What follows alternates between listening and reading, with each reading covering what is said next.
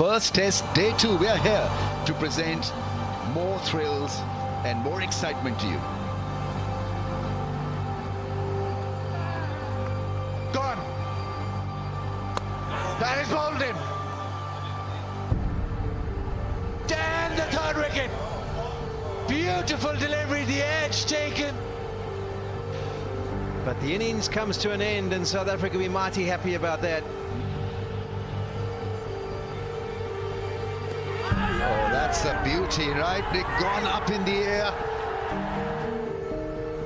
It's half century for Rickleton. And picks up another boundary, and that's his 50.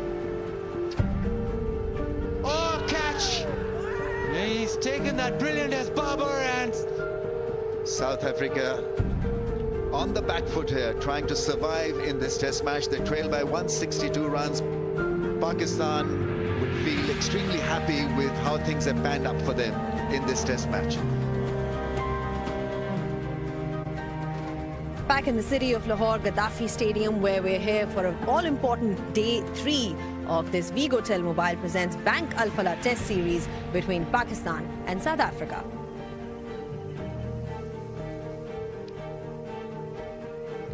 Well, the match is poised nicely. Pakistan 378 is what they were bowled out on, and then you had contributions from the top order.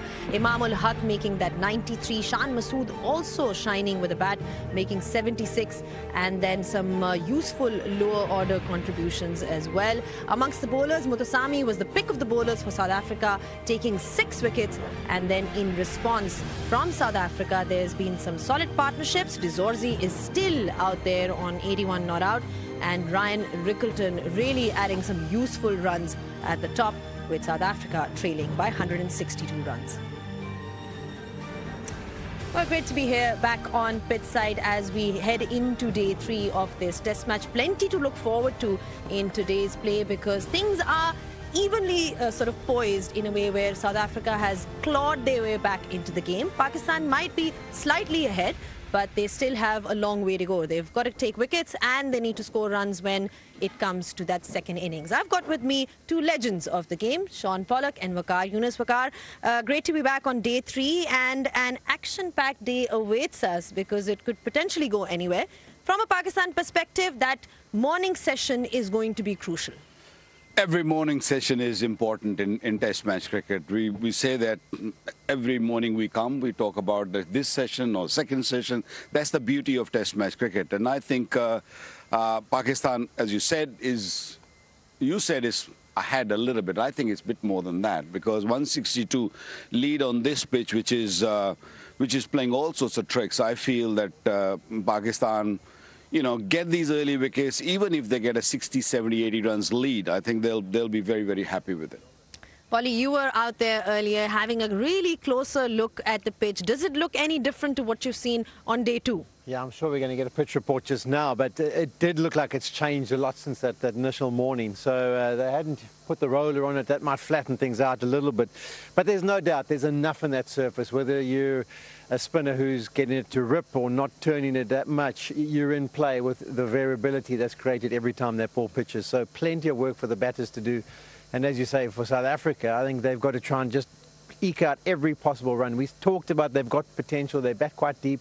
Guys who can make contributions, whatever they can get out of this first innings will be vital, because as Waqar says, a 60-run lead on a normal pitch, it's probably more like a 200 lead if you've got 60. Yeah. I mean, they can take a leaf out of, Mutasami's book, because we saw that he was getting some turn as well, Waqar, just in terms of the conditions and how they're sort of changing. It is going to be helping the spinners even more. Yeah, I mean, we're gonna get a pitch report, so we'll talk about that later. But I feel that, third day, so much happening on the surface, so much, loose debris there, and of course the cracks are opening with this. It's been a hot day. It's not cooling down at all. I mean, when we arrived, it was better, but it's just getting warmer and warmer. So with that warm weather, I feel that those cracks and those areas going to get more dry, and it's going to get harder and harder for the batter. That's why I say the lead, any lead will be good. All right, you're talking about the conditions getting drier and the pitch sort of really, the cracks opening up for spinners as well. Let's find out from Amir Sohail what he has to say with regards to that pitch. On moving day of this test match, these cracks have started to move as well. If you have a look around, there is a lot of debris. It's indicative of the fact that the top is crumbling and crumbling very fast. From day one, this pitch has offered a lot to the spinners. But I believe, given the state of the pitch, the faster bowlers, if they ball back of the length, they'll be inconsistent bounce. And if they mix it up with the slow ones, they have a chance to prevail here, pick up few wickets, and that'll be important for the captains. So overall, this pitch is tilted towards the bowlers, and the batters really have to grit their loins and play well to be able to get some runs here. Yeah, it's crumbling, it's dry, Polly. I mean, having just a look at it, it's going to be hard. But I think from a batting perspective, Ryan Rickleton yesterday kind of really showed how to play spinners. Has that been sort of strength of his, or is it something like, how has he evolved as a player? Yeah, I think he's come on in confidence at the international level. Now, when he first started, he was obviously trying to find his way. But since he's started to produce runs and become more consistent, yeah, he's been unbelievable. This partnership was so important. But I think what you'll see in this partnership is they mixed up trying to be good with defensive techniques as well as being attacking. They have to try and show the ability to score. You can't just sit there like a sitting duck, because you're going to get a ball that misbehaves and probably get knocked over at some stage. So they have to apply themselves. They have to try and be aggressive at times. And you also have to have the mindset of, if it beats your bat and you play and miss and you may look like an idiot for a few deliveries, just put it behind you. It's going to happen. And then you can have your chance to score again. All right, that positive mindset is what we're talking about. We'll take a short break on pitch side, and when we do come back, we'll have a closer look at what we can expect on day 3.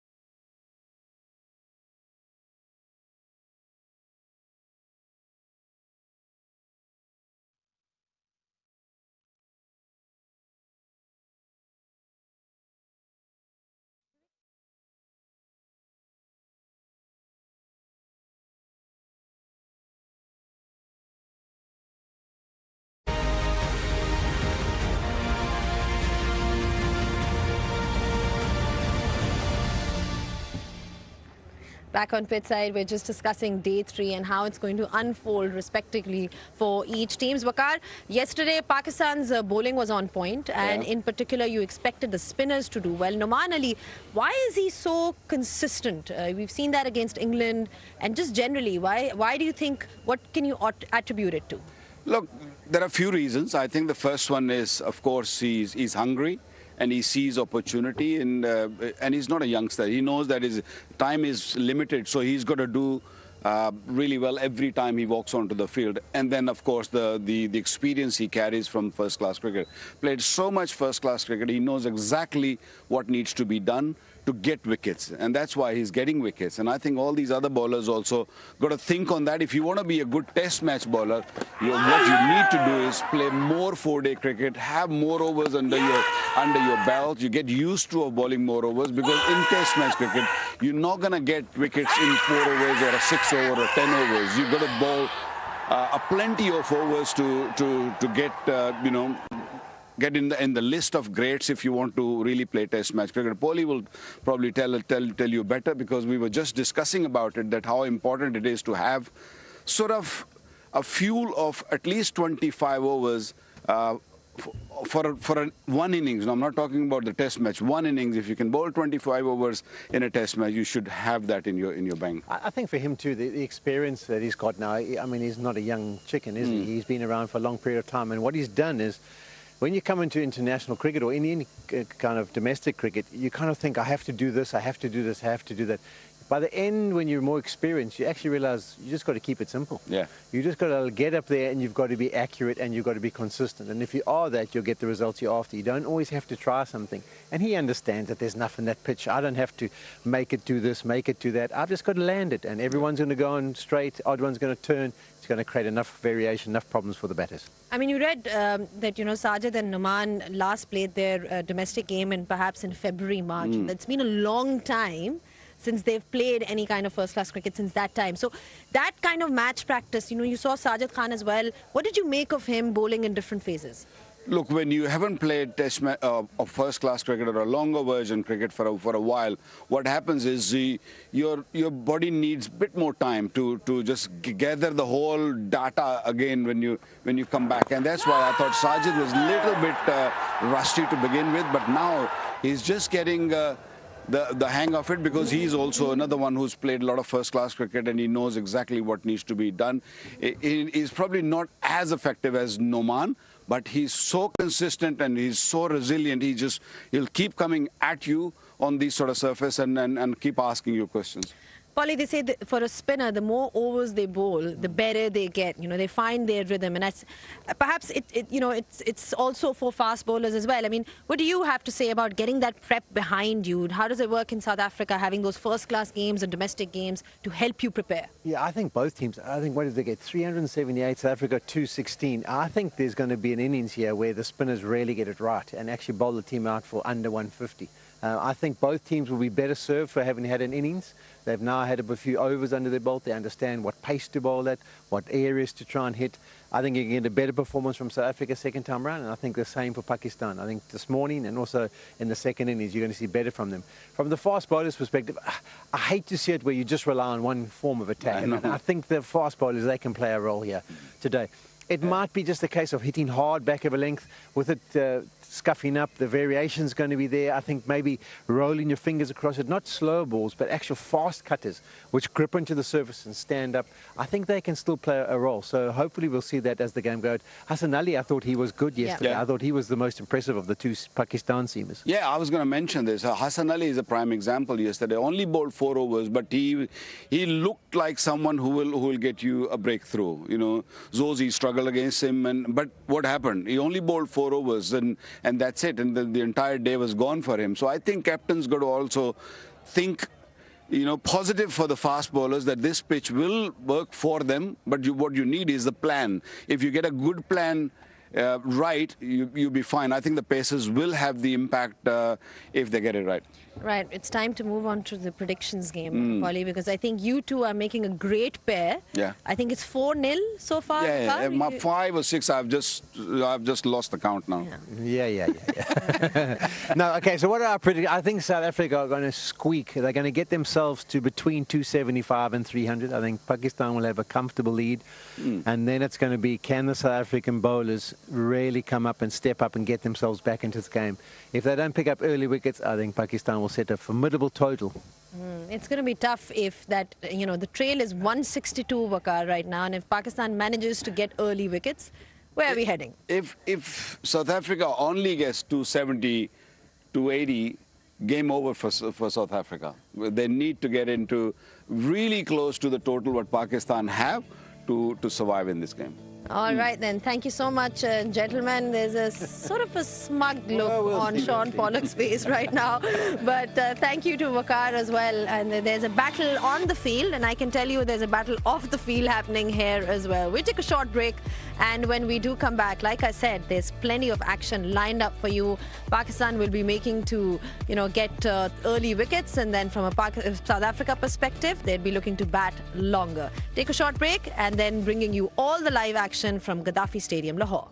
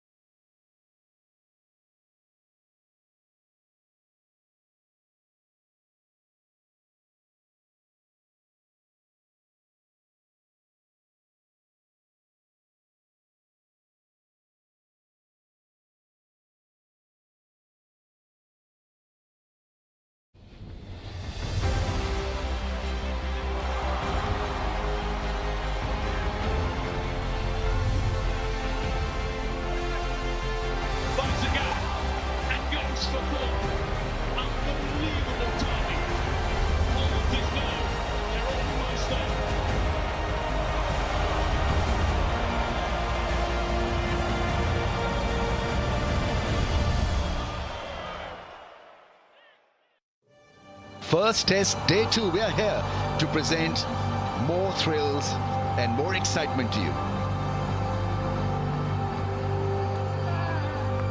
Gone. That is bowled in. And the third wicket. Beautiful delivery, the edge taken. But the innings comes to an end, and South Africa will be mighty happy about that. Oh, that's a beauty, right? They've gone up in the air. It's half century for Rickleton. And picks up another boundary, and that's his 50. Oh, catch. He's taken that brilliant as Babar, and South Africa on the back foot here, trying to survive in this test match. They trail by 162 runs. Pakistan would feel extremely happy with how things have panned up for them in this test match. hello and welcome to Gaddafi Stadium, Lahore. Vigo Tel Mobile presents Bank Al-Falah Test Series 2025. Day 3 here at Lahore.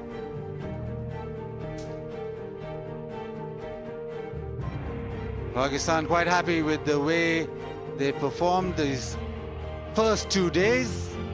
Spinners came to the party late yesterday. Batting first put runs on the board. South Africa, though, they need to fight hard, as they did with the bat, mostly on day 2. Opportunity to go deeper and try and get closer to that Pakistan score. 378 plays 216 for 6. Importantly, Dizozi still out there. 81 not out. 4 wickets for Numan and a wicket each for Salman and Sajid.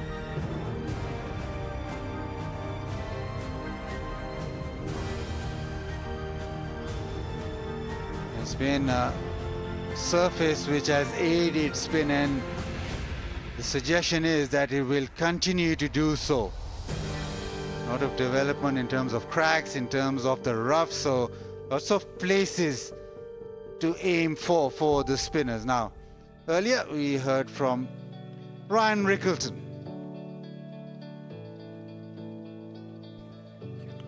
Ryan, firstly, tell us your love for playing against Pakistan. You just score runs for fun. It's your favorite team. What's going on here?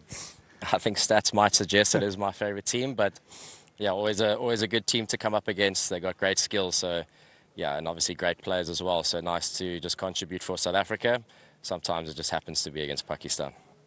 The pitch, talk about the pitch, maybe just slowed up a tad. You played the spinners very well off the back foot. Was that a ploy or just happened with the surface? I think naturally I try to play spin off the back foot. The slowness of the wicket probably helped me in that regard as well. It's holding together a lot better than we initially thought, I think. Obviously expecting it to get worse as the test match goes on. But the variable bounce is definitely going to come into play. So it's a different challenge for us. Not one that we didn't expect. But now the guys obviously have their plans and just trying to stick to it for as long as possible. And if you get a good one, you get a good one. It's like facing Dale Steyn at the Wanderers. If he nicks you off, it can happen. If the spinners get you out on a turning track, it can happen as well. Is there a change between the pace of the surface from day 1 to day 2? Did you feel anything that did it slow up a little or not? Definitely felt it slowed up quite a bit. I think obviously aided with the softer ball, but it's definitely losing pace as we go along. And I think that'll be the general trend for today and tomorrow as well. To balance the first innings off, how much lead can you sort of concede or take to make it a one-inning shootout? Yeah, quite tricky. I think looking at it, we're 160 behind. If we can try get that, if we can get another 100 runs or get close to 300 and sit 70, 80 behind, obviously we're going to have to bowl incredibly well in the second innings and knock them over quite quickly to then set up maybe a 200, 250 chase, which again will be really tough in its own right. But you got to back yourself and your instincts and the capabilities we have in the change room. So that's kind of what we're looking for today. Sajid, पहला सवाल तो मैं थोड़ा आपको पीछे लेके जाता हूँ. थोड़ी आपको इंजरी भी हुई थी प्री सीज़न, उसके बाद मैच से पहले भी खबर थी कि थोड़े बीमार हैं, तो प्रेपरेशन टेस्ट मैच की आपकी आइडियल नहीं थी. बिस्मिल्लाहिर्रहमानिर्रहीम। प्रिपरेशन बिल्कुल आइडियल थी। लास्ट तकरीबन 25 दिन से मैं इधर लाहौर में हूँ। जो रेड बॉल का कैंप लगा था उसमें भी, फिर अजहर भाई ने दूसरा कैंप लगाया था उसमें भी। एक दिन के लिए फ्लू हुआ था, फ्लू से कोई वो इशू नहीं, तो एक ड्रिप लगाया था, उसके बाद मैं ठीक हो गया। फिर आके मैंने फिटनेस टेस्ट दिया इधर 3 किलोमीटर का और 10 आवर किए। सारा सब कुछ ठीक था। हाँ, कल मेरा डे नहीं था, उस तरह की बॉलिंग मैंने नहीं की जिस तरह की कपल ऑफ सीरीज़ में मैंने बॉलिंग की है। हाँ, ये मेरा है कि मेरे थोड़े से शॉट्स बाज मुझसे गिरे हैं और उस तरह का टर्न मुझे नहीं मिला। इंशाल्लाह आप आने वाले दिनों में ये जो भी टेस्ट चल रहा है चौथे 5वें दिन तक जाता है या आज का दिन जो 4 विकेटें रहती है, तो इंशाल्लाह आपको देख लोगे, इंशाल्लाह उसी तरह बॉलिंग होगी। बिल्कुल इंशाल्लाह। लेकिन रेड बॉल क्रिकेट आप खेलते हो, फर्स्ट क्लास क्रिकेट इतनी ज़्यादा हुई नहीं। प्रिपेयर किस तरह करते हैं बड़े मैच, मतलब लंबे मैच के लिए एज अ बॉलर जिसने ज़्यादा बॉलिंग करनी है, उसकी प्रिपरेशन अपनी ज़रा बताएं। प्रिपरेशन जिस तरह की अभी जो 2 कैंप्स हुए हैं उसमें 3 डे के मैचेस, सिनारियो मैचेस अजू भाई ने करवाए हैं। उसमें हमने डे में 30-35 ओवर किए हैं। मैंने और नोमी भाई तो हनीफ मोहम्मद ट्रॉफी खेल रहे थे और मेरी जितनी 3 डे उधर खेले थे, 2 डे इधर खेले हैं, तो preparation one of the best थी। हाँ, मैं उस तरह नहीं कर पाया कल, इंशाल्लाह वो 1-2 दिन में इंशाल्लाह हो जाएगा। अच्छा, ये बताएं कि हम देखते हैं आपको बॉलिंग, आप बहुत ज़्यादा बॉलिंग करते हैं, राइट हैंड लेफ्ट हैंड, आपकी अपनी प्रेफरेंस क्या होती है कि यार अगर राइट हैंडर आएगा तो मैं इसको फॉरन आउट, या लेफ्ट हैंडर आएगा इसको मैं फॉरन आउट, आपकी अपनी पर्सनल प्रेफरेंस क्या होती मेरा है? पर्सनल प्रेफरेंस है कि लेफ्टी को मैं बड़ी अच्छी बॉलिंग करता हूँ। केले भी अच्छे हैं और विकेट थोड़ी सी ज़्यादा स्लो है। लाहौर में फर्स्ट टाइम टेस्ट हो रहा है और मेरा भी फर्स्ट टाइम इधर टेस्ट है, तो जो मेरे स्लो वेरिएशन से बॉल है वो इस विकेट पे और भी स्लो हो जाती है। तो अभी थोड़ा सा रात में उस पर वर्क किया है और बात भी की है एनालिस्ट से भी और कोच से भी, कप्तान से भी। तो इसमें अभी थोड़ा सा पेस को हम वेरी करेंगे तो इंशाल्लाह। चलिए, thank you very much and good luck. Thank you.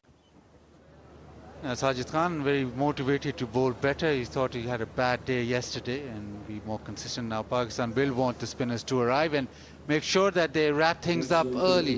That'll be the conversation. Go through the processes and make sure, especially on this surface, to bowl with the correct pace. Maybe it is slow, so maybe you need to just increase as you bowl spin. Push it through the air and try and extract purchase.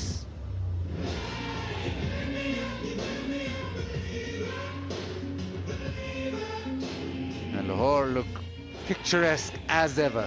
Yesterday 11 wickets fell, so the match moving forward. Today supposed to be the moving day, day 3. Plenty of spin on offer, plenty of purchase from the surface, the surface which will aid the spinners. South Africa need to get close to that Pakistan first inning total. Sean Pollock with me. Sean, should be a good day. Yeah, it should be. It's we always talk about moving day. Well, I think today could be one of those. I think the key for South Africa is that it's 13 overs away from the second new ball. The roll has just been used. We heard Ryan Rickerton talk about how the surface has slowed up. The ball will obviously not be hard for these next 13 overs. You've got a man who's been at the crease, Tony Dazorzi, for a long period of time. He's on 81. And Mutasami talked about how he used to be an opening batter, so we've seen him be able to score runs. That's why I think this first hour in particular, it should be the easiest for the South Africans. Once that new ball is taken, I think it's going to get particularly hard. So South African team to try and eke out every single run they can, try and get as close to that Pakistan first inning score. Pakistan on the other side will be hoping they can break this partnership, get into the bowlers of South Africa and try and wrap it up as quickly as possible. And Sajid Khan straight away round the wicket. He will start off proceedings. Interesting how he bowls in terms of pace. Both camps talking about the pitch just getting slightly slower from day 1 to day 2. So maybe the spinners then have to make their own pace. You bowl slowly, it gives the batter a lot of time off the surface. You can almost sort of go back and wait for the ball to spin and then play it. But anyway, 162 South Africa trail by. How much can they add with these last 4 wickets? Sajid Khan round the wicket, a slip and a short leg. Dazorzi to face.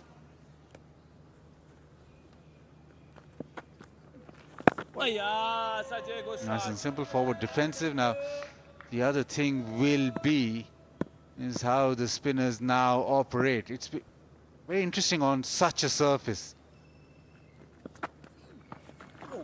A slow spin, plenty of turn, has been declared wide.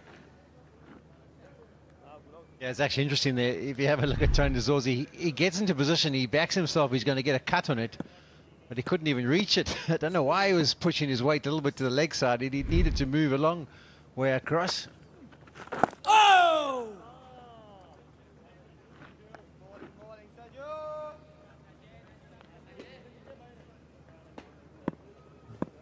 It started off very dry. It's the first time I've seen a Gaddafi Stadium Lahore pitch. That's the shot he's played well, the sweep shot, just get the single. Yeah, I think also interesting that Rickleton said that he felt like the surface had held together. Let's have a look here and see if there's a puff of dust. Yep, straight away. Second delivery of the day. Almost went straight to first slip. Nice warm up there for Rizwan. Get him going.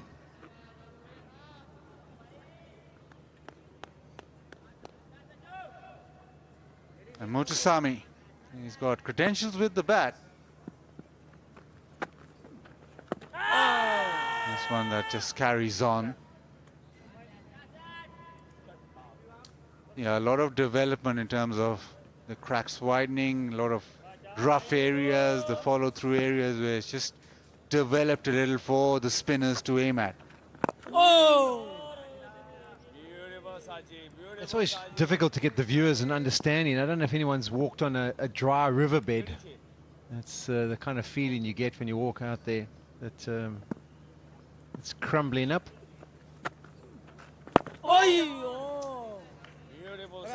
First over of the day done, 218 for 6.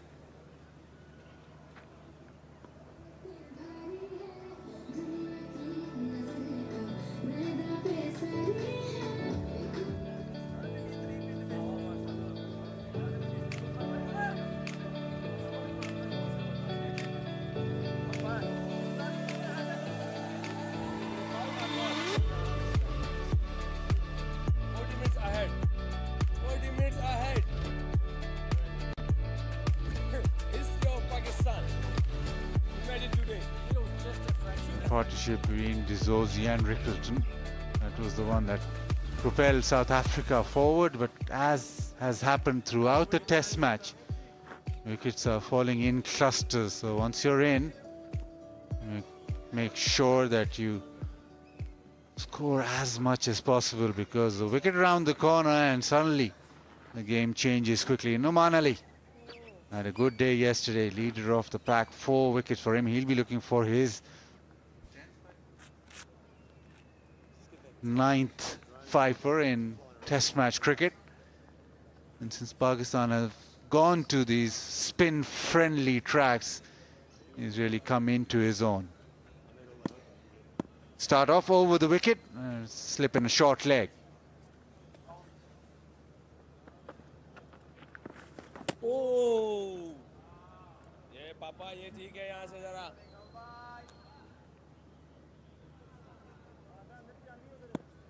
N-A-U-M-A-N on the back, and then we spell it N-O-M-A-N. Oh yeah. Yeah, so who's wrong? I don't know, you tell me. I presume if you've got your name on the back of your shirt, that that's the way you should spell it. He's been playing for a long time. I played with him in the same first-class team, and he always spelled it N-A-U, so I don't know. We have to sound him out. Catch it! Top edge, doesn't carry. You talk about if he gets another wicket, it'll be his 9th 5-wicket haul. He made his debut as a 34-year-old. It was worth the wait, wasn't it? You know, some people come to the age of 34 and think, well, maybe it's time to retire. Well, he'll be glad that he didn't. Okay, A-U or O? We'll have to get to the bottom of it. I'm going with A-U. You obviously want O. Well, we'll get to the bottom of it, and then graphics can... But with O, it makes a lot of stories. It makes a lot of headlines with that. You can work with it. Yeah, correct. No man.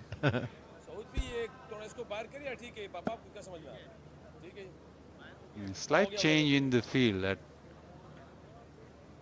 square leg is now just moved a little squarer.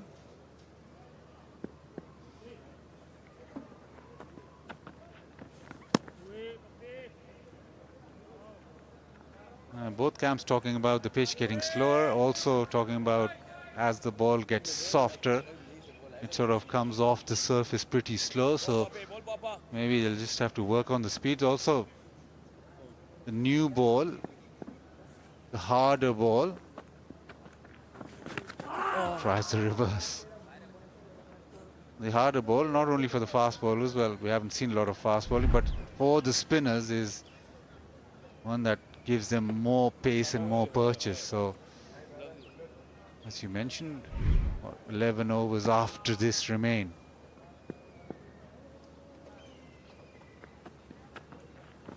Oh!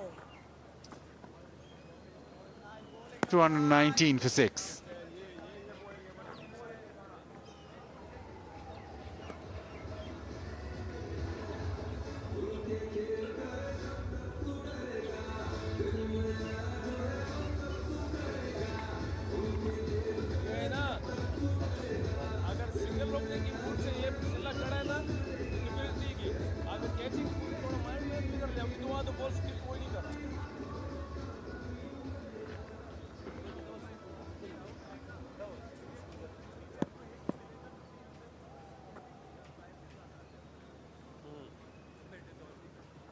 Salman Ali Agha provided that breakthrough, got Rickleton out, and from round the wicket bowled quite well. Obviously, you want your main spinners to operate straight away, but answered way outside off stump, but field spread.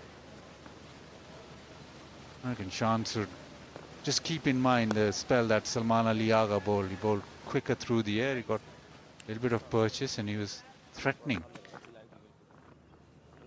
So don't leave it too late. I thought he'd left it too late yesterday.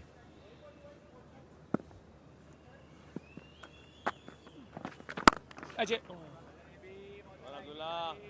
stop, good stop. Bolly, I asked Ryan about this, if you want a one-inning shootout, how close to South Africa need to be? As in, what lead or can they afford to concede? Go lads, patience, patience. It's guessing, really. I mean, the moral of the story is you don't want too many, because you can be 150 for 2 and 175 all out. I mean, that's the nature of these conditions. New batters coming to the crease. That's nasty play. That's short and wide. So he'll be very unhappy with that. He hasn't quite hit his straps here early in the morning. He knows it's important for Pakistan. They need to pick up wickets.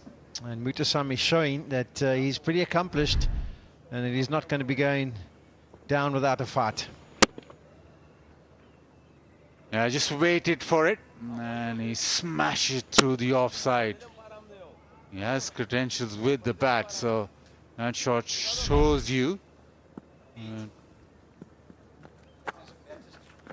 he will be able to just grind. Nicely turned away.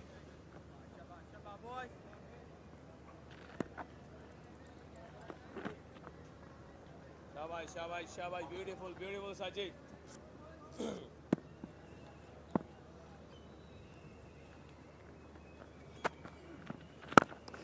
Yeah, pushed to mid-off. That's a good over for South Africa. 226 for 6. 70 overs more, 226 for 6.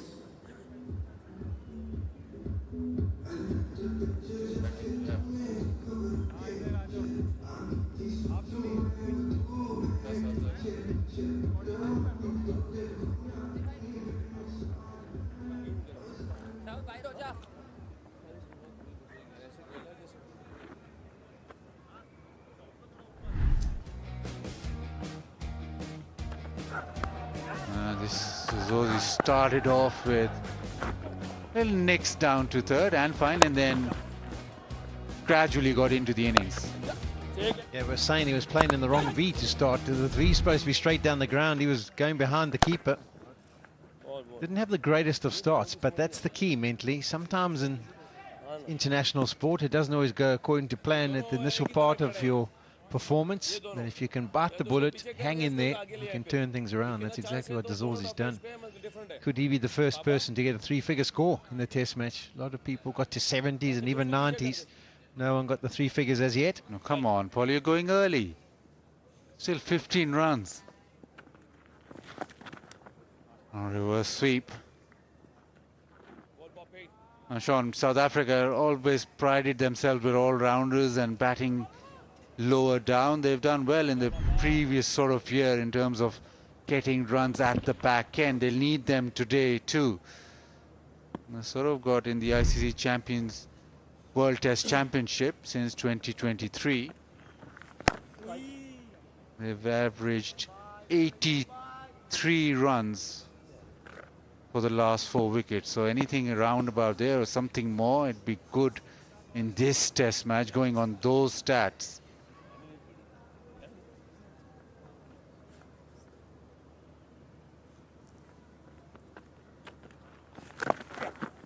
Reverse sweep. I think also if you look at some of the personnel that bat down the order for South Africa, I mean, I'm not wanting to be rude, but someone like Alungi Ngidi and Andrik Nokia, whatever you kind of got from them was a bit of a bonus. I think this match, you've got some guys who can contribute. So Brian's better than 18 with the bat. Simon Harmer's got a few first-class hundreds to his name. KJ Rabada has shown his ability. I very much doubt Harmer will come in at number 11.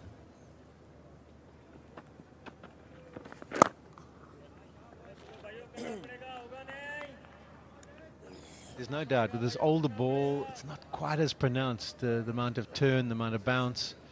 That's why South Africa will have a different challenge once that second new ball's taken. 9 overs to go after this delivery. And anything that they can get up until that new ball will be vital. Defended off the back foot. It is 227 for 6.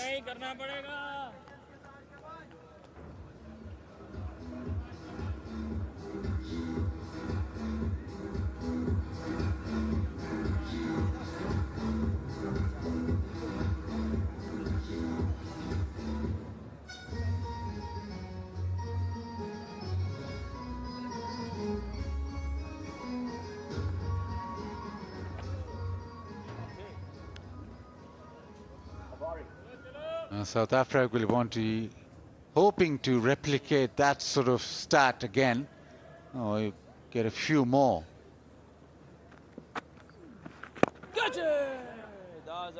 So far so good. They've been able to get 12 runs now with not a lot of fuss. Yeah, you don't want to touch the money, but they've actually looked pretty comfortable. There hasn't been many that have gone past the outside edge. Both of them have looked pretty accomplished. I think the key is also have that positive mindset in these last 9 overs before that second new ball. There's another example of one that was ripe for the hitting. A tough job being silly point at times. Here is one saying, Iron Man, well, it was hit hard. Yeah, it's interesting. Sajid's bad delivery is definitely the drag down.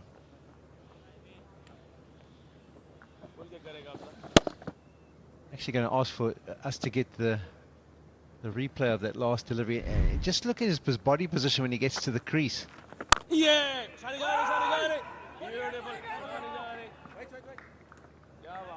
Just sometimes look like Sajid just stays a little bit low. He doesn't get as high as he possibly can. Have a look there. You see, that's kind of drops. His head height drops before he makes or lets go of the ball for the delivery. And you just wonder if that's a conscious thing he has to work on continuously, of trying to stay as tall as he possibly can. Has that carried? I think it has. Maybe send it upstairs just to get it checked. But Pakistan seem confident. And Mutasamy is walking off. Slows it up. Forward defensive, the edge. Salman Ali Agha does really well. He's come forward quickly. There is a discussion. They might just go and check this upstairs. That's perfect. That looks That has gone straight in. That's a good catch, Salman Ali Agha. Sajid Khan just getting the length right. Very full, not a lot of forward press from Mutasami. The edge carries. Pakistan have their first success. Mutasami out for 11. It's 228 for 7.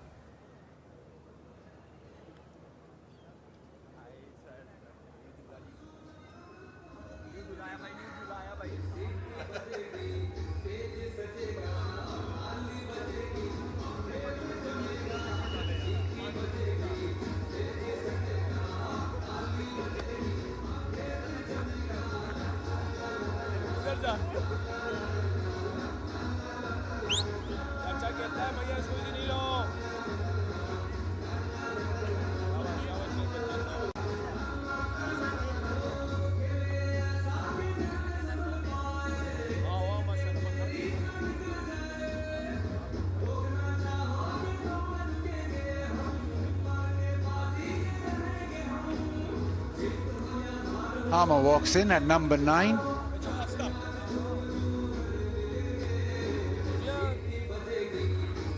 Just of 47, so they do bat deep to South Africa and they need contributions. Still trail by 150. Yeah, also, man is coming off a county season, so plenty of batting under his belt. Often when you come on these tours and it's at the start of a season for a team like it is for South Africa, your tail end is particularly short of a gallop from a batting perspective, but not Simon Harmer. And it's interesting to see the field that they've got set. They've got 3 men posted deep on the leg side and 1 at backward point on the off. And straight away after the wicket, from over the wicket, Sajid Khan just maybe gets through his action better, a little bit more on the ball. But a good catch from Salman Ali Agha. Straight away the reverse sweep. Harmer gets off the mark, but Pakistan with a wicket in that over, 229 for 7.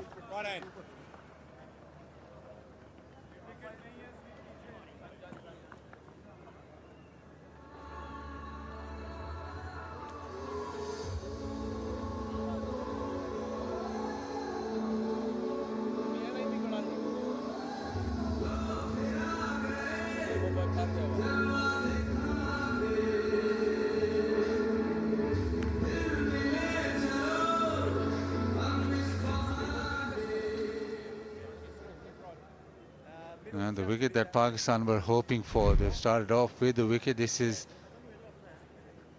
just the warm-ups early this morning with Salman Ali Agha. He's very good in the slips. You saw Babar take an excellent catch while he was bowling. Now it is Salman Ali Agha. Made sure that he went forward. Most difficult skill, especially when you're standing a slip.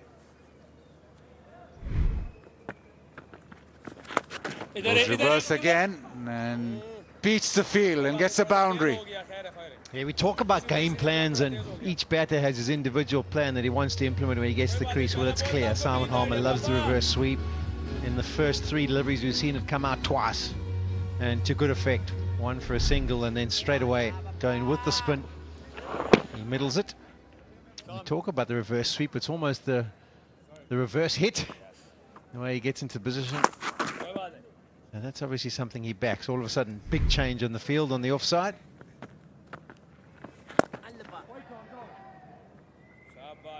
Might be the case in this inning, especially that the reverse sweep has been played more than the actual sweep.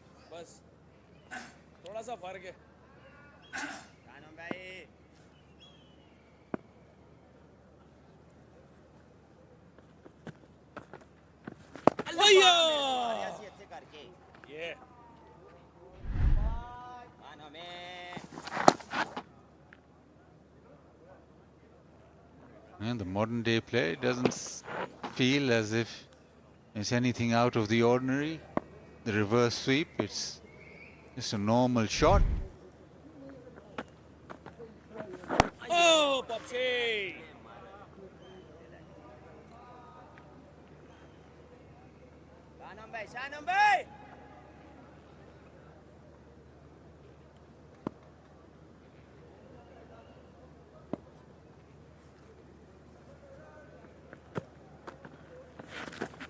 Tries the reverse again. This is close. Huge appeal. There are no reviews for Pakistan.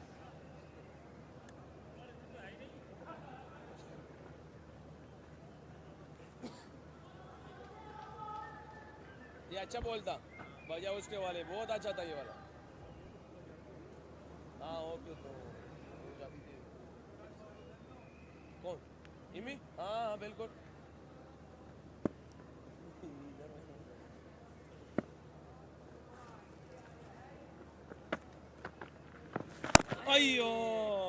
Close it up, Noman.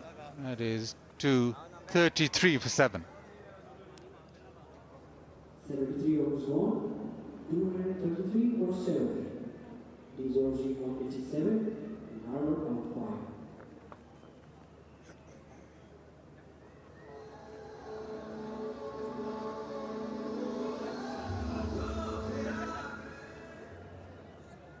शाबाश शाबाश सजू मचा दिलो मगाना की bowling दे शाबाश हसन यार line देख लो ना Slowed it up. Is there anything? That was extremely close. catch it Tries his hand at a slog sweep over wide, long on, and gets it to the fence. Yeah, there were shots of catch it. The reason why its trajectory was pretty steep. It went high up into the air from Dazorzi, but no issues. It was good enough contact. Also a change of game plan from his perspective. Hasn't looked to be too attacking so far this morning. Maybe encouraged by Simon Harmer and his reverse sweep, but that was nicely played.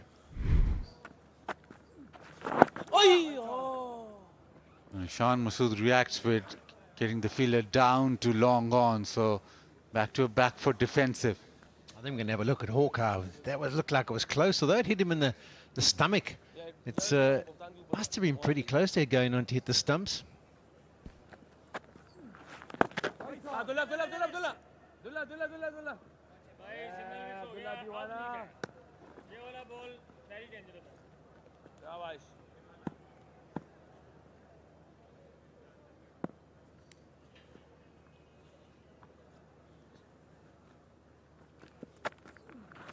Oh, beautiful bag.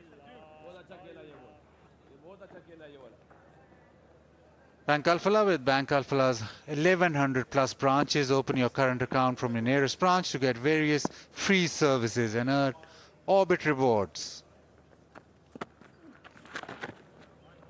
That's a little sweep. Get off strike, get a single. So yeah, now there's a bit more aggression or a bit more impetus to the batting. Still trailed by 140. That's the key figure right now.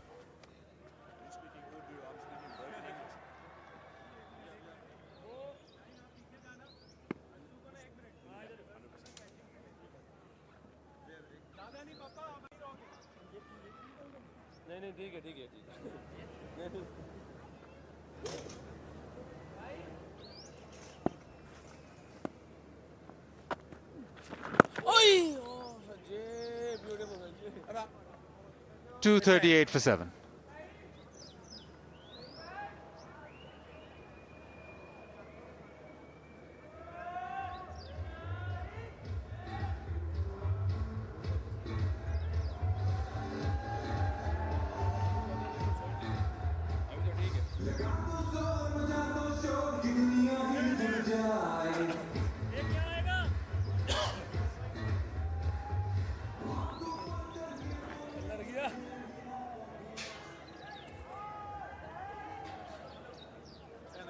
Numan Ali, Sajid Khan, Saeed Ajmal Iqbal, Qasim Parvez Sajjad. Wonderful average, 23.89.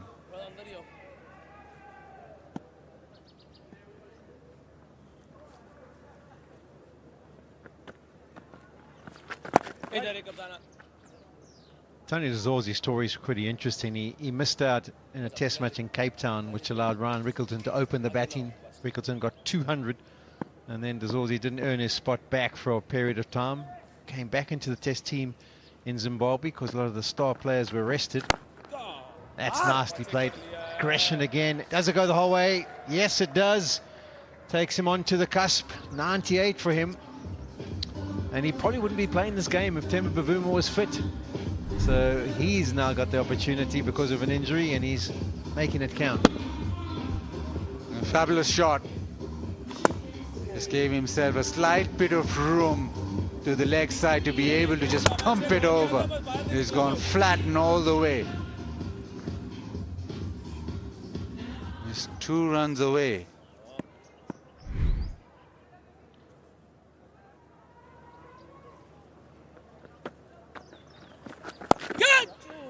Turns it leg side, gets a single, 99. So that adds a little bit of spice to that partnership too. He's batting with a player who'd replaced him at the top of the order. Yeah, that's unfortunately the situation that you face, isn't it? International cricket, it's not always that it goes according to plan, and sometimes, although you're a team, you're fighting for individual positions.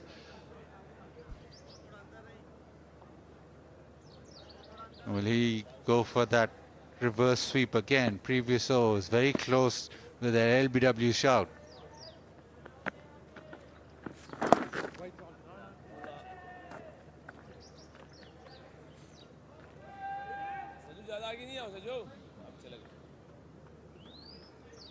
Super Soft Premium detergent powder, clean like a dream.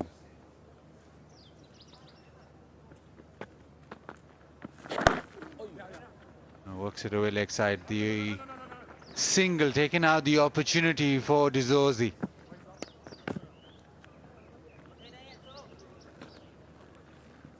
Where can he work his single? Will he take that sweep shot? Now there's a short fine and deep square leg, so Pakistan wouldn't mind him playing the sweep shot, but he's played it pretty proficiently. Can he go long on? He goes reverse and he plays it beautifully down to deep point. It's a fabulous innings. On a turning surface, Dezorzi gets to his second test match 100, and he's grafted and grinded and played beautifully. And what a superb knock in foreign conditions. Yeah, he might have been scratchy at the start of his innings. Of that, there was no doubt. A couple of boundaries down to third man, but there's been nothing scratchy once he's got himself in. He has looked more than accomplished. Difficult conditions. He's applied himself brilliantly. Stuck to his game plan. Mixed up some wonderful defense with some aggression at times as well. And this is a huge moment for him. In the context of this match, the surface he's playing on, this is a fantastic performance.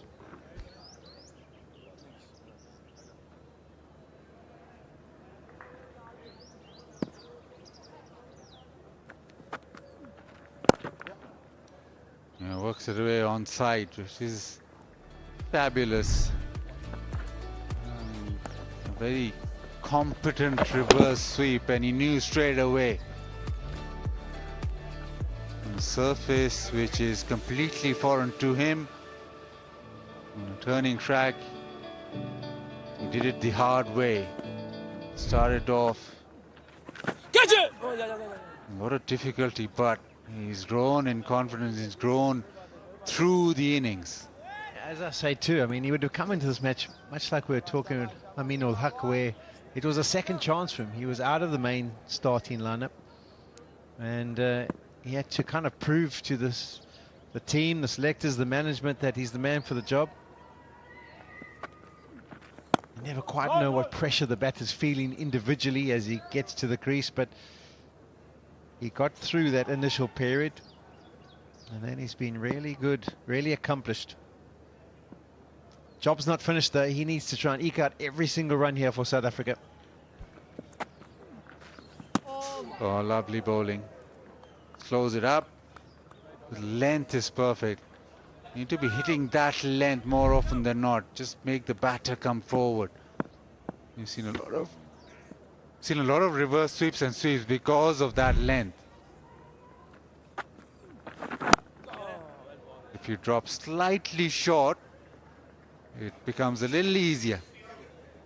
250 raised. Good bowling, Saji. Boys.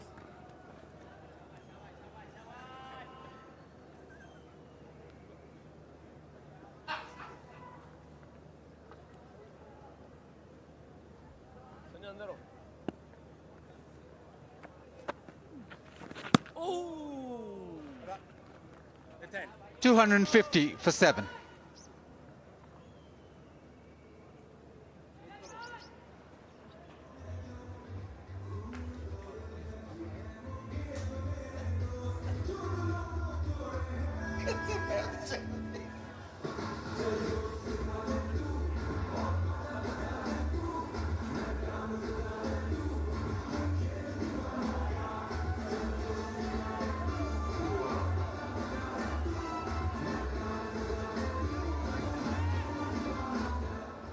Lovely innings from Dizosi.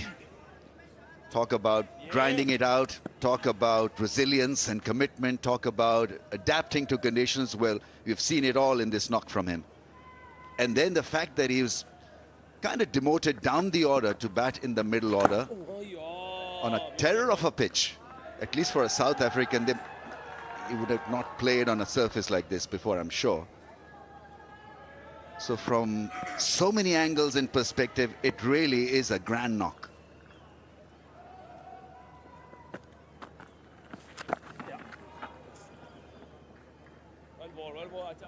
Good morning, Mr. Yunus. Good morning, Ramiz bhai. Good morning, viewers. Clear indication that if you are disciplined and if you are really keen and wants to work hard and organized, that you can really bat on this surface. It's not an easy surface. We have all seen that in the last two and a bit days.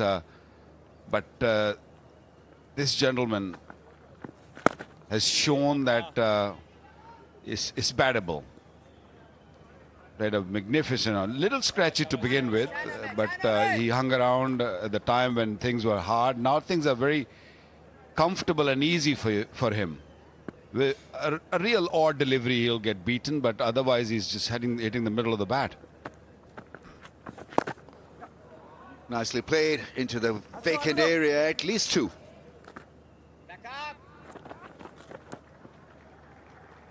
A lot of things to admire about this knock from Dizosi, his second test match 100, and so there was elation and there was this figure-free moment. Download figure-free app and enjoy a lot of great moments. A very gritty knock, and someone like him, South Africa needed it. They really needed him to stay out there and build our partnerships, and he's managed to do that. It'll be interesting to see how many balls actually is played off the front foot. I think he's got a great game plan based on staying in the crease and playing most of the deliveries off the back foot. He's really not jumped at the ball, hasn't really looked for those big booming drives. His defense has been flawless, and he's done that regularly in this innings. 254 for 7.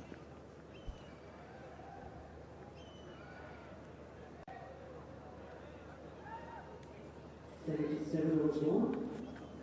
254 for 7. Tony is also 103.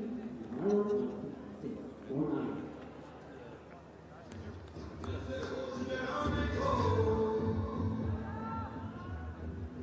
आपको लगता है slip लगेगी slip ये लग जाएगी इस पे कि नहीं What's great about his stats is that he's got runs outside of South Africa. Yeah, scrappy, scratchy start, but he hung in there. Needed a bit of luck as well. head down and played the low bounce extremely well. There's a chance of a run out as well.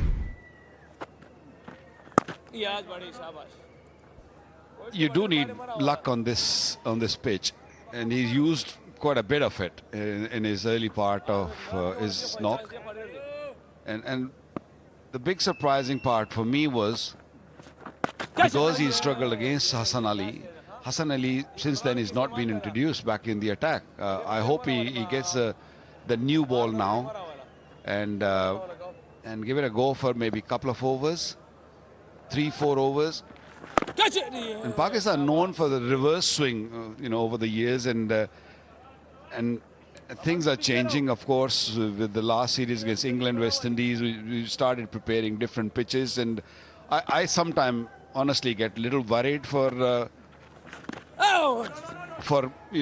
Pakistan fast bowling future, because so much fast bowler, so many fast bowlers have come through over the years, but now with this mindset or this way of playing cricket, I know Test cricket championship is on the line, but we always had great fast bowlers, and by playing on these sort of pitches, we might lose that, and that shouldn't happen, to be honest, because this region has produced so many greats to the game over the last many years. Well, it's been 52 overs, exactly 52 overs when he bowled last. And the sweep shot is on. Lovely piece of batting. He's continuing to impress. 2-5, 6 for 7.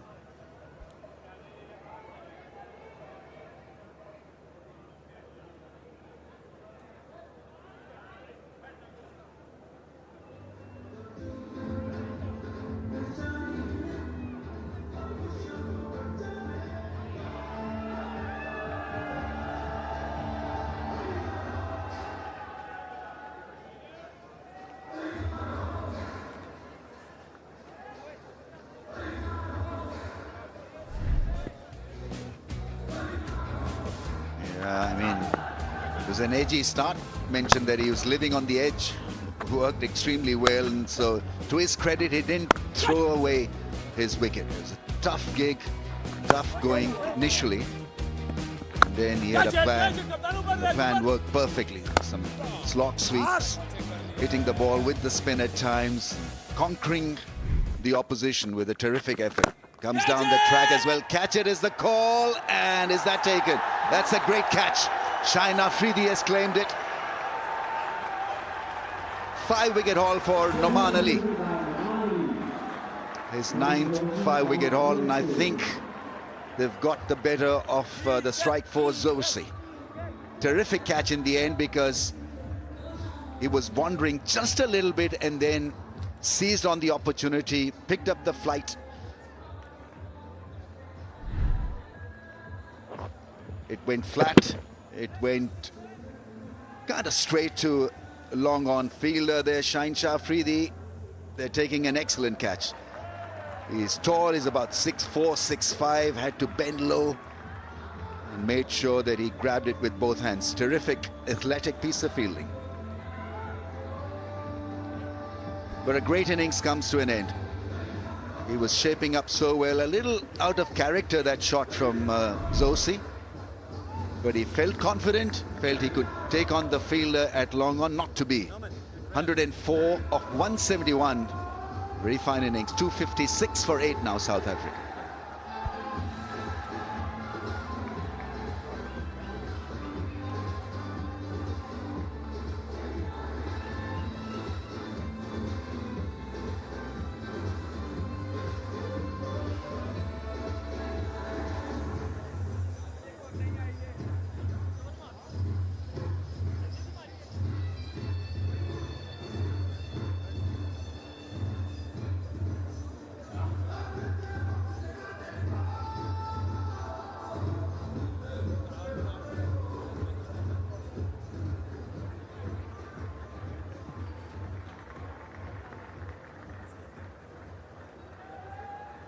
Yeah, richly deserves the standing ovation. held the innings together, and now we've got Subrine, who's in, 32 years old in 79 first-class matches, 750s and 100 to show for as a batsman. Best of 134.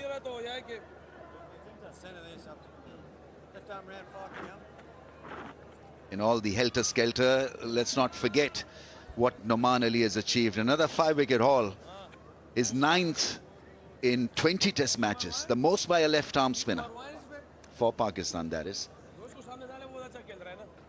Yeah, that's great performance. Played a lot of first-class cricket, a lot of experience behind him, and he knows exactly what needs to be done on different kind of pitches, and that is some performance once again from Noman.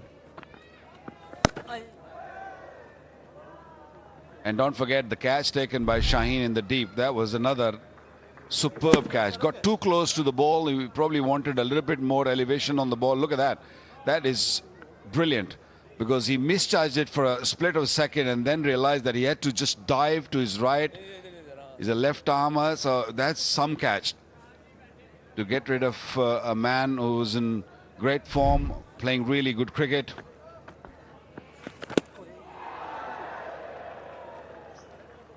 What is likable about Noman's bowling is that he keeps it usually simple. No real dramas. He hits the length, and he's got this magic of spin in his hand, especially on a surface like this.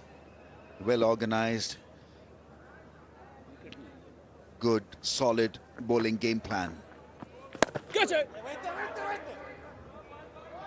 gone past the man who had come in to stop a run. Saud Shakil had to get after that ball. It's Harmer's job now to just take most of the attack, because he looked good for his 10. It seemed that he's a big hitter of the ball, so if the ball is there, take a bit of chance, take a bit of risk, and try to bring that lead down, because at this stage 121 is a big lead on this surface.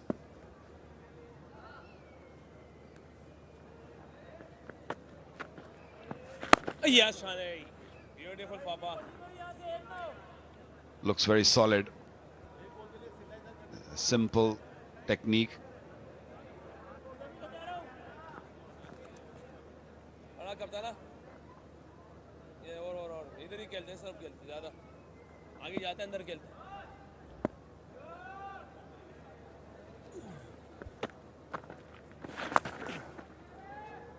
That's such a good shot. That really is a special shot.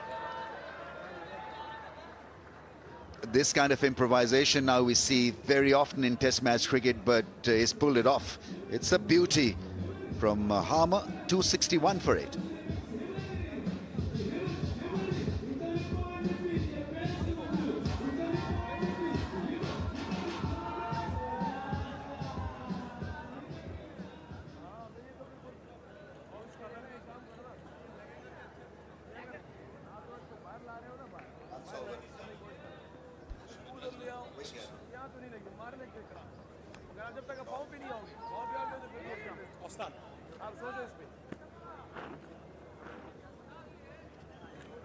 That's a massive strike rate for Noman Ali. 37 innings, 88 wickets in 9 times, 5-wicket haul.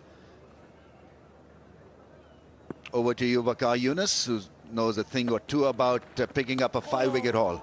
This really is special, right? Yeah, I mean, 5-wicket haul is a special occasion for any spinner or fast bowler. This was a good shot played by Harmer. Was in control. Ball was going away from the fielder at square leg. 9 5-wicket haul in no time, in only 20 games. That's amazing. And another stat I've got here, in the last 6 test matches since the start of the England series, let's put it that way. We had West Indies series also here in Pakistan. Spinners have bowled almost 500 overs, and when you look at the pacers, only 107. 89 wickets for the spinners, and pacers have taken only 6. That clearly tells you what sort of surfaces, the pitches we have produced. Oh yes, I.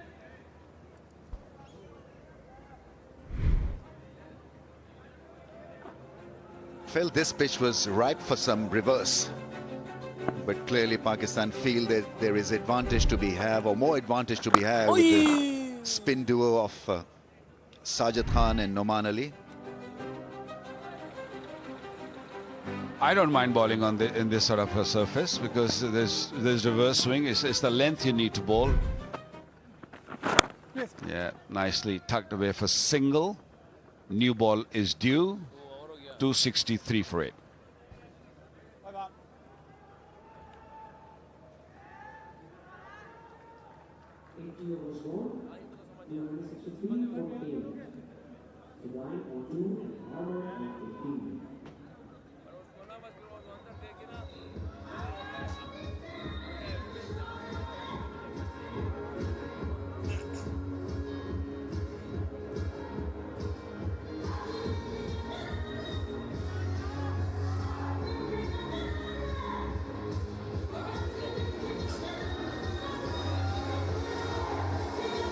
We have a new cherry. What's going to happen now?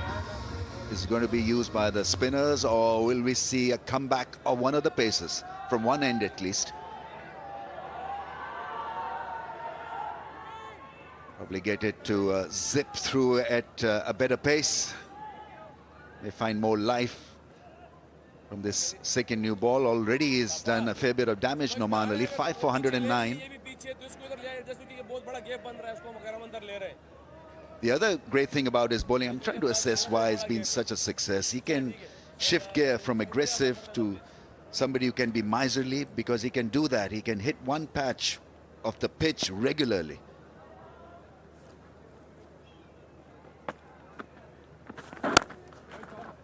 May not get the same kind of spin maybe initially, but he'll cash in when it comes to variation, extra bit of bounce off the surface. It's the consistency of hitting the length. That's his strength. He's not a big turner of the ball. Even with the old ball, he doesn't turn big. But what he does, he's always there and about that good area where batters have difficulties, especially left arm bowler to the right-hander batter. If you land the ball in that line of the stumps, you're always in the game as a spinner. Oh yeah. I think the only thing that can happen right now is that he can rush the batsman when they're looking to play off the back foot, because the ball will zip off the surface. So he's got a chance of maybe leg before ball. And sometimes you want ball not to spin too much. You need a smaller spin, if I put it right. And then, of course, with the arm ball, you become a bit more useful. The arm ball become a lot more useful. Gully comes in. Babar Azam at Gully picked up a very nice catch yesterday.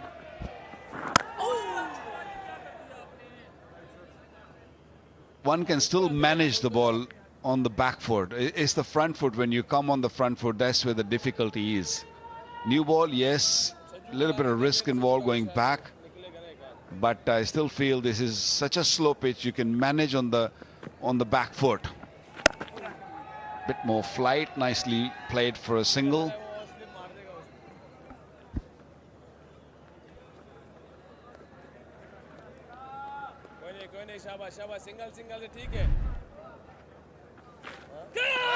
Yeah, drew him playing that drive. Bat coming down at an angle as well, and what a beauty in the slit. A terrific catch that was.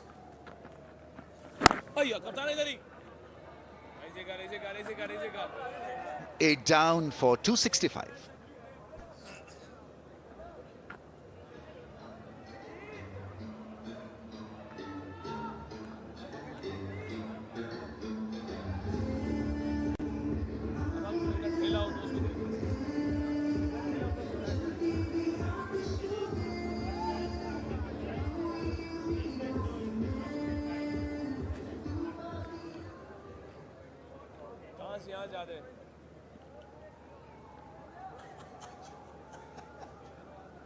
पापा थोड़ा अंदर की तरफ जाएगा बस दाना बस बता Pakistan got a huge advantage because they batted brilliantly in the first innings. इधर ही काले शाने शाने Well, one thing is for sure, if the pitch is similar to this one, the next test match, we'll be seeing one less pacer. Because if the new ball is going to be taken by the spinners, you might as well play only one, even you don't have to play him also. एक हो जाएगा खुदा ना वहाँ कुछ और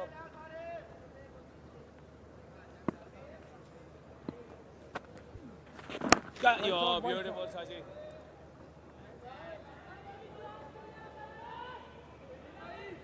Official food partner out there and in the comm box as well. Oh, yo, beautiful. Dash hai. इसका हुआ है तो देख ले यहाँ से फिर समझ में आ रहा है Oh yes, buddy. That's good defensive batting.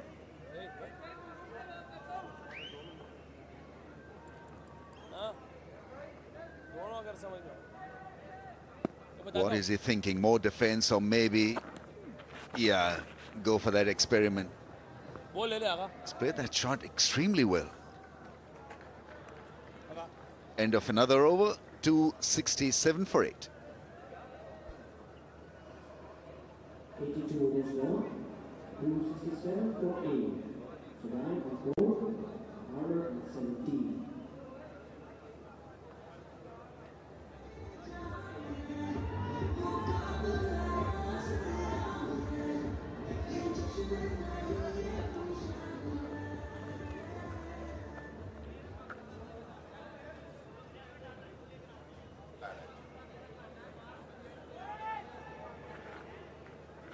Yeah, this card illustrates the fight back. A couple of very good contributions up front. I thought Markram was looking very good before he got out. Rickleton has played beautifully, as did Zoysi.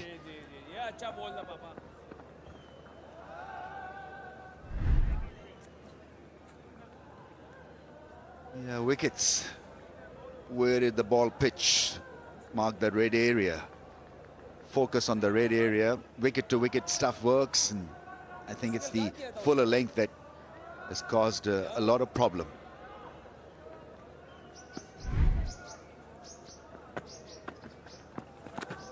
Edge beautifully taken. Nice soft hands in the slips. Salman Ali Agha picks up a catch, and Noman Ali picks up another wicket. He's having a terrific time of it, playing at home and making it happen for Pakistan. Noman Ali, he's been the chief wrecker, chief destroyer, and Pakistan's catching has been flawless. New ball working for Noman. A little less spin, and ball carried quite nicely. And Salman Ali Agha is such a good fielder in the slip court, and big hands, quite comfortably taken, and Noman picks up his 6th. Fantastic bowling from Noman Ali. So Brian gone for not much, 268 for 9.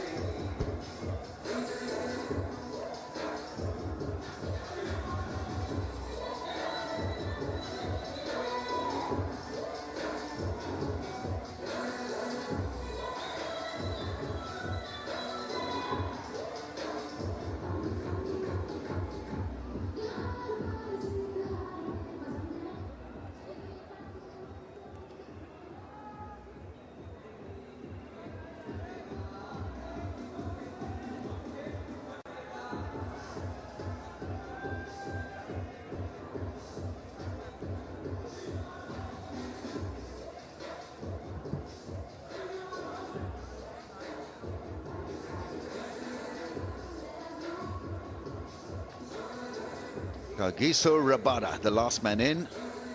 47 is best against Pakistan, I think. won them the match with solid temperamental innings.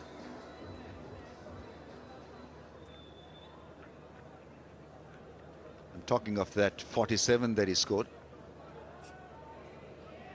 But right now he's making the headlines once again.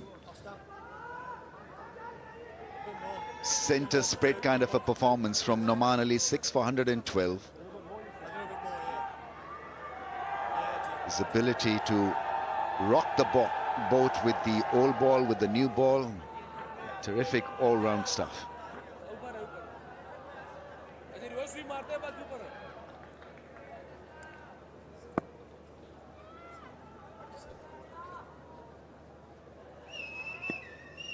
Actually, that match-winning innings against Pakistan just recently was 31 from Rabada. He backs himself. He's a good-looking tail-ender. I don't know whether tail-ender is a term for batsmen these days, but very late middle-order batsman. Very late.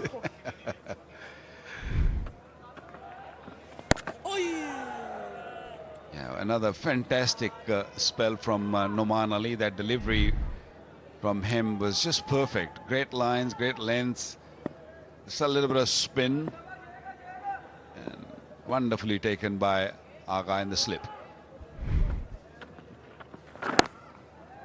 Very elderly celebrations from Salman Ali Agha, touching feet of Noman Ali. Noman Ali, they're blessing him a couple of times.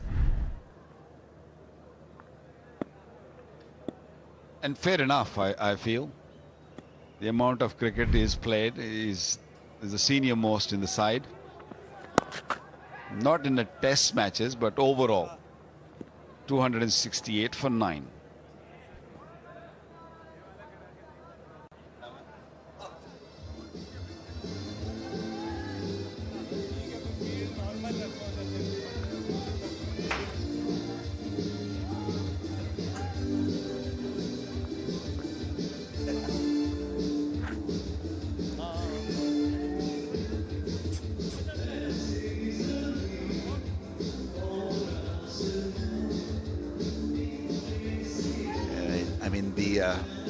The performance in the last couple of years has been absolutely outstanding from Noman Ali.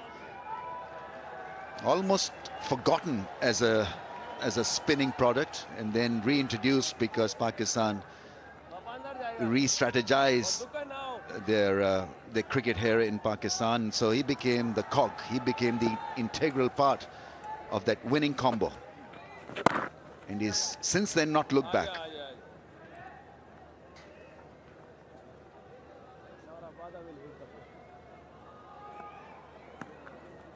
Well, this duo has done well. Sajid Khan and Noman Ali, they're both as pair. They have brought good victories to Pakistan in the last 3 years, I would say. Picked up 5 wickets in Colombo. Rawalpindi, he likes Noman Ali. Picked up a couple of 5 wickets there also. Multan and now Lahore. He's produced goods everywhere.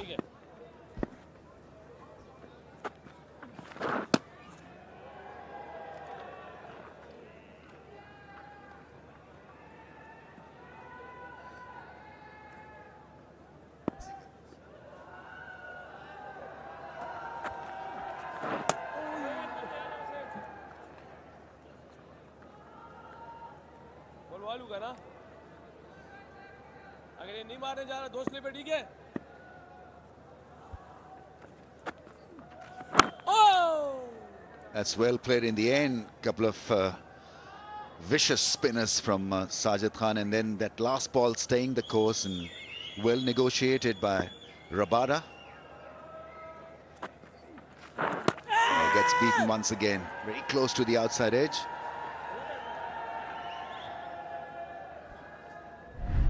I don't think killing time is going to work for South Africa. They need runs.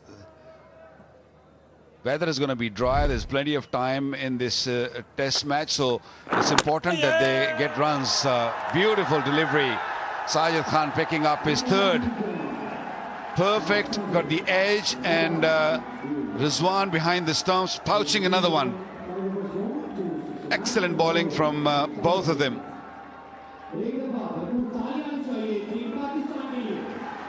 Like you, Vakar, I thought that it was caught behind, but I think he's bowled him. 3 wickets for Sajid Khan, and just a terrific ball to end the innings. Yeah, a ripper, an absolute ripper that was. And yeah, he knows how to celebrate a scalp.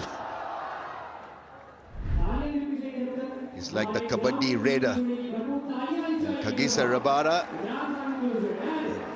played 9 balls but couldn't get off the mark. Now it's up to Pakistan what they make of the situation. They've got a fantastic lead on a spinning track. That is a massive lead, and so led so well by Noman Ali. Destroyed South Africa with his consistency and discipline. Very good with the old ball, extremely efficient with the new ball. And of late has proved to be a match winner for Pakistan. Yeah, deserve all the credit, all the applaud.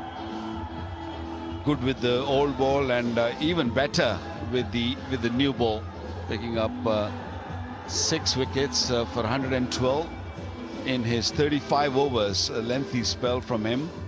And Pakistan will be very, very happy, camp, at this stage. 269 all out South Africa.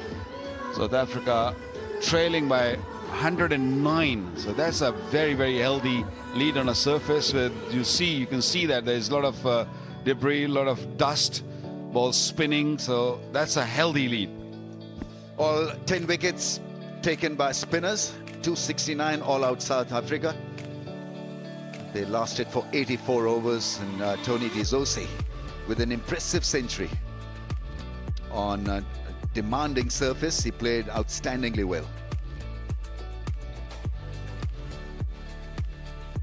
Yeah, they needed partnerships, they needed heroic stuff, and well, the tail did fight. And the innings was structured around Rickleton and D'Souza.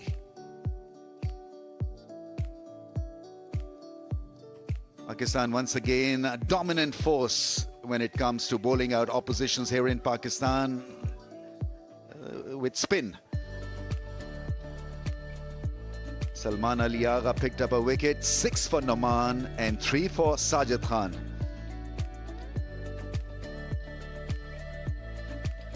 And that is where the match stands right now. Pakistan with a huge advantage after batting so well in the first innings. South Africa have conceded a lead of 109 runs. They fought well, but 109 runs on a surface like this is a massive lead.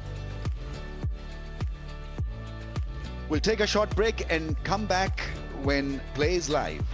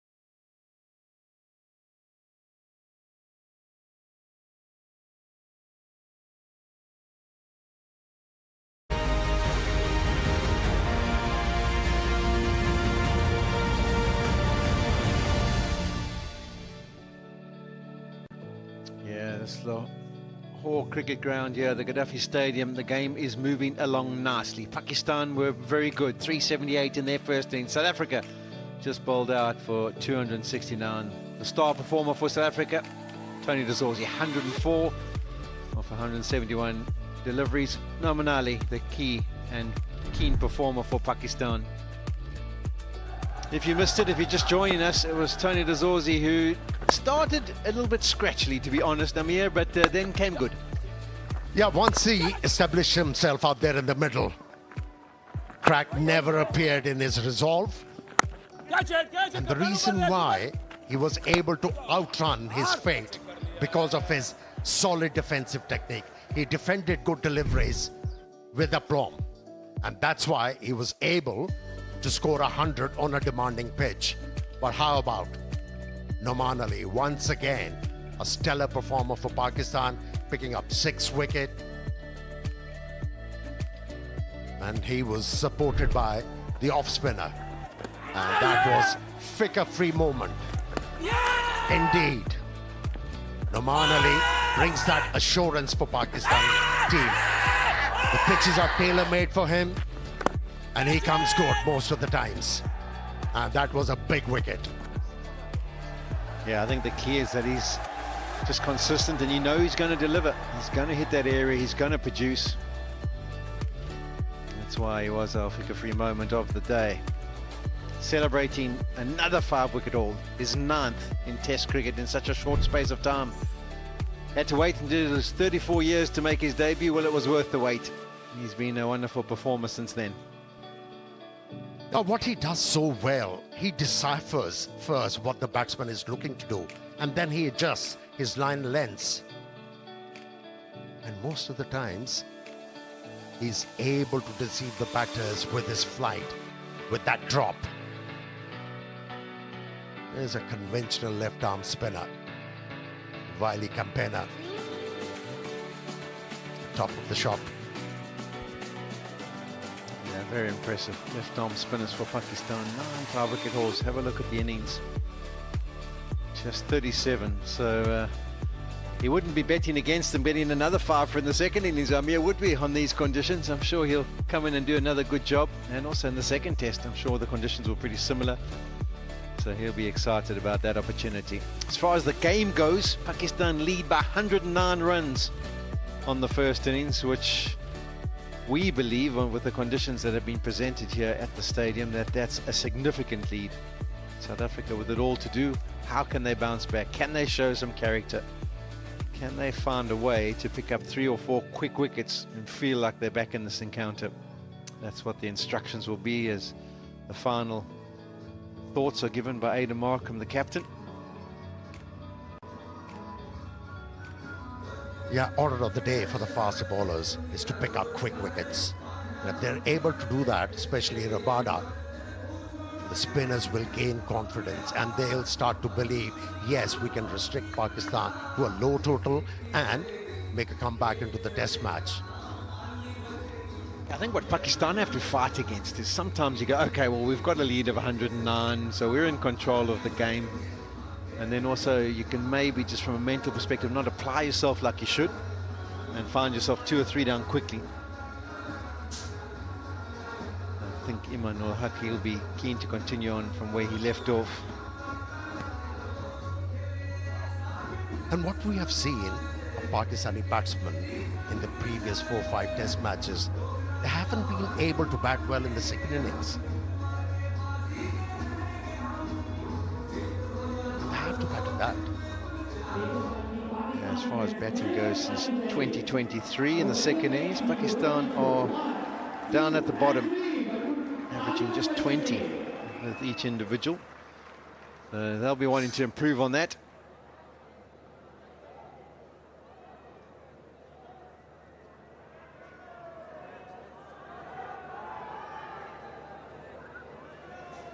Shafiq, he'll be keen to get amongst the runs. He had to sit and watch just 3 deliveries he was at the crease for in the first innings. Got a wonderful delivery from Rabada that nipped back. It's a bit of a weakness of his, and he'll be very conscious of trying to negate any deliveries from Rabada second time round.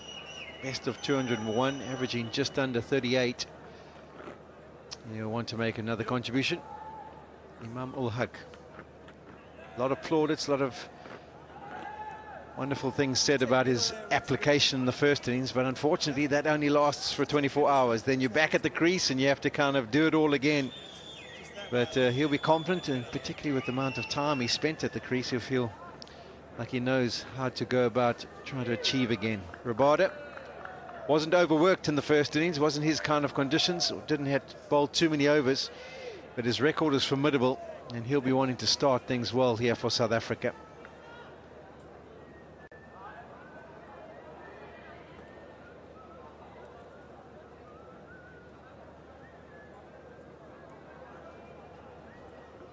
Yeah, these conditions will test Abdullah Shafiq's defensive technique. He has few issues. Let's hope been sorted. First ball of the second innings. Played confidently.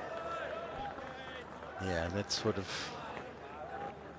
been exactly what he would have wanted. Just a nice middle of the bat, getting into a strong position. In the last 15 innings, he's been dismissed for under 10 in 11 of them. So hasn't been the best of going for Abdullah Shafiq. But that's the nice thing sometimes about Test cricket. The next opportunity presents itself, and what can you do?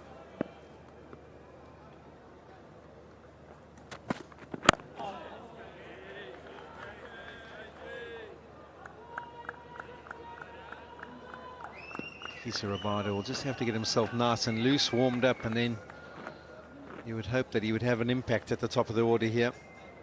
No great speeds in the first two deliveries, but as you get older, it takes a little bit longer to warm up and get going. Be fascinated to see who South Africa start with from the other end.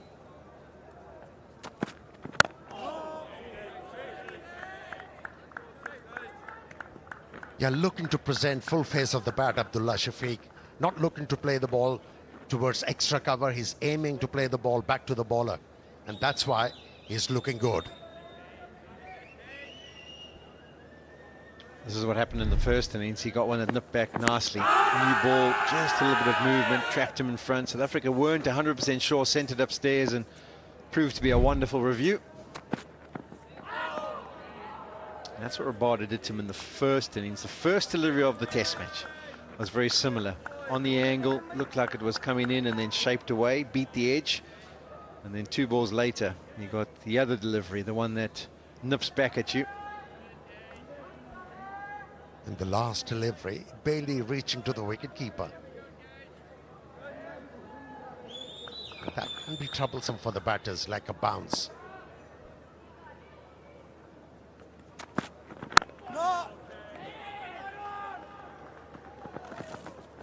That's good. Well run single there. Change of field for South Africa. They had 3 slips in the gully in the first innings. Just the 1 slip and gully in place.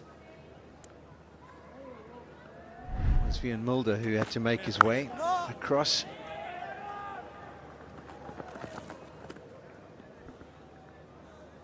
It's the right kind of field placing, given the conditions, and especially with the fact if the bowler is looking to bowl stump to stump, there's no point having too many fielders in the slip region. Imam-ul-Haq comes on strike for the first time in the second innings, round the wicket straight away from Rabada. We saw him get a few deliveries to stay down on this angle and from this end in the first innings. That one bounces nicely. 1 over completed, 1 on the board for Pakistan.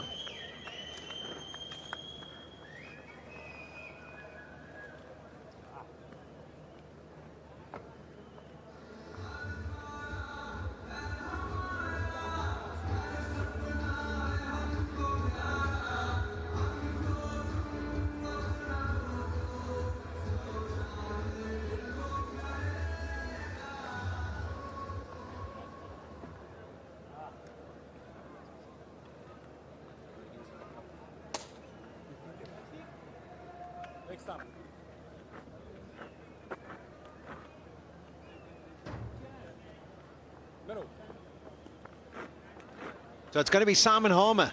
We were wondering if it would be Sen Mutasamy or Harmer. It's going to be Harmer. So no initial spell for Vian Mulder.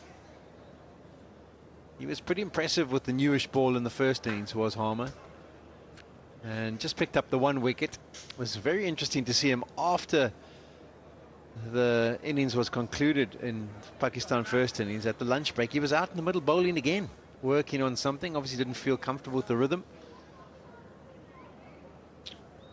And, he'd be hoping that it's better second time around. The field set, you've got a slip, a short leg, and a man at a short mid-on. Oh, and it nearly gets chipped up into that area. Abdullah Shafiq did not face any spin. It was just 3 deliveries of fast bowling from Kakisa Rabada in the first inning. So he'll have to adjust and just get used to how the ball is purchasing and coming on from the spinners.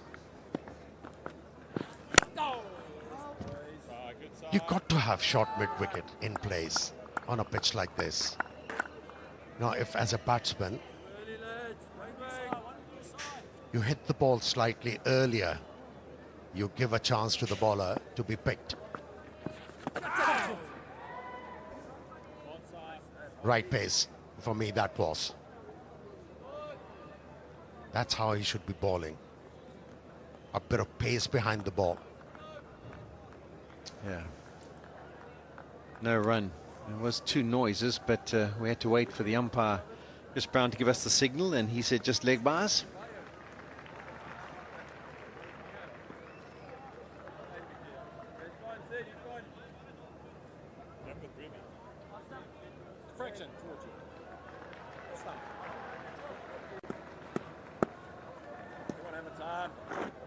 Africa have to be conscious now of making sure that Pakistan don't score at a rate of knots. So that's why they've got a bit of an in-out field. Men around the bat to try and catch and try and pick up some wickets, but a bit of protection back for Harmer as well. Oh, there's the first one. Uman al-Haq deciding to use his feet, first delivery, not having a look, deciding to be positive. And with the dip and turn, an easy stumping for Verreynne, and South Africa off to the perfect start in the second innings.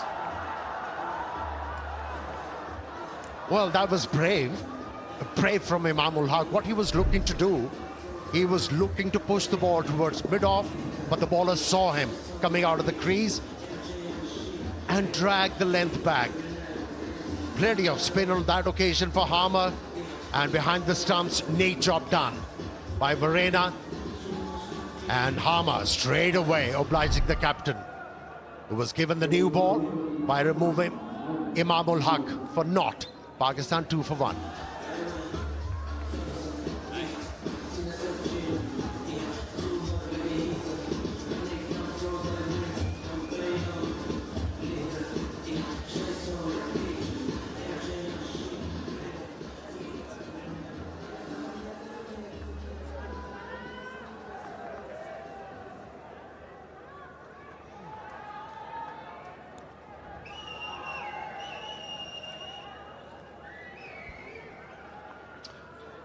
Oh, the Pakistan captain, Shan Masood, is to the crease early again. First innings, it just took 3 deliveries and he had to come to the crease. This time around, it's taken 10.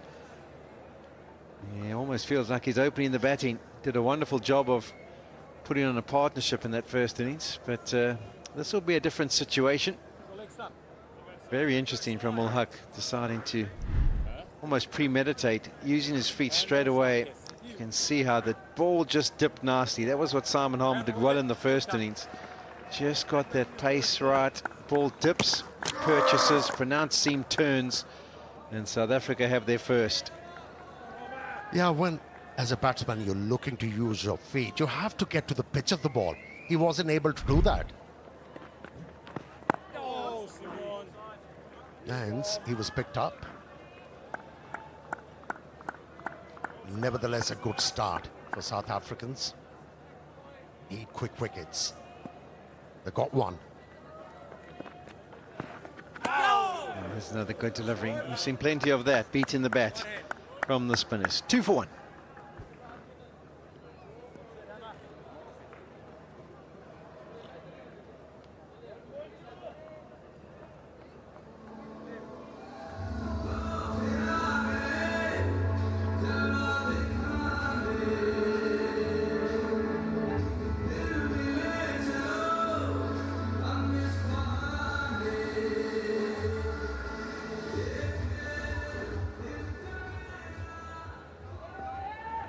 That's where we're at. The lead of a Nelson, 1-1-1 for Pakistan, and they've just lost their first wicket.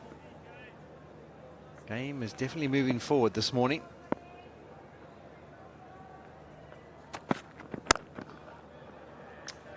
South Africa deciding to change the field now. They brought that man from a deep point in, and I like this.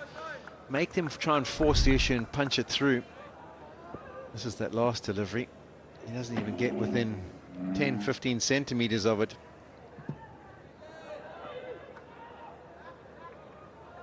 And when it's turning like that off the straight, then you know you've got your challenge sorted out.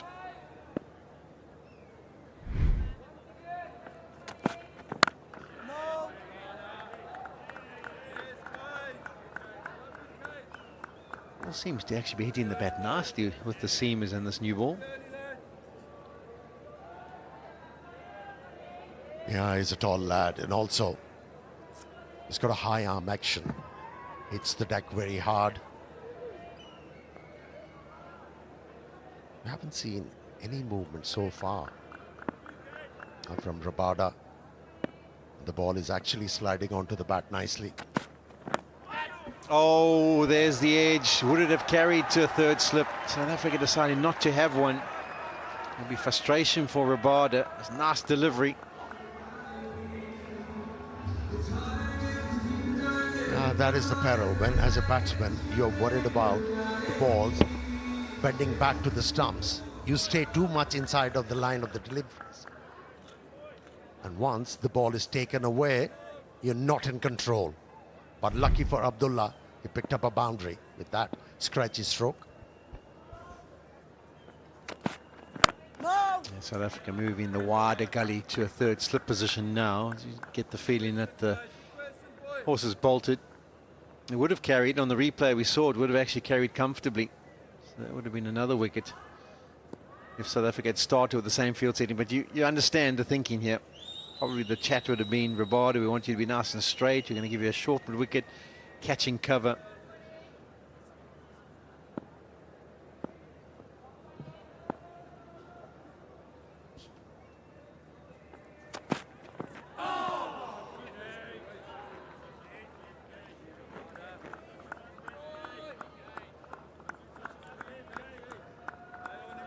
Vigotel Mobile, official mobile handset partner. And a partnership is needed out there in the middle. Now Pakistan would daily want Abdullah Shafiq to get some runs under his belt, to gain confidence to be able to compete well in the next test match.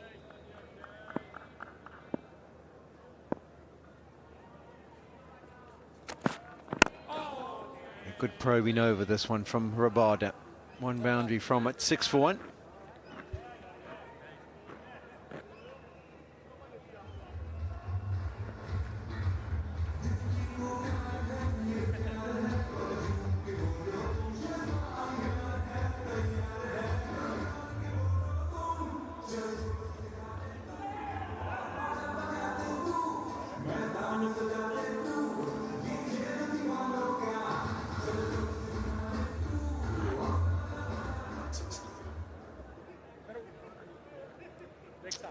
See on the right hand side the spinners have dictated terms in this test match so far, and the trend will continue as we head into the third innings of the game. I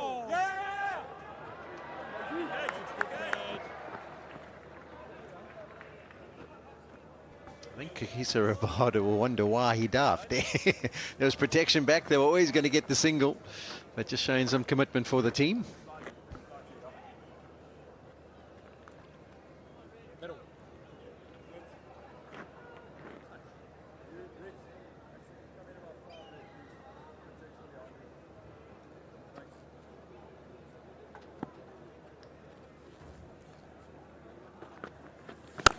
Use of the feet as well, but this time it's very convincing. That's a beautiful shot. Got near the pitch of it and caresses it through the covers. That's quality. Looks so elegant executing that stroke. And on a pitch like this, if as a batsman you're able to execute such a stroke with that control, it should give you a lot of confidence. Never tried to overhit the ball, relied on the timing. Yeah, South Africa didn't use their feet much. It was definitely a tactic that Pakistan were more comfortable using. And we've already seen some examples of it. One that wasn't such a good one from Ul Haq, but Abdullah Shafiq, that was superb. Just also got to the bottom of it. We've almost had 200 overs in the test match. 170 have been bowled by spin, just 30 by the seamers. So it tells you the nature of the surface and who's been the most effective of the bowlers.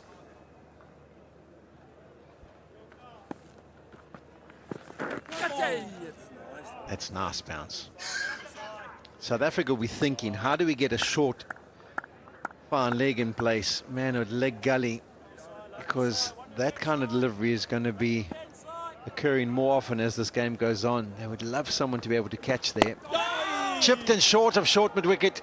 Simon Harmer has a silent scream to himself because he thought he had his second. 11 for 1.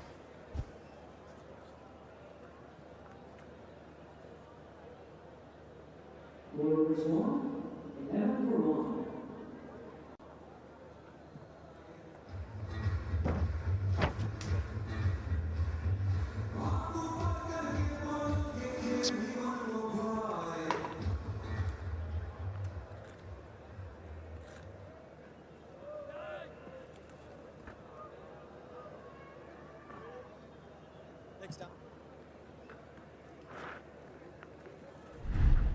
Nearly popped to who's that? Sir Brian actually at short mid wicket.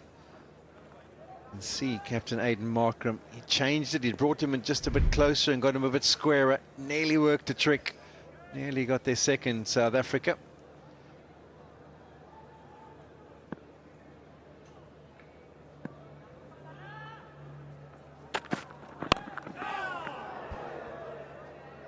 Yeah, early into the stroke, Shan Masood on that occasion shut the face of the bat a bit too early. It's been a good start by South Africa. There would have been a lot of talk going into the second innings, but come on, let's have our mindset right. Let's show some positive attitudes and apply ourselves out there, and it's been good. Harmer's been good. Rabad has run in. He's caused a few issues already. Oh, that's a beauty. Angled in, holding its line, and Shan Masood had no clue. He's found his rhythm now, Rabad. He's cranked it up to 140 kilometers per hour, and you can see some movement. On the angle, looked like it was targeting the off stump, then just as it pitched, it straightened a touch. Beats the outside edge. A confident start for the South Africans in the second innings. Short delivery and doesn't get up anywhere near what Shan Masood was expecting. Actually dealt with it nicely. I think it was off the glove. We'll have to wait and see. No, far pad.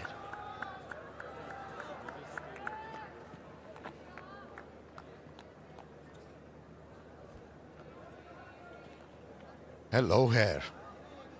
100% confidence with dandruff-free hair.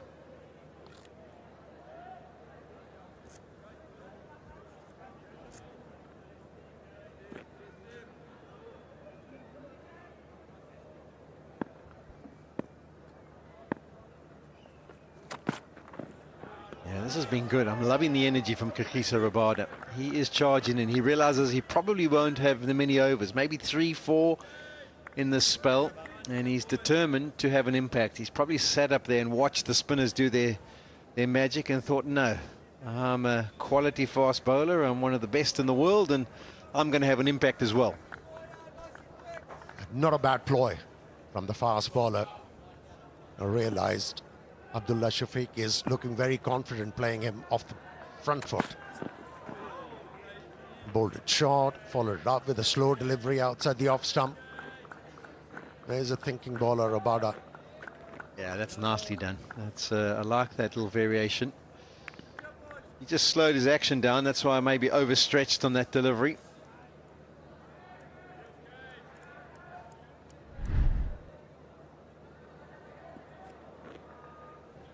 Close, but correct call.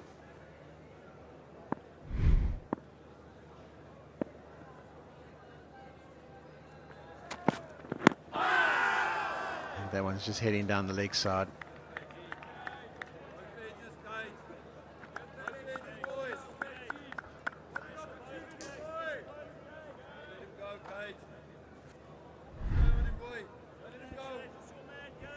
Yeah, he's challenging. He's challenging Abdullah Shafiq most of the times. Consistently wearing his lines and lengths. Agisa Rabada. Yeah, and sometimes on a green surface you get movement with the new kookaburra, but also on a dry one, sometimes that pronounced seam will just grip in the pitch and cause the ball to nip either way. Shan Masood turns down the second. 5 good overs from South Africa, 14 for 1.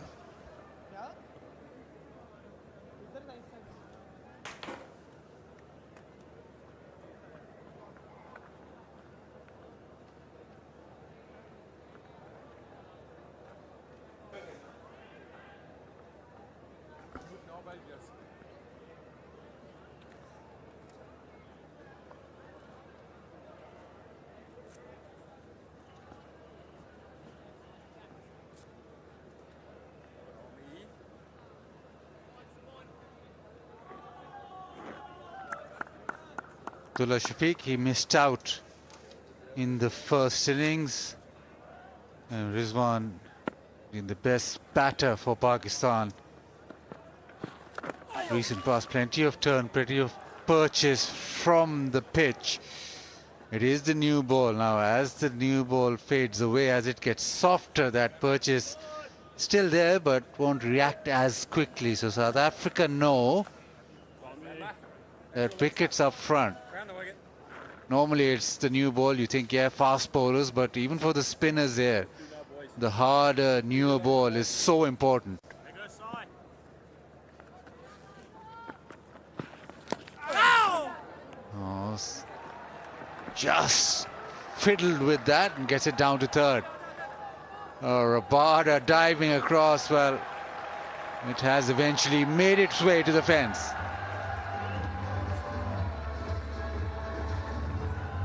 Got to be really careful, especially a left-hander batsman, to harm not to sort of poke at the ball, and that was actually poking at it. There's a slip there, there's a short third man also. Rabada gave it his best, but just as he pushed the ball back, and with his other hand he pulled it back onto the boundary. Oh, Simon. Straight bat is the right way. All those wickets come when you play a little bit cross bat or close the face of the bat a little too early, and that's what Harmer is trying to make do. That's good batting, really quality batting. It's an interesting contest. Shan Masood normally likes to belt the ball down the ground. So far it's been all defense because the ball is turning, and you saw Imam just got stumped when he tried to leave his crease and get to the pitch. Now there is a gully in place too. Slightly too short, but that's brilliantly done. He is exceptional at short leg. Saves a single. And Shan Masood just having a word, you just telling him well done. But now Shan is looking at a gap in the leg side. Blocks. It is 19 for 1. 6 overs gone, 19 for 1. Abdullah Shafiq on 11 and Shan Masood on 5.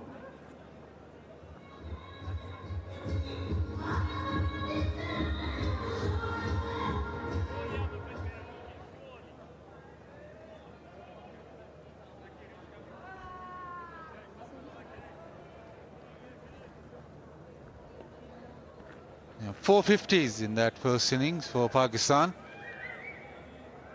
Probably want a couple more. A very strong position, lead by 128. Oh, brilliant, brilliant delivery. Nips away, outside edge found, but goes through the gap. Proper fast bowling. We have seen ball keeping low in the first inning also at times, but not seen the ball kicking off the surface. This one just took an extra bounce. Very lucky Abdullah Shafiq. The ball didn't go in the hands of a fielder at gully, or should I say fourth slip. There was a big gap, big disappointment for Rabada. He is putting in a lot of effort. Must have hit the crack, I guess. Not seen many lifting like that. It's been very good with the new ball. Obviously, he'll just maybe bowl one more, maybe 5. But the new ball is where it's at, and Rabada just asking questions. His pace is up. He's searching, he's looking for his first wicket in this inning. He picked up 1 in the first inning, picked up Abdullah Shafiq, and he feels that he's got a chance of getting Abdullah Shafiq again. That's the one. Nips back in too high, just nipping down leg. But you know the intensity is up with Rabada. That length has caused Abdullah Shafiq many problems over the years. Ball coming in, his bat come across a little bit at times, and then he leaves a gap. There you go, bat coming down with the angle, and if the ball is in the right length, this one actually bounced a touch. You're always in trouble when you're going across.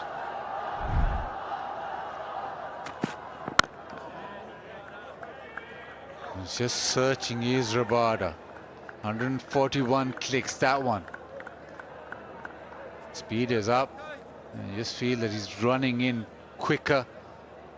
So the intensity is up. South Africa know that this new ball, as long as it's hard, pronounced, seen, it just digs into the surface. As it gets older, softer, it does get easier to bat. Short ball. South Africa not only have to take wickets on a regular interval, they also got to look after the scoring rate. If Pakistan runs away with quick runs, another no ball from Rabada, and that's not going to help the cause. Got to be very careful with every run Pakistan takes, because fourth inning is not going to be easy. Even the third inning is not easy, but fourth inning is going to be even harder. Oh, what a Jaffa, what a delivery. Angle in and pitch and just straighten. You'd have to be in supreme form to nick that. Probably the best delivery from a fast bowler on this surface. Yeah, came in with the angle, and maybe that close face of the bat has saved him. Perfect length, dragging Abdullah Shafiq on the front foot, and the wicketkeeper knows that this was a peach of a delivery.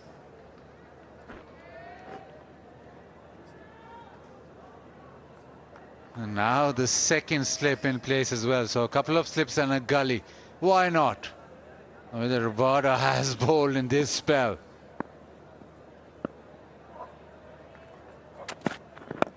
Goes again, inside edge down to fine leg. A terrific over from Rabada. 25 for 1. Another no ball.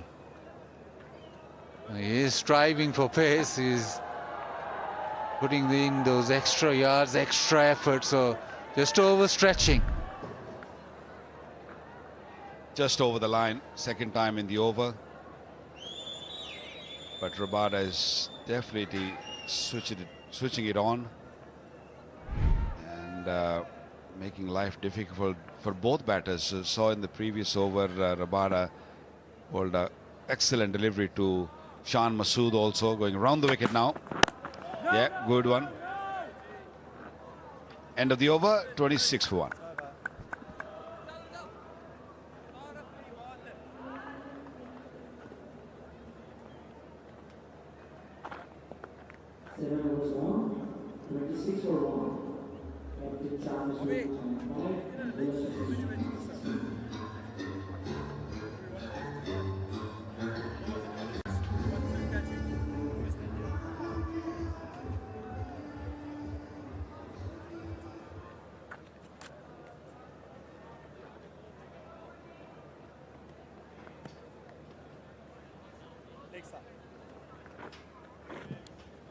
Kagiso Rabada, number 2. What a fabulous bowler he is. Jasprit Bumrah, number 1, and then Kagiso Rabada, Matt Henry. So, Armour now with the new ball. He's getting bounce and purchase. Already got a wicket, but he'll want to get a couple more because he bowled quite well in the first innings with not a lot of result. In the most consistent of the spinners that South Africa have played in this test match. Oh, that's lovely. Talking of Rabada, what a record he's got. 72 test matches, 337 wickets. Great strike rate, great average. A genuine wicket taker. Talking of the 5-wicket haul, 17 times he's taken 5 wickets or more. Look at that strike rate. Amazing, unbelievable.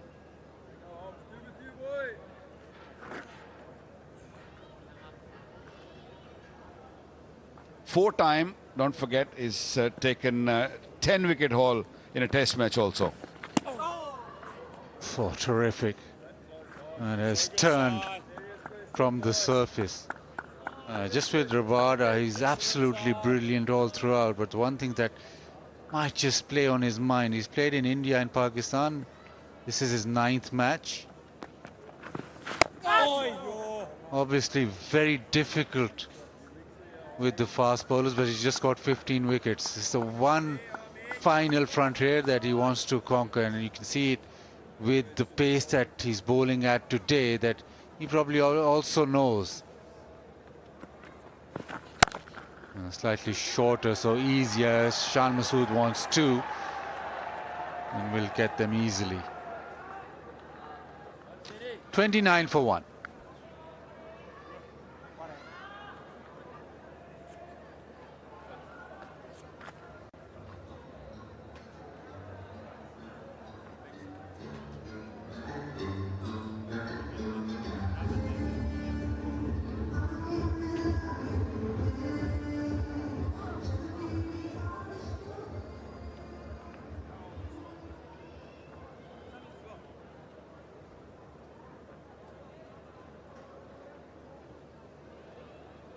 Rabada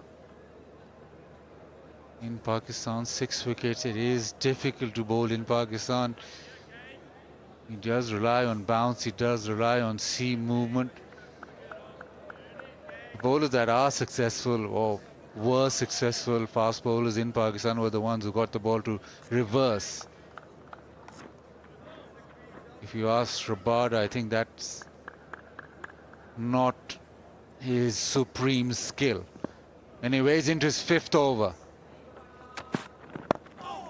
The outside edge found, finds the gap, rolls down to 3rd and into the fence. Living dangerously, Abdullah Shafiq, still not finding the rhythm. Finding the rhythm is Rabada. That's why he's been given another over, because skipper feels that he can fetch him a wicket, and the length he's bowling is asking question every time. He's very keen to pick up a wicket here, Rabada.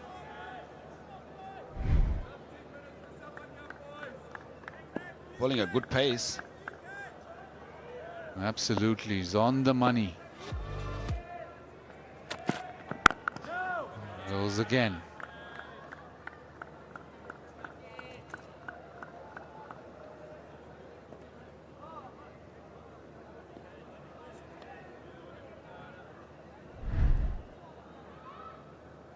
That's perfect length.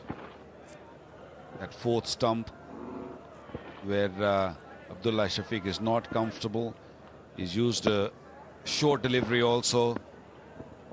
Oh, what a delivery, that last one.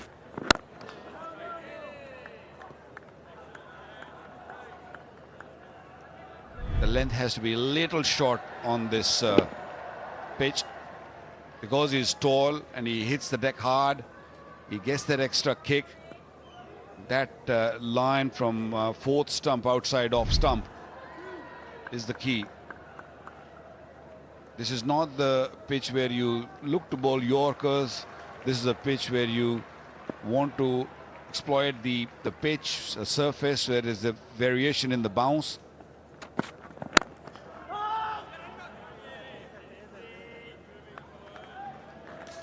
No, but there's another stat here.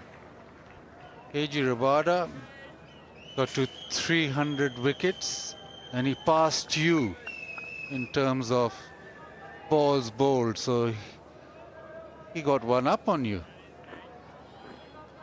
Yeah, that's the only thing I don't like about him. I love the way he bowls.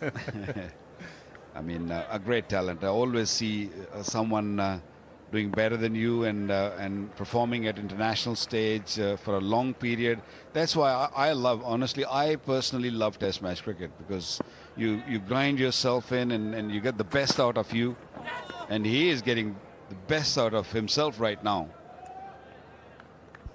Yeah, again, just seam movement. He's hitting back of a length and the ball is just nipping back in and nipping away. This is a superb spell. Yeah, grew up on a pitches where there's more bounce, and that's why his length is a little bit different to what we used to bowl. We used to bowl a little fuller. That's why we struggled when we went to South. Going down, maybe going down. So it's a little different to what you've just grown, where you've grown, and he's been grown in, of course, South Africa. Different ball game altogether. 9 gone, 33 for 1. Rabada wants another over. He's terrific with the new ball. He wants one more. Markram is saying, yeah, one more, one more. Yeah, that's the attitude you want to see from your fast bowlers. You know, when he can probably see it or sense it that there is wicket around the corner, he might not get it, or he might get 2, but demanding wickets is the key. And Rabada is just pleading his skipper for one more over, because he can probably sense it. And this is the comparison you want to look at. Beautifully bowled. There's a huge shout. I don't think he's touched anything.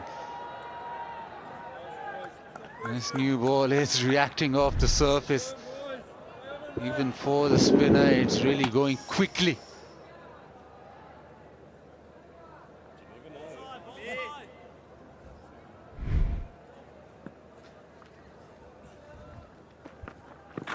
Oh, quicker one, flatter one, huge appeal given.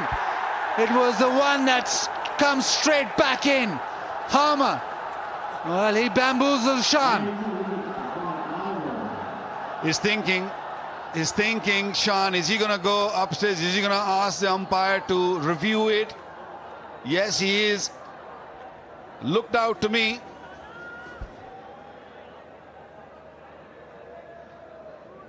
TV umpire to director, we have a player review for LBW. On-field decision is out. Check the field placement and it's a fair delivery. Let's start with frontal, please.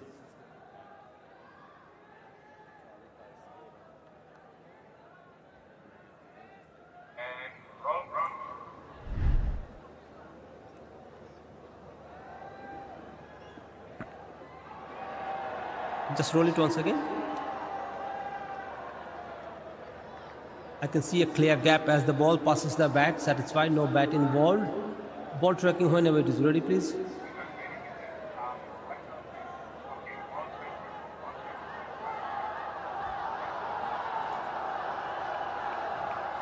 Original decision is out. Pitching outside of impact in line and wickets. Umpire's call. Chris will be staying with your out decision. Stand by.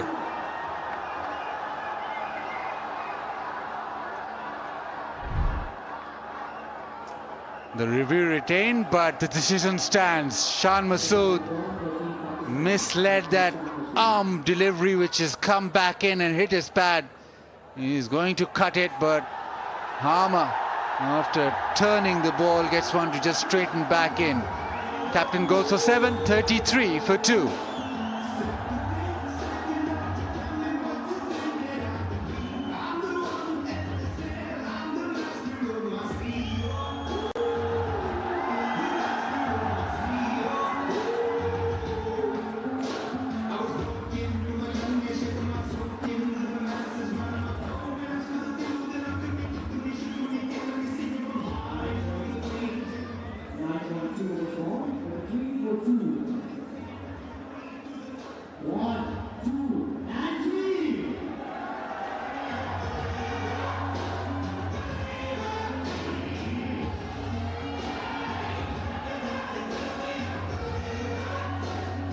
Babar Azam walks in at number 4. Straight away the challenge would be with the off spinner. He's getting the ball to turn. Harmer worked Shan Masood over, got a few balls to turn, then the faster one, flatter, quicker. He's missed it by a mile as Shan Masood. Not only he misjudged the line, that was not the shot you want to play on this surface. Attacking length, attacking line, just outside off stump. He missed the ball by a fair distance. He was thinking that the ball's going to spin. Ball probably landed on a shiny side, not on the seam, and skidded through. Oh, low. Ball's turning, confusion. Eventually, they get across for a single.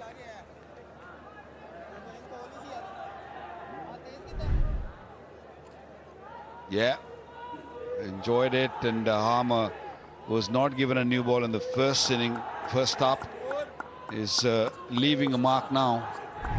He's into his 5th. He's picked up 2 for 13 and looking very dangerous for Pakistan. It's a good field set now. A leg slip, a short leg, and a slip. The ball is turning. Slightly too full. It is nice though. Got that short mid-wicket in place as well. So the plan is set. And Harmer is consistent with his lengths.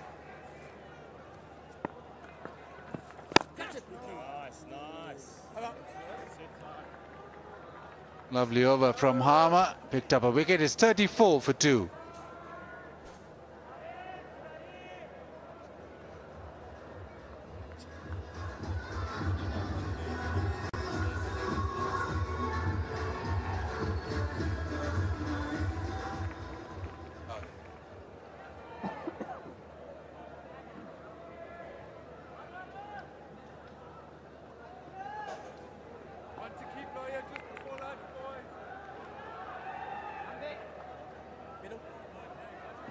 Yeah, since 2023, Rizwan right at the top. These two, Abdullah Shafiq, Babar Azam, have had a struggle in test match cricket. But this is the opportunity.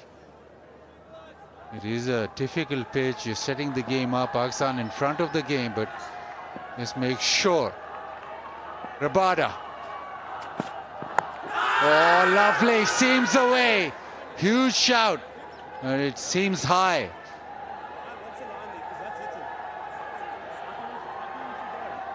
Excellent start from Rabada to Babar Azam, and review taken straight away. Rabada feels that that's hitting stumps. TV umpire to director, we have a player review for LBW. On-field decision is not out. I've checked the fit placement and it's a fair delivery. Can I have a look at the front and first, please?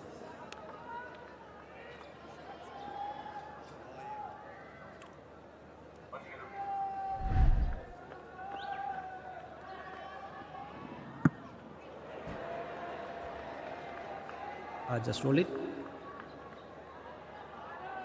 Doesn't appear to be any bat involved, but I need to check that with outrage if there is any.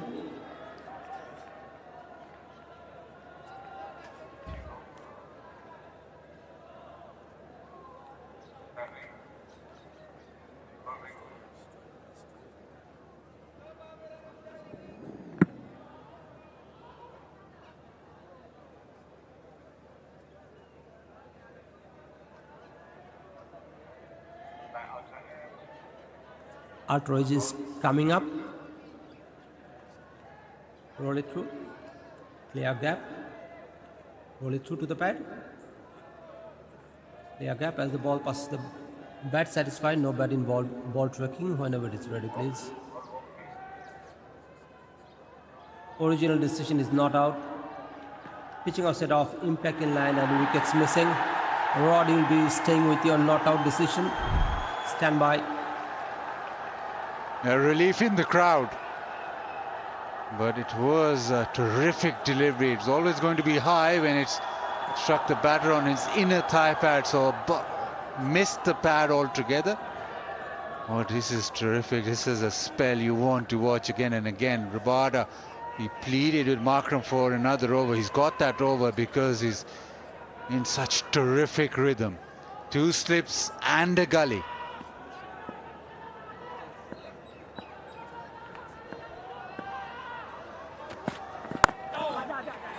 Bauer just gets off the mark into the onside, but they still see movement.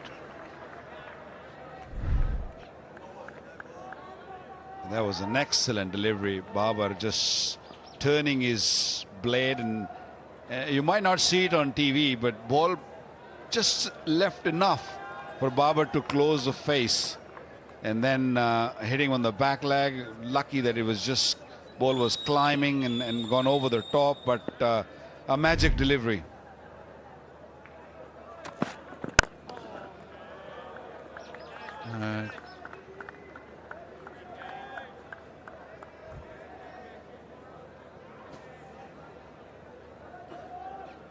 Inverex EV car, CEO performance, style and savings. Charge smart, drive smart. Another no ball from Rabada in this over. Now it's come to that stage where lunch is round the corner. Probably the last over before lunch, and as a batter you're thinking, I don't want a no ball, I just want to go to lunch. Yeah, that's what I was gonna say. I was gonna say that you don't want to be facing Rabada at this stage, let alone no balls. You don't want to be facing. Babar just ran very quickly to go to the non-striker end, thinking, okay, Abdullah, you have faced 44 deliveries. You just deal with the next 3-4 deliveries remaining. Nicely played. Rabada with a stare. And that's a great sight. That's what I always say. When the fast bowler's got his tail up, he's running in hard, and he's got things in control. That's the best sight in cricket. And at the moment, Rabada, although he hasn't picked up a wicket yet, into his 6th over, producing good pace, and seems very hard to face at this stage for both these right-hander batters. Solidly behind that. So one more delivery to lunch. Rabada just making sure that his presence is felt. Abdullah Shafiq will be thinking just one more ball and then we'll have a break. Maybe Rabada won't come back in the attack after that, after lunch, but it has been very watchable this spell. He was off color in the first inning. He wasn't really running in hard, and you can see the difference from the first inning to now. I guess getting used to of the conditions, getting used to of the surface, what needs to be done, and he's running in hard. And that is lunch, and both Pakistani batters will be much relieved that they're just going off the pitch as not out. And Pakistan only managed 36 runs and lost 2 wickets in this session. And especially this bowling session, this belongs to South Africa. They were on money. Pakistan could have easily lost another 2 or 3 wickets, but well managed by Abdullah Shafiq, and Babar just walked in. A terrific spell from Rabada, but a couple of wickets fell to Harmer. He's got 2 for 13. This session produced 6 wickets, which is the most in a session this test match. Pakistan wrapped the innings off.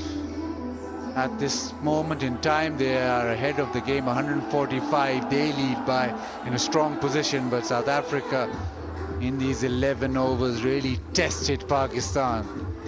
Zozi earlier got to his second test match century, batted beautifully on a surface which is quite difficult to bat on.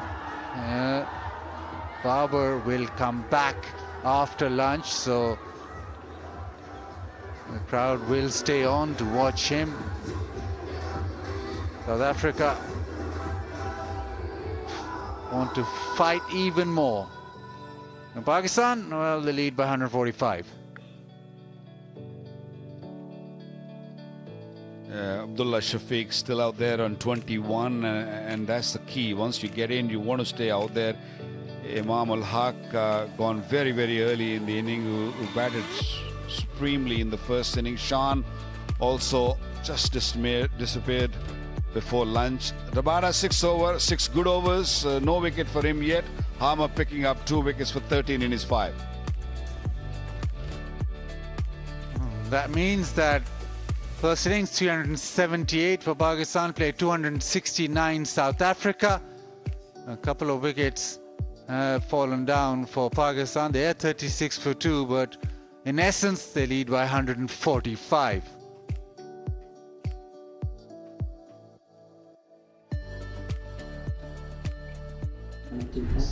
So, started off with a couple of shots through the offside. Lovely punch, and then a good catch. Salman Ali Agha, Sajid Khan dismissing Mutasami.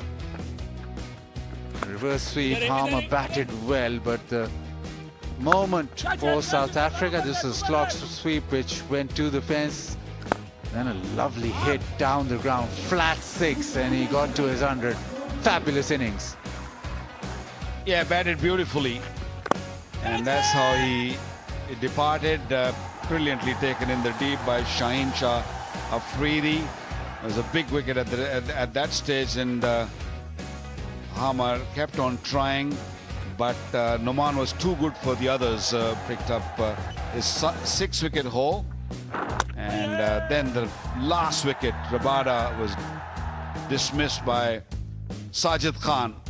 Excellent spell by Noman, picking up 6, and then South Africa came to ball, and they picked up Imam very, very quickly. Terrific bowling by Rabada, really tested Pakistani batters. As a classy shot from Abdullah Shafiq. Ball turned for Harmer from around the wicket. The edge that flew away to the fence. And then the arm ball which just kept coming back in. Shan Masood didn't pick it and got struck in front and was dismissed. Pakistan go to lunch with a couple of wickets down. Day 3, moving day, 6 wickets in the initial session. There'll be a little pause for lunch, and then we'll come back with live action.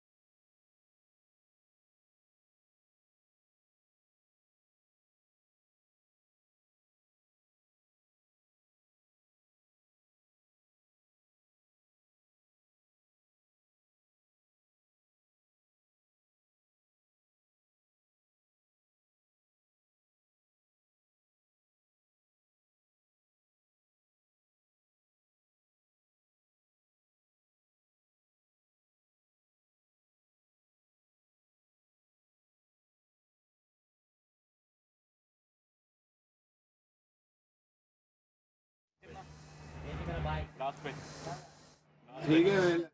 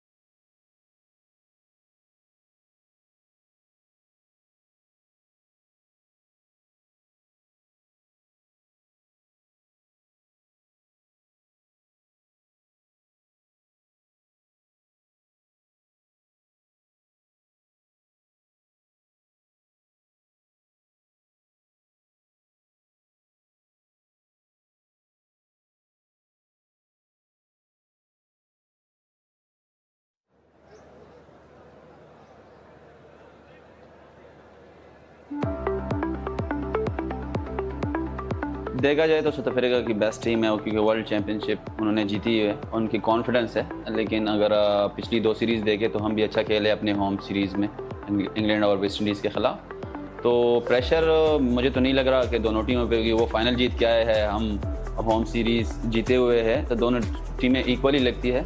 हाँ, उनका confidence थोड़ा सा high होगा और हम championship में अपने आप को आगे लेके जाने की कोशिश करेंगे। तो यही है कि दोनों इक्वली हो। अगर सरफेस टूट नहीं रही और मतलब विकेट उस तरह आपको सपोर्ट नहीं कर तो आप फिर फील्डिंग से बॉलिंग करते हो, फील्डिंग लेके बॉलिंग करनी है। कभी कभी आप विकेट से आपको आउट नहीं मिलते तो आप फील्डिंग लेके फिर आउट करने की कोशिश। जब आप रन बंद करते हो तो उसमें बैट्समैन फ्रस्ट्रेट होते हैं। जैसे साउथ अफ्रीकन बैट्समैन है, ये पेस मांगते हैं और बाउंस मांगते हैं, तो इधर आई थिंक सो वो नहीं मिलेगा। और कोशिश करेंगे अगर हमें टर्न भी ना मिले लेकिन उस चीज़ पे रहे जो चीज़ सिंपल है और जिस पे हम लास्ट जो जितने भी हमने कैंप्स किए रेड बॉल के अजहर के साथ, तो उसी पे रहे तो अच्छा। अगर एक तरफ से रन हो रहे और दूसरी तरफ से आप बॉलिंग कर रहे हो, वो रोक रहे, तो फिर आपको विकेट नहीं मिल रही। दोनों साइड से एक अगर रन रुकवा रहे और दूसरा आउट कर रहे तब ये पार्टनरशिप बिल्ड होती है। अगर आज देखा जाए कपल ऑफ सीरीज तो नोमान भाई आउट कर रहे थे, मैं रन रोक रहा था, कभी मैं आउट कर रहा था, वो रन रोक रहा था। तो इस तरह ये होता है, बॉलिंग पार्टनरशिप इसी को कहते हैं। और अगर देखा जाए तो इंग्लैंड की फर्स्ट मैच में मुझे और नोमी भाई दोनों को रन्स पड़ रहे थे, तो फिर आपस में आए कि हम इस तरह कर लेते, फील्डिंग लेके थोड़ा सा डिफेंस पे चले जाते हैं कि रन कंसीड ना करें। तो उसमें फिर हमें विकेट मिली और जैसे विकेट मिली तो फिर हम वो पार्टनरशिप हम बिल्ड करते रहे। 7 मैंने आउट किए, 3 उसने, फिर अगले इनिंग्स में 6 उसने आउट किए, 4 मैंने, तो फिर इस तरह से मेरी बॉलिंग एक्शन जो है वो सारी ओवरऑल वर्ल्ड में देख लो, मेरा जो बॉलिंग एक्शन है वो बड़ा चेंज है, थोड़ा सा सिमिलर है ग्रैम स्वान उसके जैसे है, क्योंकि मेरा ये आम बड़ा फास्ट चलता है और सकी भाई कहते हैं कि चोरी जैसा चलता है। तो मेरा जो है वो पेस वेरी करता हूँ, वो मेरा एक्शन इतना तेज़ है कि बैट्समैन बहुत मुश्किल से वो रीड करता है। अब ये जैसे नई सीरीज़ है, अगर मार्करम बैटिंग करता है तो मैं पॉइंट और कवर लूँगा, मिड ऑफ लूँगा, स्लिप लूँगा, सिल्ला लूँगा, स्वीप पीछे लूँगा, थोड़ा बायर करके और मैं डाल लूँगा। इस तरह फील्डिंग स्टार्ट मिड विकेट 2 कड़ी करूँगा। अगर फिर वो किस तरह खेलते हैं उसके अगेंस्ट फिर हम फिर प्लान करेंगे और उस तरह करेंगे। देखा जाए तो रिजी भाई पेशावर रीजन के कप्तान है, मैं वाइस कप्तान हूँ, तो दोनों पठान भी है और पश्तो में एक दूसरे के, चाहे दूसरी टीम में उर्दू स्पीकिंग भी है, तो हमारी उनको कुछ समझ नहीं आती। तो मैं जिस पेस पे करता हूँ तो रिजी भाई आवाज़ लगाते हैं कि इस पेस पे, इस विकेट पे नहीं है, आप जो अपनी पेस पे करते हो उस पर कर लो, पश्तो में आवाज़ लगाते। फिर कहते कि नहीं ये वाला बैट्समैन इधर से तगड़ा है, थोड़ा सा इधर से कर लो। फिर अगर मुझे उधर से शॉट्स पड़ते उसने कहा कोई इशू नहीं है, आप इधर ही उसको करते रहो, इधर ही से इसको ये जाएगा ही जाएगा, थोड़ा सा आगे पीछे इसको हुआ तो इस तरह रिजवी के साथ चलता रहता है। मशहूर बात है कि अगर आपको स्पिन नहीं मिल रही और कुछ नहीं मिल रहा है तो आप attack with the ball, defence with the field, तो इस तरह करते हैं जितने भी स्पिनर हैं। और जितना मैंने सुना है, देखा है और किया है, जितने मैंने डोमेस्टिक में 80-85 फर्स्ट क्लास मैचेस खेले हैं, फिर हम अटैक करते हैं बॉलिंग से, डिफेंस करते हैं फील्डिंग से, तो इसमें फिर हमें तो कामयाबी मिलती है।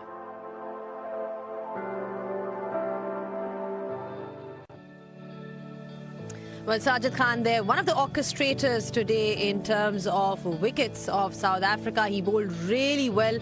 Pakistan doing their job in that first session. South Africa were bowled out for 269, and at lunch in response, you've got Abdullah Shafiq on crease on 21 not out, and Pakistan at this point of time are 36 for 2, leading by 145 runs. Back on pitch side, just discussing how things are progressing at lunch. Well, Pakistan firmly in control in terms of the fact that they did what they were required in that first morning session. South Africa still looking to get those wickets of Pakistan and reducing this lead that we've got here. But for now, Pakistan are leading by 145 runs. With me, I've got Waqar Yunus and Sean Pollock. Waqar, like Pakistan's had a morning exactly the way they wanted it to be in terms of getting those wickets. Yeah. They've had 2 dismissals at the top with that batting order, but the lead is looking good, 145.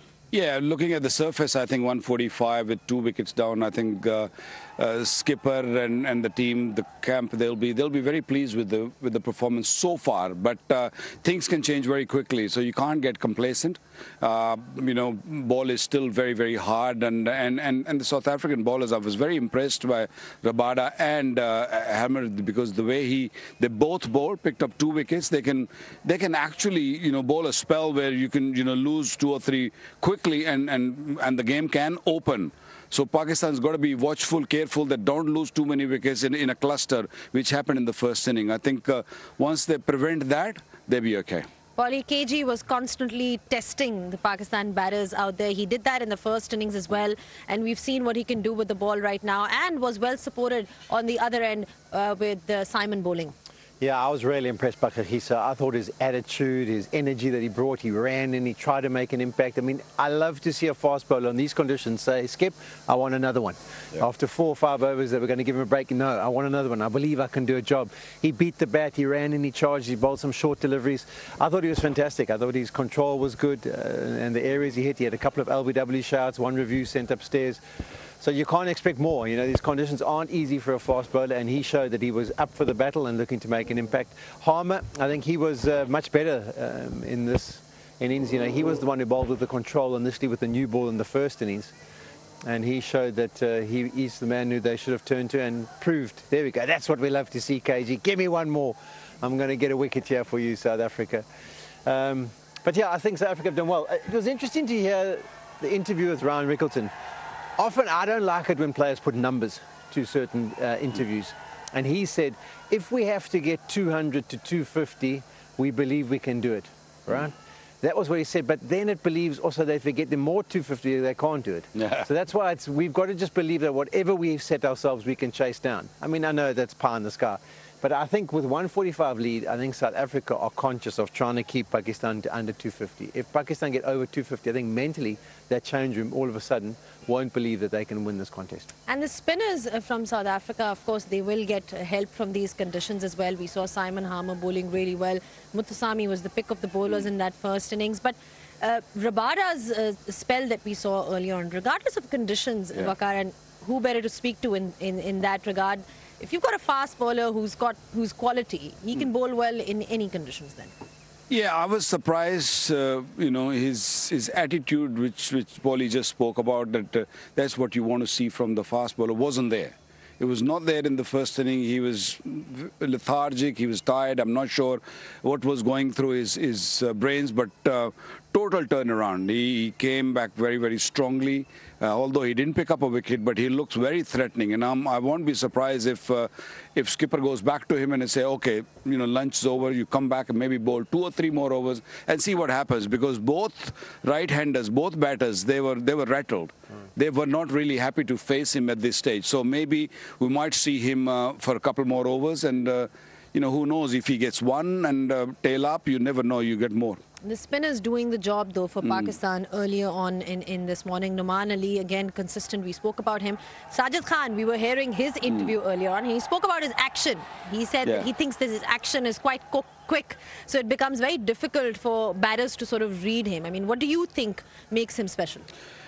His action is very unique. He hardly uses front side of the body. His whole arm just moving around, and whatever he does, it's all with the hand and then the speed of the arm also. And Paulie picked up a very good point, saying if he's going to bowl a bad ball, it's going to be a short one, because he's just sort of using his wrist only, not like seriously using his front arm, and where he gets side on and put the ball in the right area. So it's unique, but very effective. He turns the ball, and if the pitches are like this, he's a dangerous customer to handle. I think from coaching perspective, what we always do is he just gets low. For me, he just drops that front arm, and the knee kind of collapses a little bit. You do wonder, as a man of his heart, if he just got over the top a bit more, could he create a bit more dip? Could he get a bit more turn? But I think what we would say, as people who've both been involved in coaching, is you always go with the attitude of trying to get them to optimize their abilities. Yeah. But in saying that, there's always people who perform even if they haven't got the best of techniques. Yeah. And that's a mental thing. So there's a couple of things you can work on. So from his perspective, I think mentally, because he's so mature, because he's been around for so long, he knows his game. So even if his technique's maybe not the best and he just relies on the wrist and the arm action rather than the whole body, he still knows how to be consistent within those parameters. Yeah. And with someone like Tony DeZorzi, technique-wise, you wouldn't kind of coach that for the young kids. He falls over, he kind of cuts across it and that. But mentally, he's worked out, how can I apply myself and I can still be effective enough? Dean Elgar was another example. He wasn't a Brian Lara or Jacques Callis or A.B. de Villiers who looked a certain way, but mentally he had that fortitude to fight. And I think that's what's important to understand is, yes, ideally you want to try and get your technique as best as it possibly can, because that helps you in the long run and gives you a good base to fall back on. But even if your technique's not great, if you've got a good mind and you've got a good mature approach, you can still do a job. How do you think the South African spinners can exploit these conditions then? Because we saw quite a bit of variety from that Pakistan spin attack, just in terms of how they can make the most of it.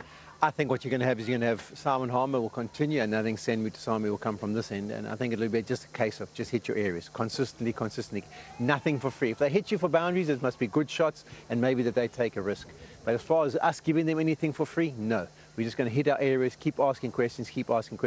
And if they can get on a run, if they can just pick up 2 wickets quickly after lunch, all of a sudden this game can be turned on its head. I think from the first inning, looking at Pakistan's batting, there were 2 overs where Pakistan lost 5 wickets, you know, from the left armour. So they got to think positive and say, okay, this Pakistani lineup, they can lose wickets quickly. So just stay positive. I know you're saying 250. I would say that if they get on the roll, they can bowl Pakistan for 225, and that will really comfort them. I always say also, as coaches and captains, you sometimes have to be like a spin doctor or a psychologist, where you just got to keep them believing. So you'll mention the things like, hey, when you come to the crease as a new batter, it's really difficult. Look what Sen did in the first innings. Every time a new batter, he picked up 1 and 2 in the same over. So we've got to keep that belief that if we pick up 1, 2, things can happen quickly. Yeah. On the other hand, when it comes to Pakistani batters, they'll have this challenge to face in the form of KG, a wicket that is sort of depleting. I mean, how do you think they can approach this now? Because that's going to be important in building on this lead. Look, Pakistan's got 145 on the board with 8 wickets in hand. That's how they're going to think. They think positive and just play your natural game. And if Pakistan get another 100 runs, Pakistan will feel very, very happy, comfortable, getting to 250. Yeah, for that you have to keep scoring runs. Bad balls got to be put away.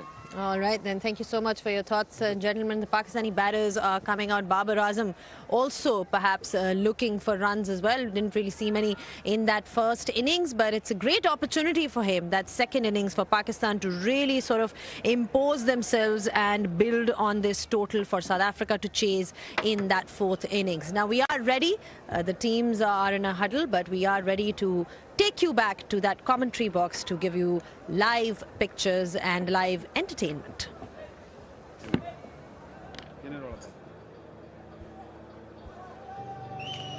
Another session about to begin, another grueling session, may I add, because South Africa need to fight back, fight back. Pakistan lead by a huge margin of 145 in terms of the pitch. I think they've got the runs on the board, and so all they need is a bit of cruise control, not worry about what can happen, just play the situation, remain in the present state of mind and work your way through. Pressure is on South Africa to make play, to make it happen. Abdullah on 21, Babar Azam 1 of 4. And his skills against spin will be absolutely fully tested. Especially when you're beginning an innings on a surface like this. It takes a little bit of time adjusting to the variations, the extra bit of spin at times, the variable bounce, the close-in fielders, what line the bowler is going to adopt and attack you. But once you play a few deliveries, then you get used to the pitch, and I would suggest having a look at Zosi, how he played. It's back foot play that can earn you rewards on a surface like this. Really not go jumping at the ball. Simon Harmer will begin the show for South Africa. Good afternoon, Amar. Yeah, good afternoon. To add to your points, as a batsman, you have to trust your defensive technique to be able to survive for the longest on a pitch like this. If you're not assured with your defensive technique, well, you will never look confident. And that's a good ploy from Babar. Jumping out of the crease, getting the pitch of the ball, getting off strike. Another way to go about your job. Try and get off strike. Look for singles and doubles.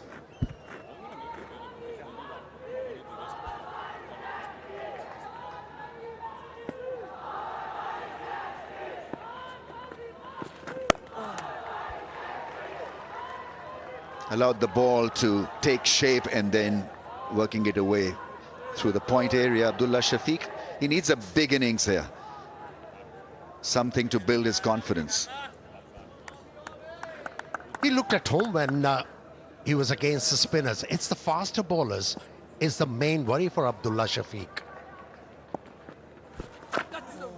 The cover drive he executed against Harmer in the first over, that was exquisite.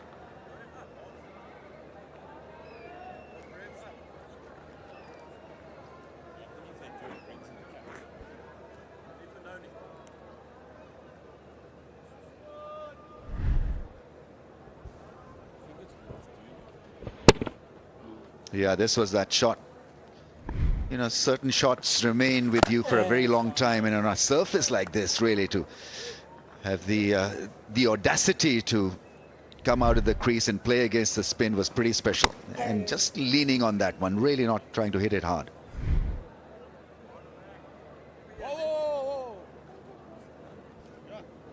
Yeah, by playing that stroke, what you do is you put doubt in the mind of a bowler. You force the bowler to change the line and length, and it becomes easy for you to play him off the back foot like he did on that occasion. Abdullah Shafiq, good running. 40 for 2.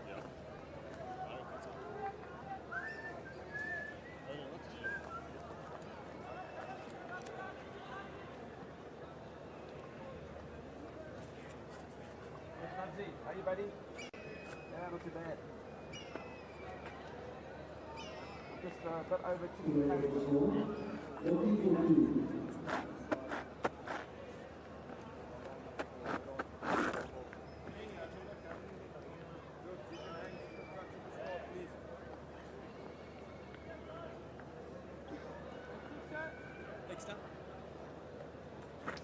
Pakistan lead by 149 runs, and that's the critical part of the equation. Muthusamy coming on to bowl. What a success he was in the first innings. Bit like Noman Ali in shape and method. A regular bowling style, bowling action. Starts from round the stumps.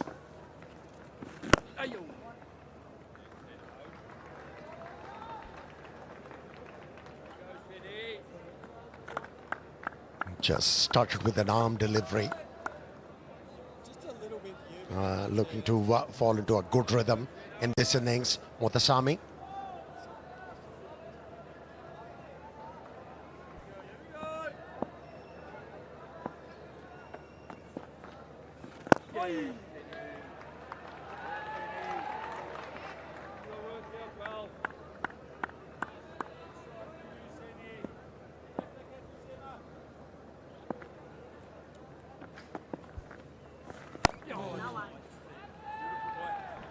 See, there is a visible difference in Babar's batting in this innings. In the previous innings, he has a wide stance and he was getting on the front foot initially, and from there, when he tried to get to the pitch of the ball, his balance wasn't going forward. But here, he has shortened his trigger movement, and that's why he's looking confident out there in the middle.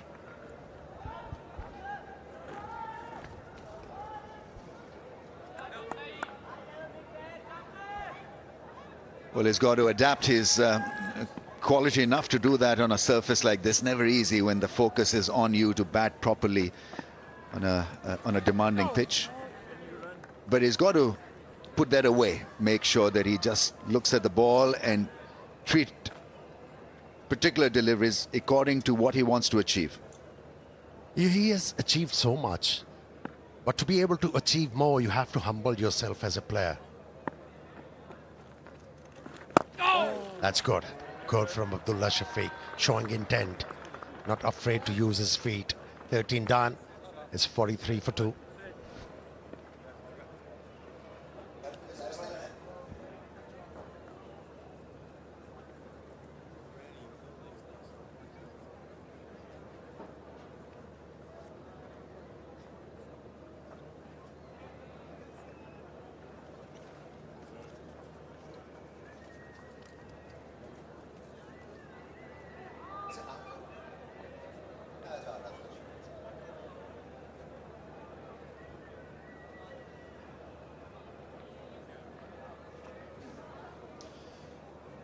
Trial by spin will continue. 43 for the loss of 2 after 13. Yeah, a little bit of width through the offside. Is punched for 4. No, not really. Oh, yes. Yes, really. So Brian there, missing the ball, trying to find it. It's there, mate. Yeah. But a good shot. Once again, playing out of the rough. Abdullah Shafiq with a lot of ease. Ham has really struggled to bowl that line. At times, he drops it short. At times, it's in the half of the batsman, and that's why he hasn't been effective bowling outside the off stump. Should have been stopped. Fielding has been a concern. Probably one reason why he was practicing or bowling during the break yesterday, even though he had bowled a lot of overs, but something is not clicking, and he knows it also. On a surface like this, you don't need magic and heroics. It's about consistency and discipline and putting the ball in one area.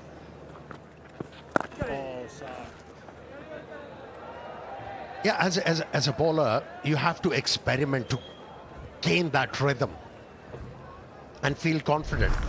You know, if he tries to bowl round the stumps to the right-hander, his body will be with the ball. So it won't be a bad idea for him to bowl round the stumps like he did to the left-hander. He's getting the ball to turn, that's for sure. Round the stumps. And Babar Azam will pick up a couple of runs. I don't know whether they're off the bat or off the pad. Have a look at the umpire. he doesn't make any signal, so runs for Babar. It could have been gloves. That ball jumped.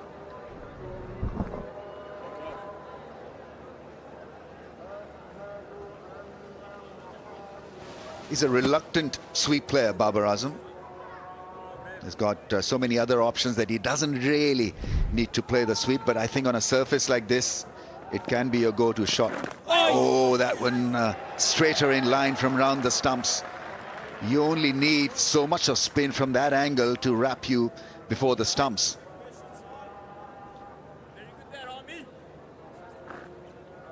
Although Babar got squared up, but managed well in the end.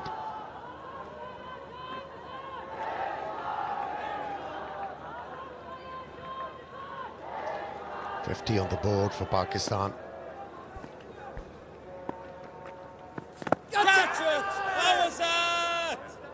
Yeah, that leg before appeal will be in from that angle, from round the stumps. End of the over, 51 for 2.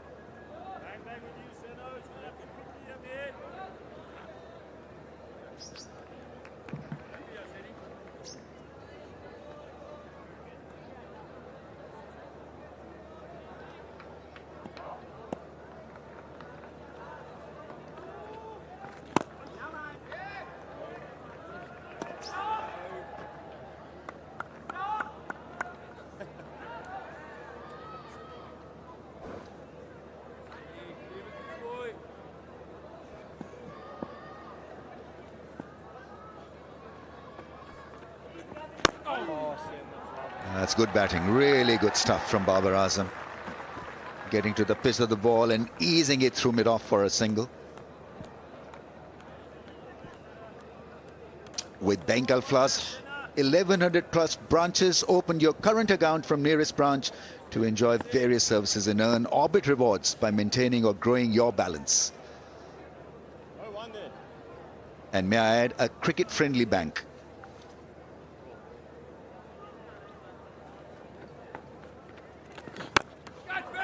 Catch it is the call. Long off, has to catch this one. Grasses it. Great try. The ball was always going over his shoulder and stretching him. Mulder there trying his best. Would have been a great catch, but South Africa did need a shot of brilliance in the field. This has become a familiar sight. Catch being dropped. Not the first time in this test match by a South African fielder.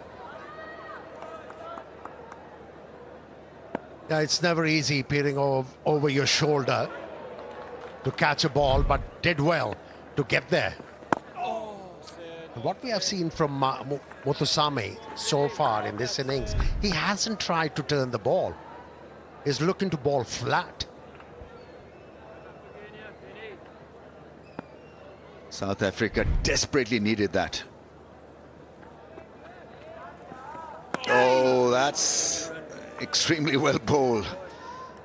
Yeah, you pitch the ball there and the rest the pitch will take care of.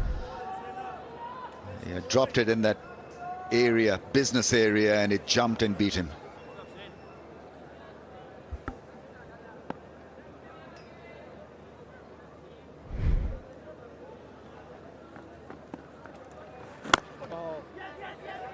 Yeah, that's a good call. The fielder was in. Even then, is a good clear calling from Abdullah Shafiq. Picks up a single. 57 for 2.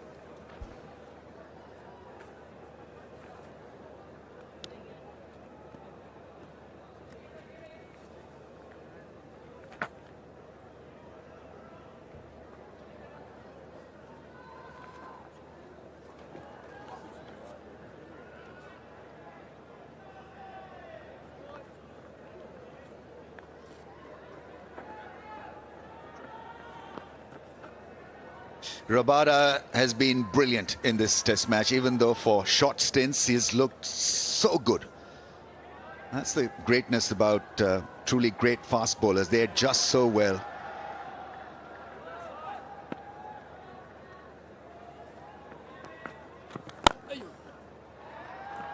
Nice bit of batting.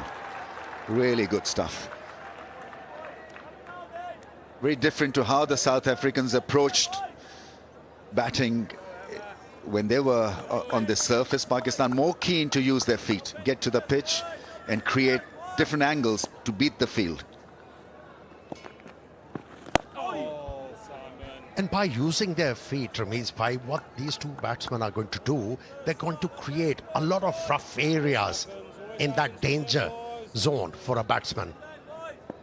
We haven't seen a lot of rough area created by the spinners or the faster bowlers so far in this test match, but it's the batters who are batting with spikes boots. They are creating those rough areas.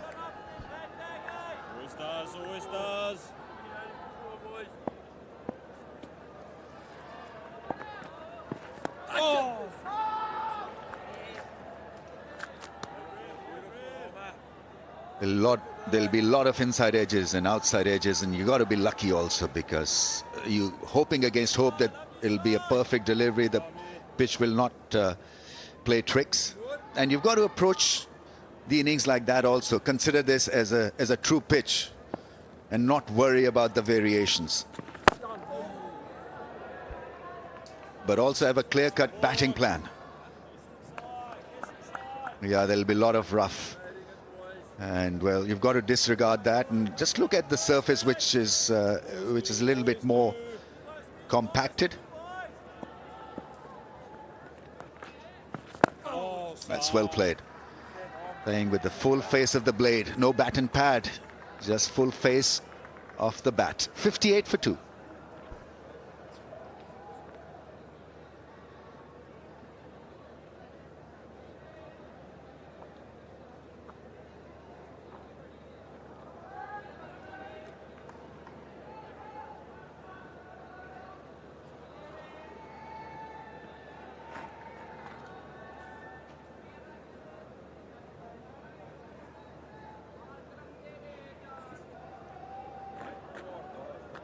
Pakistan, you've got to say, comfortably placed at 167 plus. 58 for the loss of 2.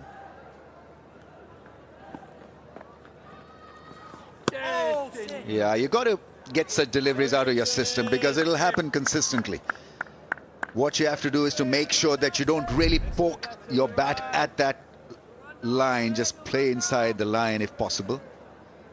But be brave, really, to take it out of your system. Just focus on the next one. Just defend the stumps. Make it simple. Like you suggested, don't chase the ball.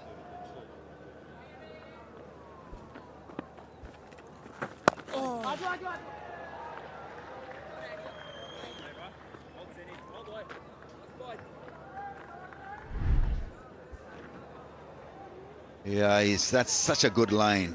Ball spinning up the straight, jumping. Well kept by the keeper.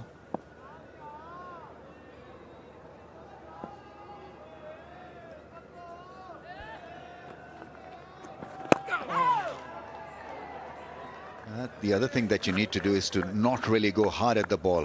Get to the pitch and look to time it, not really rush into playing those big drives.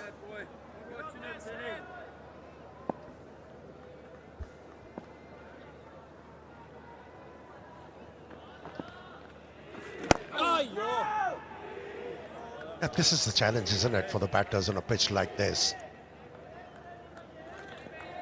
Not allow the bowler to bowl on a consistent line and length, ball after ball. If you're able to disrupt that plan, as a batter, you have chances to excel, even on a surface like this. It's looking good, Babar Azam. Good defensive play. He's 8 of 22 balls, 59 for 2.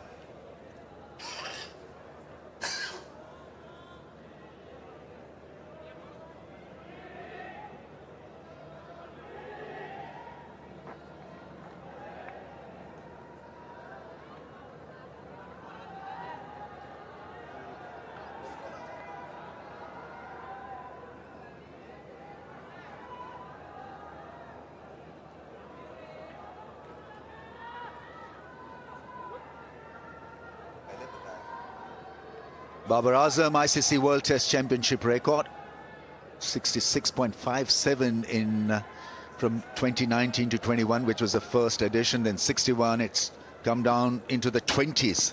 Oh!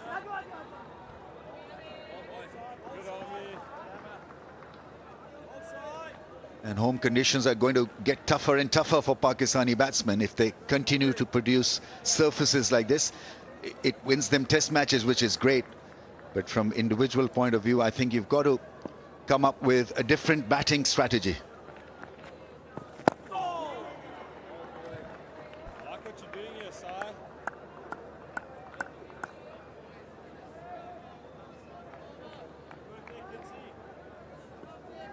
Probably the conditions would make him even a better player. It's a challenge, and he's good enough to take up that challenge.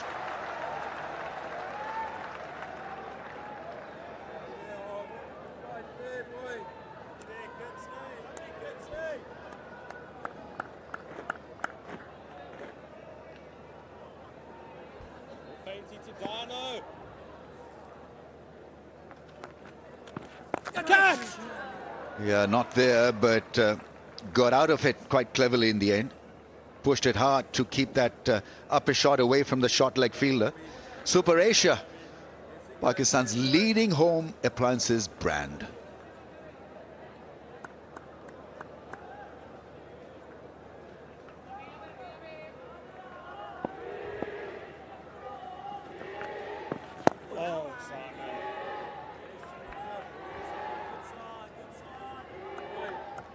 Now batting properly in this innings, Babar Azam. His weight is going towards the ball. He's playing the ball with the softer hands. Convincing footwork as well. 62 for 2.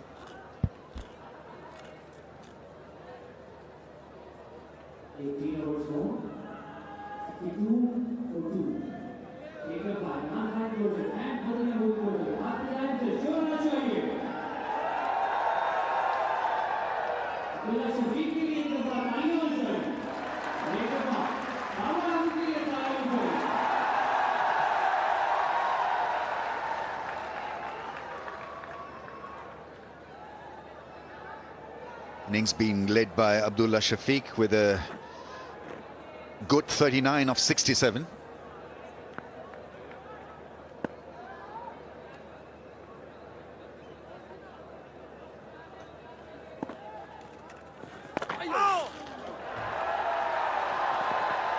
Nicely played away for a couple of runs.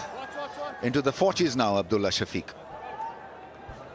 What he has done so well in this innings, Abdullah Shafiq, yes, he had his struggles against Rabada, but he hasn't missed on an opportunity to score runs against the spinners.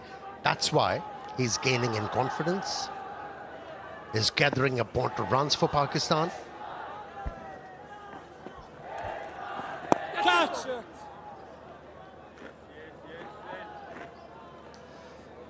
You can play with more of a bat or completely with a bat if you're picking the line of the ball early. And I think both Babar and Abdullah Shafiq have been pretty decent in that regard. No bat and pat stuff. No iffiness in the technique, and the mind is working extremely well. And once again, neatly and tidily played.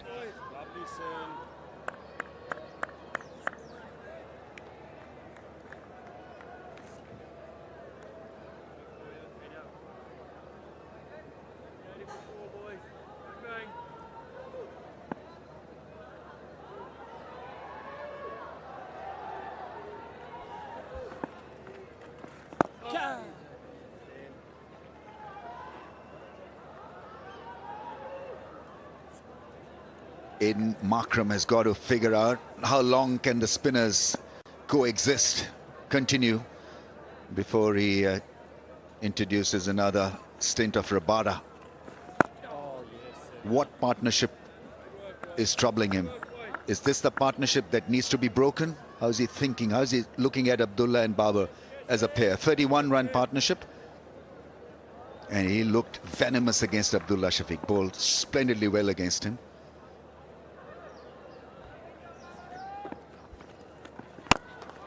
Oh, gone. What a good catch that is. This was hit hard by Abdullah Shafiq, and well, he'll be extremely disappointed to miss out on a big innings because he was shaping up so well against spin. He thinks it was a bump ball. And that's why he has asked the umpire to have a look.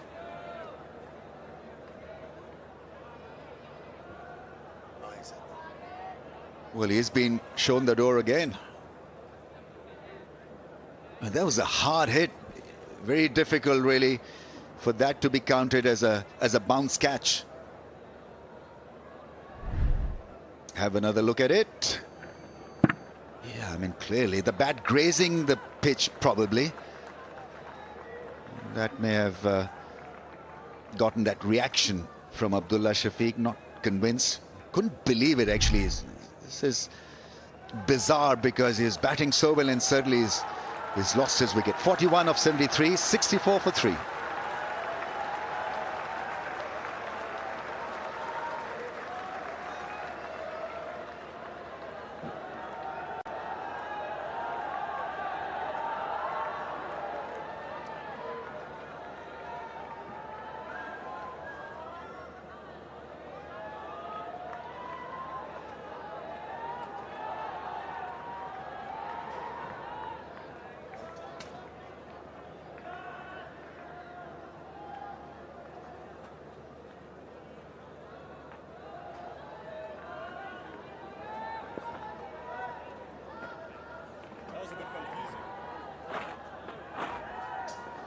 His best 208 against Sri Lanka on a spinning track at Galle.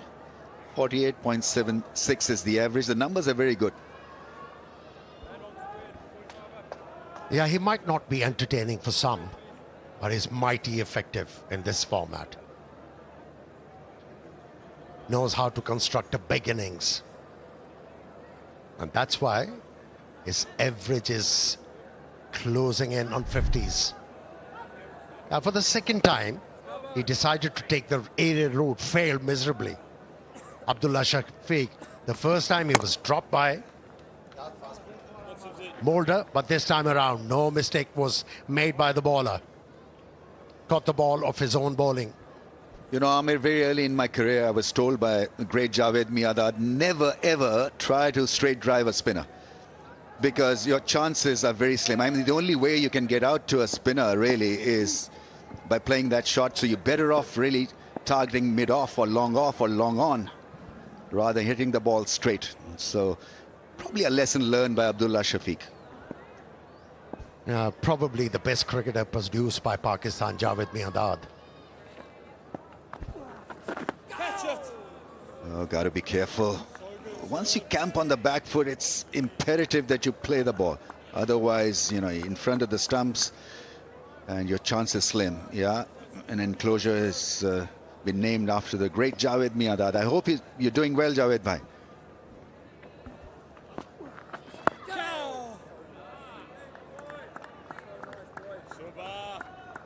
When you're looking to play off the back foot, especially on a turning track, you have to keep your front leg clear. That will give you lever to be able to cover the line of the ball and play the ball confidently. Nice variation.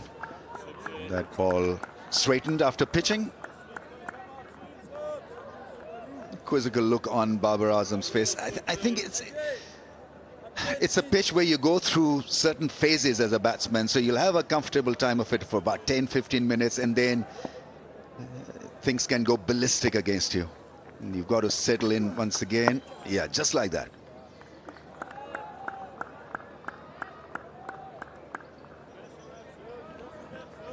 And surprisingly, in this innings, the ball hasn't turned consistently for the spinners.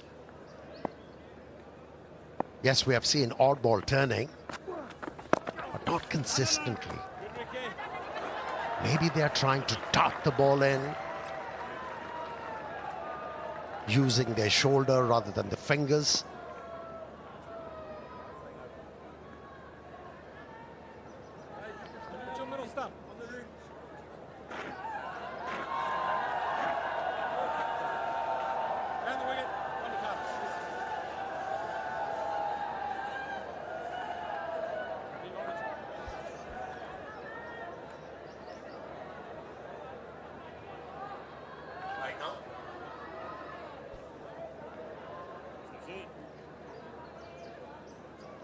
Gully's been positioned, slip and a gully.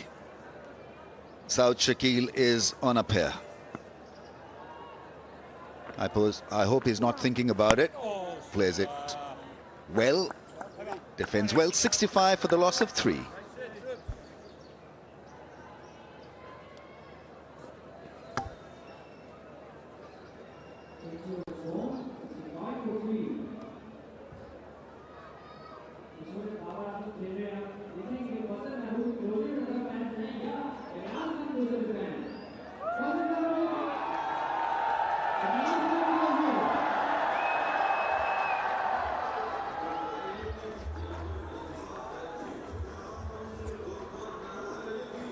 Pakistan lead by 174. Mutasami in the wickets yet again. Abdullah Shafiq got to 41. Smashed one back. Mutasami again. Slightly too short. Interesting the way that his pitch has played. There's been turn. Some exaggerated off the surface. Still hasn't been unplayable. Down the ground, Babar using his feet and hits it past mid-on. He has done it on a couple of occasions now. That's when Babar is full of confidence, just coming down the pitch, not really worried about getting stumped or anything. Saw the flight, came down nicely and didn't have to hit it hard. Just pure timing. Still mid-on and mid-off. There is that opportunity. South Africa giving Babar the opportunity to hit down the ground. If he wants to go aerial, he can take that risk.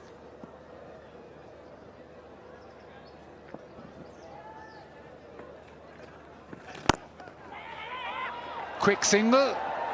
And he does it easily. Good batting. Good call. You hit a ball and you run, doesn't matter where the fielder is, at mid-off, mid-on, there are more chances that you'll make it. It was comfortably home, and that's what you need. You need to keep rotating the strike, especially with the left hand, right hand at the crease. And Pakistan need partnership. If they can put up a partnership of 60, 70 even, I think Pakistan will feel very, very good that they can win this game. 179 is the lead now. They probably need 250 or maybe a bit more. Yes! Very late. South Shakil pulling away.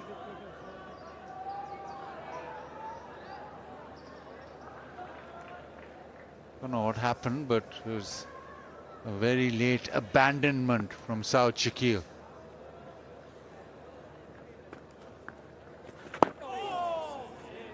Turn.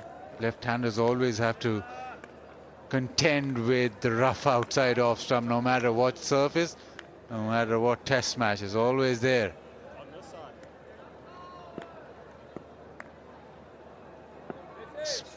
Degrees of turn has increased, but it's when the ball is harder that it's more difficult. Tries the sweep, still not off the mark. 70 for 3.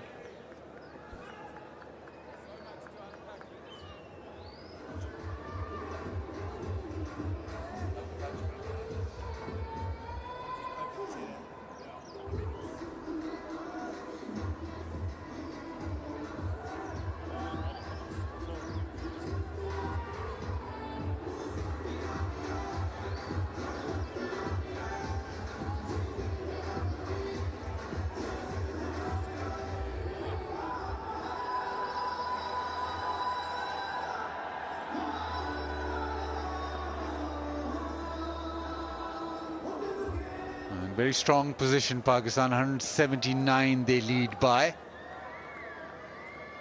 South Africa making sure that they don't get completely out of the game. Nicely turned away, nicely played. Just let the ball come to him and then works it away with the spin. He wants a third and just be two.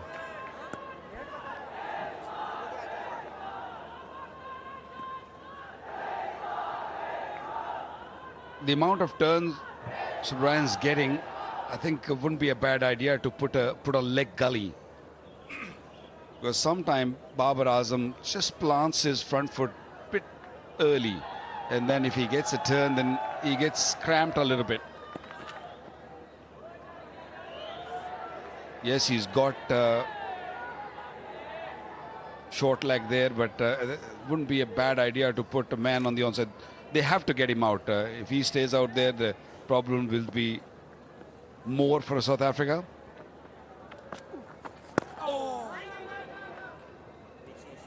But he's looking to score, which is a good thing. Even that forward defensive, he's looking to just push it offside and rotate strike.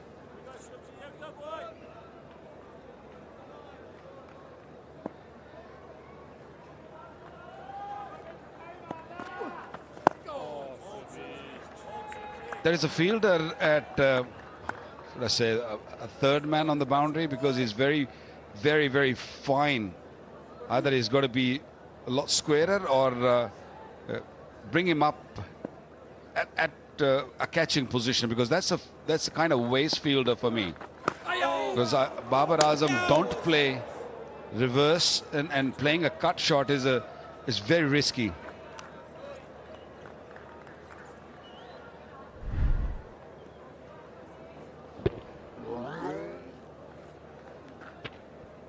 Back in time.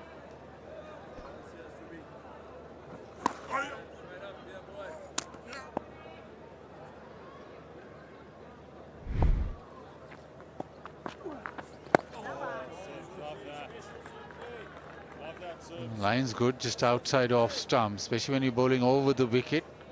You have to make sure that you pitch it outside off stump and get the ball back into the stumps. If you start too straight with the amount of turn, it'll just go down leg. That's too short and pulled away. Nicely done. Will just be the single that will end the over. It's 73 for 3.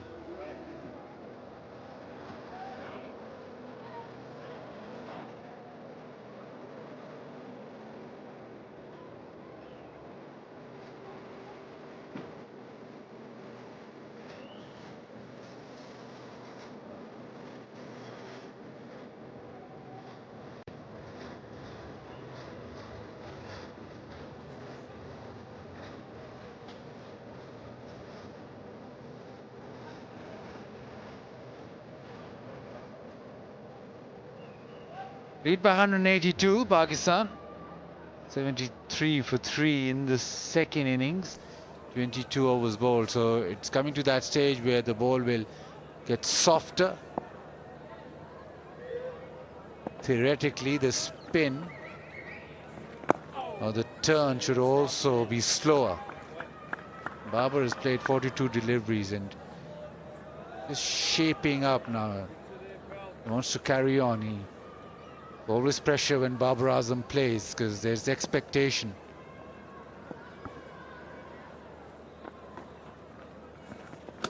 Beautiful delivery, just shortened the length, allowed it to turn. Babar Azam likes to play from the front foot. He's not a batter who goes back. So it can be a little dicey at times.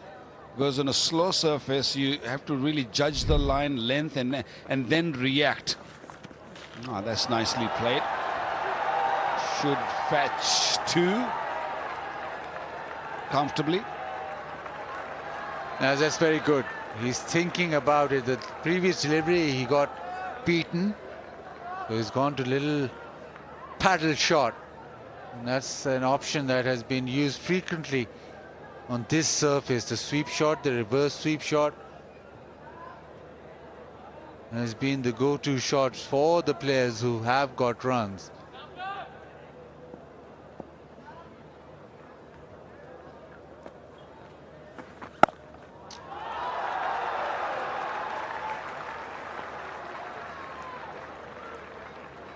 South Africa can't allow Babar or any other batter to just fetch easy singles, because easy singles, Pakistan lead 125, means all they need to do is a bat for a session, and they be good. They be sitting very pretty. So maybe just bring the fielders in now rather than late. Huge appeal. It is quite full, but maybe just outside of the impact. There'll be a discussion. I think one, it's outside the line, and maybe he got a little under edge on it, but the bowlers have convinced the captain to go upstairs. TV umpire to director, we have a player review for LBW. On-field decision is not out. I've checked the field placement. It's a fair delivery. And have a look at the front end first, please.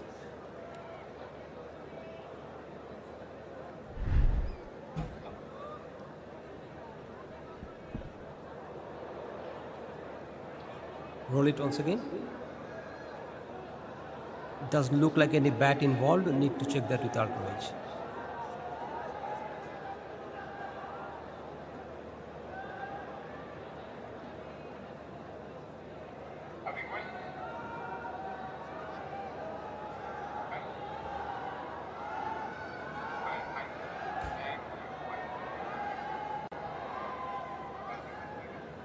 Outrage coming up, Rod.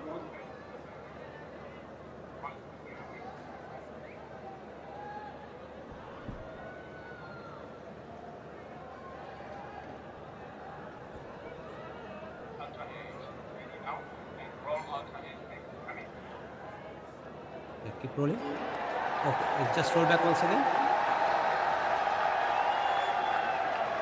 Yeah, clear spike as the ball is next to the bat. Satisfied, ball has made contact. Rod will be staying with your not out decision. Stand by. Your screen signal now. Great decision. The inside edge saves South Shakil. He still hasn't got off the mark, so still technically on a pair. Desperately wants to get that first run. Still have to wait. Is 76 for 3.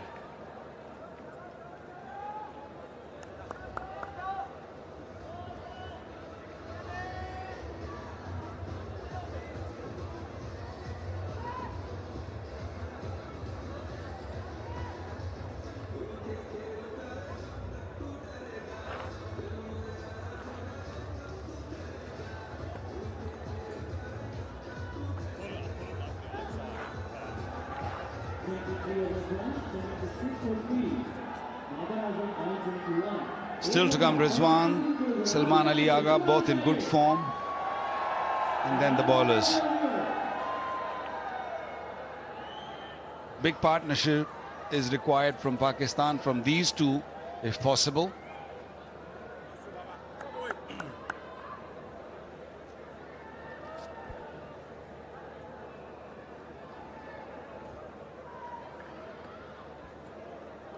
Still over the wicket, still no leg slip. Babar can just keep on doing that, just working with the spin.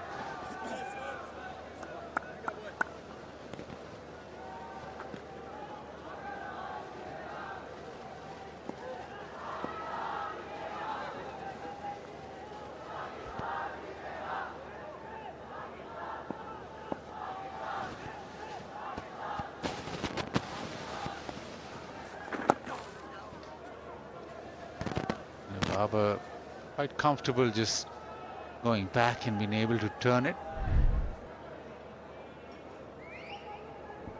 Yeah, it was a good call from Rod Tucker. The review gone upstairs, and there was an inside edge, and I felt it was just hitting outside the line also. 4 runs, way too short, easy pickings for Babar. Yeah, poor delivery.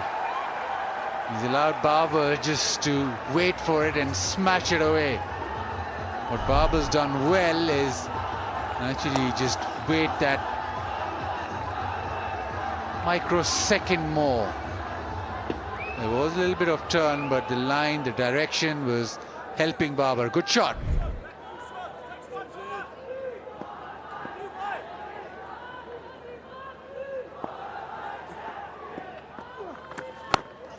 Off the back foot into the offside.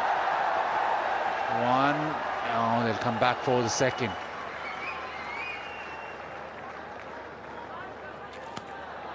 Well, that angle from Subrayan is not really working.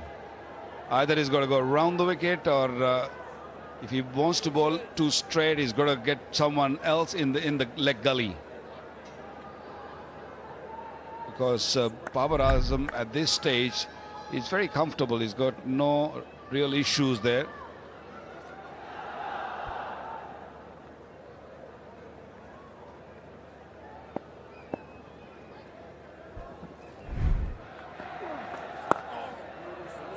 Nicely played. Nice and calm at the crease is Babar Azam. And everything's calm in the Tapal Tea Lounge. It's time for the fans to enjoy cricket with Pakistan's own brand, Tapal, at the Tapal Tea Lounge. #1 tea brand of Pakistan. Beautiful delivery. If you attack outside off stump, the one that goes straight on is also in play, the outside edge. 82 for 3.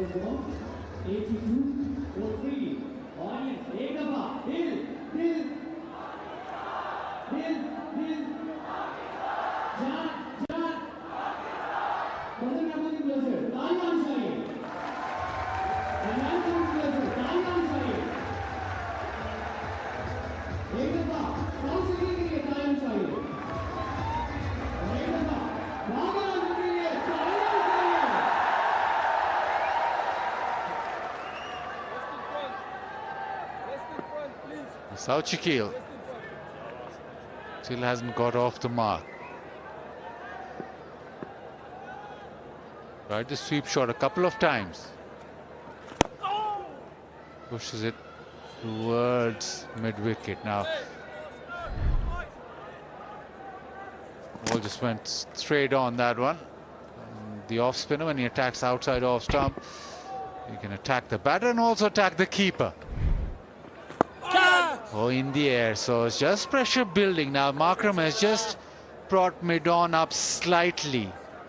There's still the opportunity to get a run, but he's just in that eye line.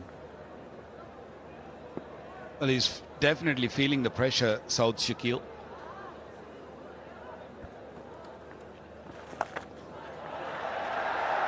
And that'll do. The sweep shot, he's middled that and hit it extremely hard. He'll feel much better. Took him a long time to hit that boundary or get off the mark. I saw Babar on the other end playing most of the deliveries. He's faced less deliveries, but this time he was in control of the shot. He's a good sweeper off the ball. Good player of the spin, South Shakil. Every run, every boundary is going to hurt South Africa. So far, 10 fours, no 6 yet. And suddenly it's much easier now. He rocks back and pushes away. And first run was so important.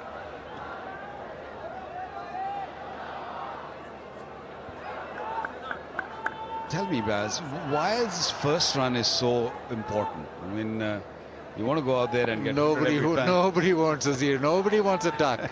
You're always reminded of it. And especially a pair. It'll stay with you for the rest of your life. So the first run and the 100th run. Everybody will remind you of that. Slightly slower. From Mutazami, 87 for 3.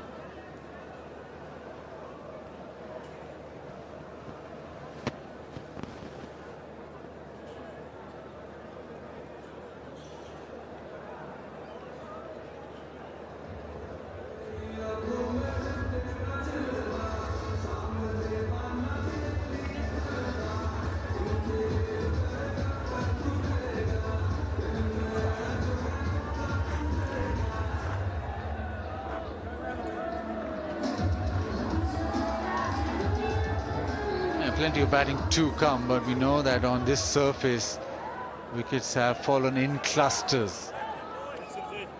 So if you build a partnership, make sure that you just carry on. It is difficult.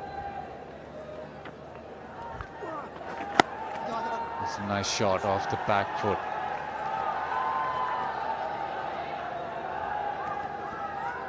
Yeah, Pakistan in a very good position, strong position. The crowd very happy, no worries at all. Fikr free moment. Download the Fikr free app.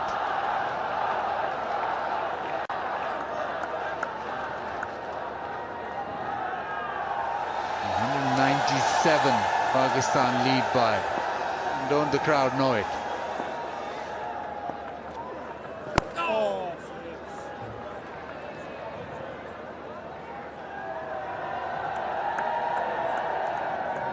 So Brian is the only bowler I've seen this inning has not really spun the ball long way. The odd one did, but not really on the regular basis.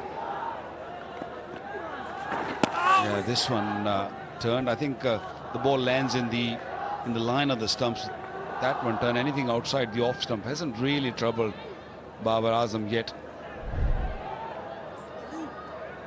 That was nicely looped up, landed on the seam, spun and bounced. Good keeping.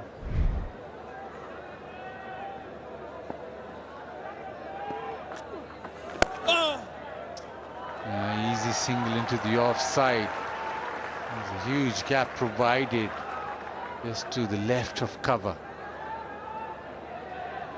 You still want to build pressure. You still want to be able to bowl 3, 4, 5 deliveries to one particular batter. Yes, South Africa wants wickets, but have to go through that process. A gully in now for South Shakil.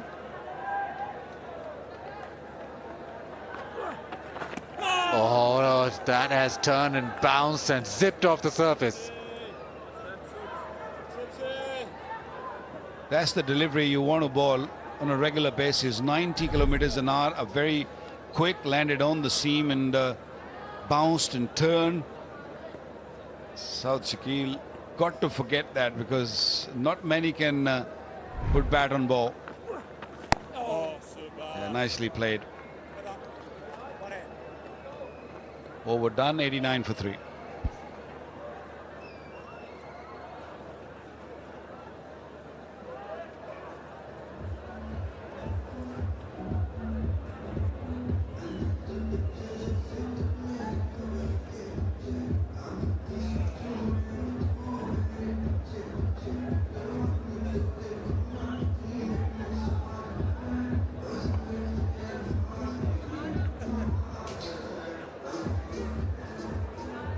Partnerships, small partnerships will do for Pakistan.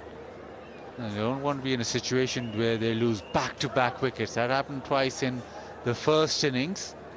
They could have been in an even stronger position.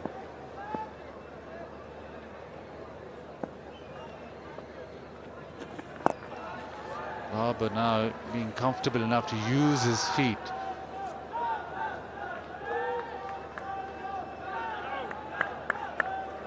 Now, where can South Africa get a wicket from?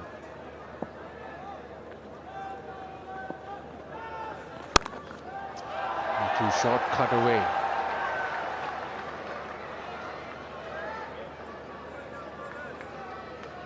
One thing you can do is maybe just force South Shakil to hit down the ground. He's very good square of the wicket with the sweep shot and the cut shot, especially on this surface. He'll play that sweep, but you don't allow him the single down the ground. Long on is posted almost at the fence.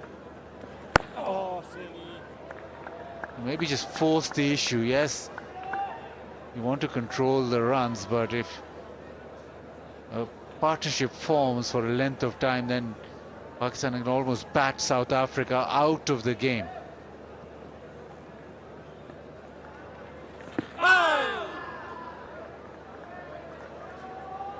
That's the line you want to bowl to South Shakil. As a bowler, you have left cover region all empty. There's run opportunities there, but from that area, from outside the off stump, 5th, 6th stump, the ball is spinning sharply, and make South Shakil drive. I think that's the way to go.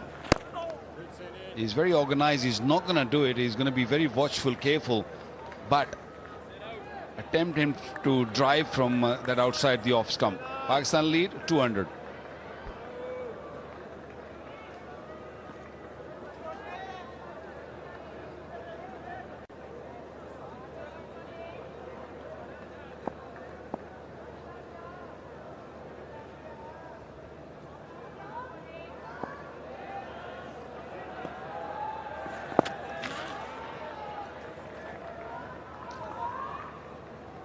$91 for 3. 27 was won, 91 for 3.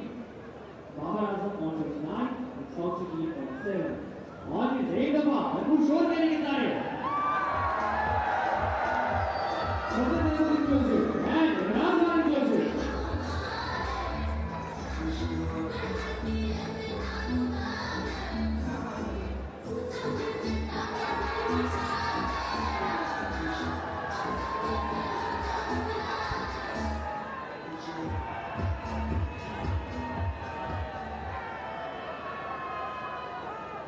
.44 overs bowled so far today, and 7 wickets have fallen.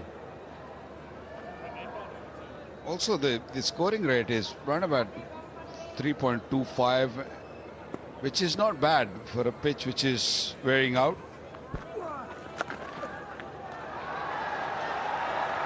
Should be 2. Fielders coming around, and easy 2 for South Shakil.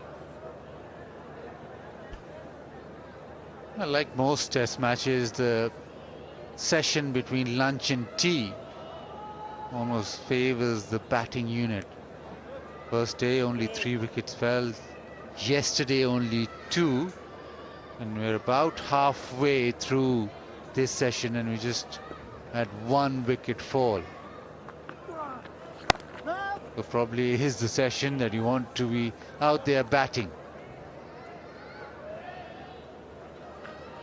Salman Ali Agha in his spell bowled from round the wicket to the left-handers, and he was consistently about 90 kph, and that worked for him. Brian, with one delivery that he bowled over 90, it really got the ball to turn and bounce. So maybe that's something that he should look at. Yeah, I think you need to bowl with pace now, and hope that one will turn.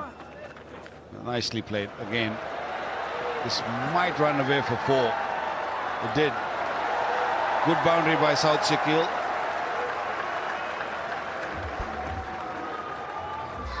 Yeah, very controlled paddle shot. Was in position early and then just guided it away. He's a very good player off spin.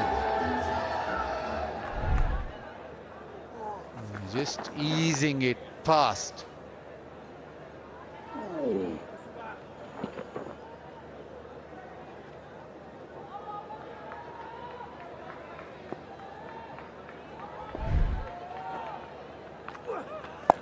And now the proper sweep shot. First the paddle and then the hard sweep. That is lovely batting. 100 raised. That's very good batting by South Shakil. Saw the fielder moving finer and decided to fetch the ball from outside the off stump and swept him in front. Difficult to put the field in position when a batter like South Shakil can hit both sides of the fielder. Great timing, good control. Second boundary of the over for South Shakil. All 3 boundaries he's got have been sweep shots.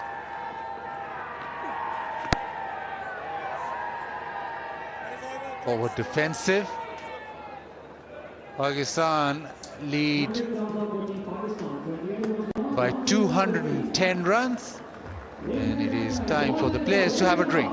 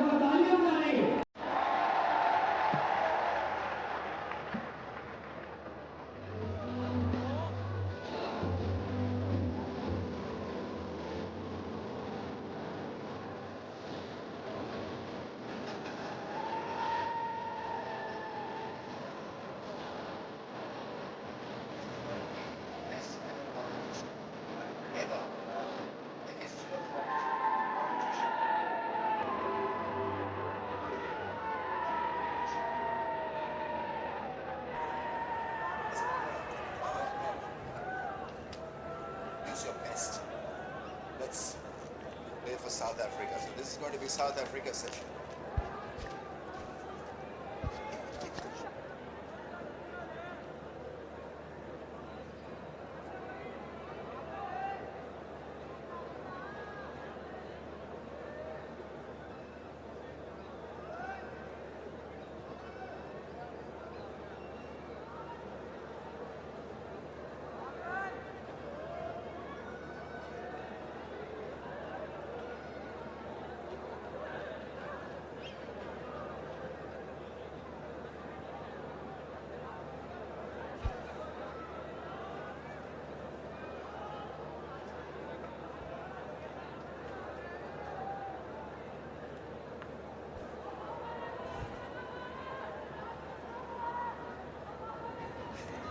(101) for the loss of 3. Babar Azam's batting has been a highlight. You got to admire the neatness of that 29. His Hardy looked to be in trouble. Abdullah Shafiq early on played spin superbly. Imam strangely out of the crease of the second ball of the innings and was stumped. Shan Masood got the better of the umpiring decision. It's marginal. Yeah, there he goes. Out of the crease, hoping against hope that the ball is not going to turn like this, and it turned sharply and left him with no hope to come back. And then Shan Masood undone by a straighter ball given by the umpire, and it turned out to be umpire's call. That was the end of his innings. Abdullah Shafiq was looking good, and he was cotton ball beautifully held by the bowler. Stood his ground. He really did not flinch because the batsman had come out of the crease, and so there was this chance of the bowler being jolted just a little bit by that advancing feet movement. Not to be. Took a very good catch. Right now we are looking at this partnership of 37. I've got Sean Pollock here with me. Polly, can South Africa make a comeback? Well, they're going to have to try. They're going to have to try. And I like the thinking here. Aidan Markham's gone back to Kagiso Rabada. We can obviously see the field, and I think this is a good tactic. Saad Shakil and Babar Azam were starting to look pretty comfortable against the spinners. So let's see a change-up. With all the wonderful spell with that new ball that Kagiso Rabada, he's just in the extended follow-through there to try and get the stiffness out of his body. But if he can crank himself up again here, charge in for maybe 3 or 4 overs, just see if he can ruffle some feathers and maybe make a breakthrough. I think this is a good call.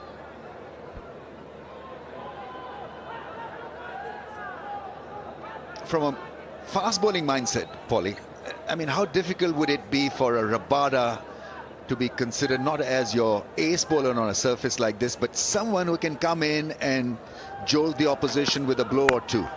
Because your role is kind of curtailed on a surface like this, but I mean, how heavy can it be on the mind of a bowler like him, a champion bowler like him, to deal with it? I'm trying to think how I'd put it into a batting perspective. You'd probably say it's someone like I don't know, like an Adam Gilchrist or Sanath Jayasuriya or Sehwag, for example. You say to him, listen, I don't want you to be aggressive. I want you to play like a subdued role and just look to be defensive. It's a hard change of mindset for a big quick like Rabada. Every time he gets the ball, Normally he's thinking, okay, let me try and knock someone over, let's try and get them in the caught in the slip cordon. I think the thinking also changes as to where you can pick up a wicket. In South Africa, you're thinking slip cordon, clean bowled. Whereas here, maybe you're thinking, okay, I've got to try and trap him in front, or maybe I can get him caught short mid-wicket with a fingers rolling across it, or something slightly different. And I think that's more the challenge, is mentally trying to come up with a different plan in your head as to how you can be successful, how you can make an impact, because there's not going to be many caught slips on this kind of surface. He bowled well, and with the new ball, a couple did carry into that area and went away to third man for boundaries. But yeah, it does take a different mindset, and that's why bowling coaches will sit down and try and drum that into the bowlers. Like, just because it's not going to happen in an orthodox way doesn't mean you can't be effective and still make an impact. And the hard thing is that the preparation is the same whether you're bowling on a green surface or a dead surface, because you're running in, you're challenging yourself, and so same amount of strength, same amount of physical strength and mental strength is needed to be a success story. Yeah, the only thing we used to do differently if you were coming to subcontinents, we'd practice a little bit more of bowling with a reverse swing ball. So we'd get one prepared, get it ready, get it swinging, and then you knew that at some stage you'd have to come in and bowl with the reverse swinging ball and try and make sure you control that, because it's a slightly different action, it's a slightly different skill. And just like when batters come here, they'll concentrate on batting against the new ball, and then also have to definitely work out what a good strategy will be when they're facing the spinners. The bowlers also mix it up. He's bowled the length so far, and I understand that, because it's a go-to ball for Rabada, and usually it's a safe bet as well. But I think he needs to be somewhere there in that driving range. That is, if the ball is reversing just a little bit. But he needs to be driven more, I think, if he has to flavor success 1 or 2 for 3. Yeah, the one thing you can notice as well, Ramiz, is that he's running up with the ball in the left hand, and that's a dead giveaway that as a fast bowler you believe it's reversing, because you want to try and protect it and not show it to the batters. So at this stage of the innings, after about 25 overs, you would expect it to be reversing on this abrasive pitch.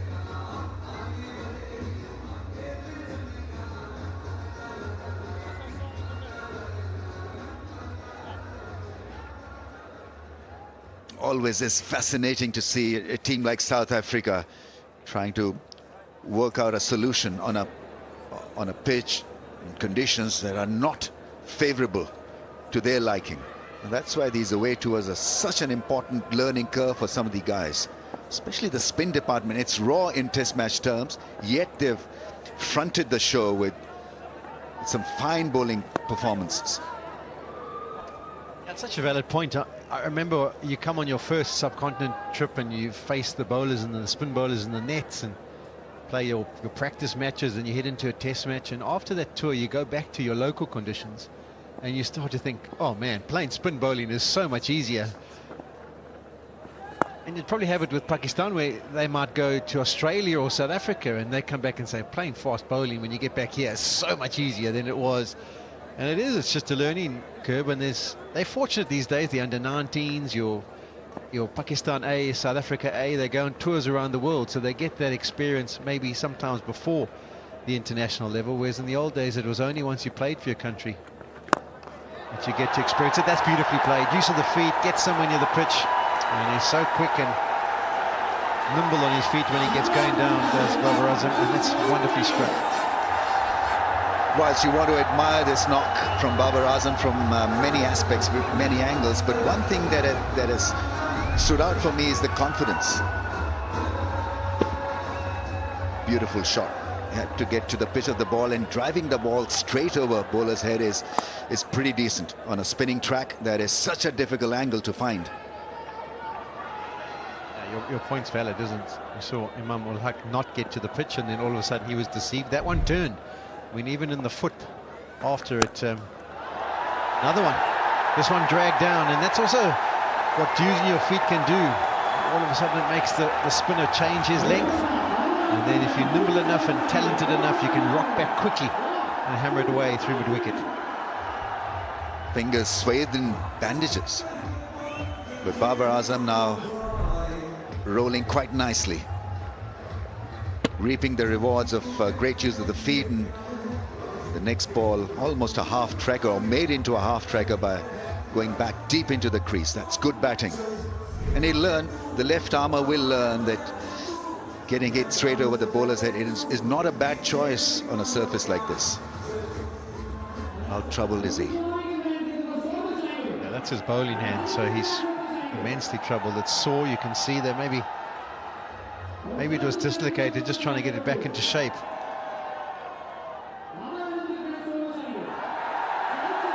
That's not what he wants. You can see the strapping on the other hand, which isn't his bowling one, but here's the two boundaries.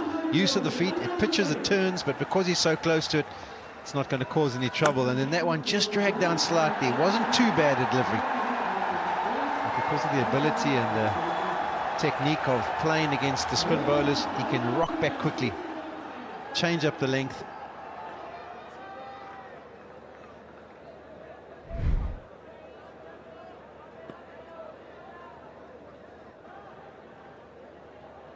Walking off. I hope that he's okay to bowl.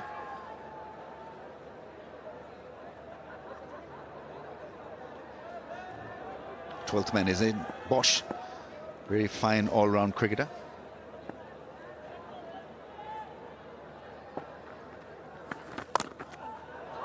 More runs for Babar Azam. He's motoring along now. 3 boundaries now in this over in no time. 50 partnership is raised as well off 65 balls. Smile on his face because that wasn't supposed to go to the fence. It wasn't such a bad ball. Massive inside edge probably. The ball flew across. Yeah, use of his feet again, quickly in position to play it off the back foot. This one hits the bottom edge, the under edge, and that's why it goes down. No danger of being caught, but a fortunate boundary. And as you say, he's motoring along. 12 runs in just the 3 deliveries.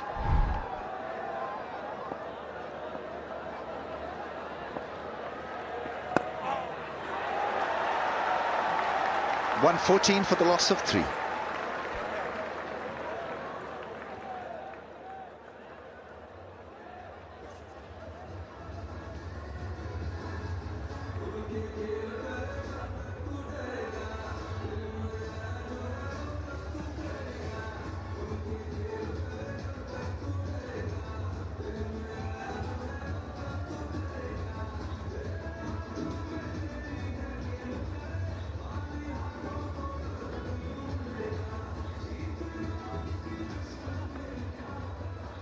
Pakistan looking rock solid now, 114 for 3.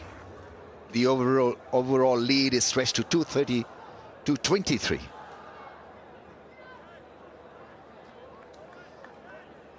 So it'll be a very good face. Rabada versus Babar and South Shakilis. Round the stumps to the left-hander. Slip, a floating slip and a gully.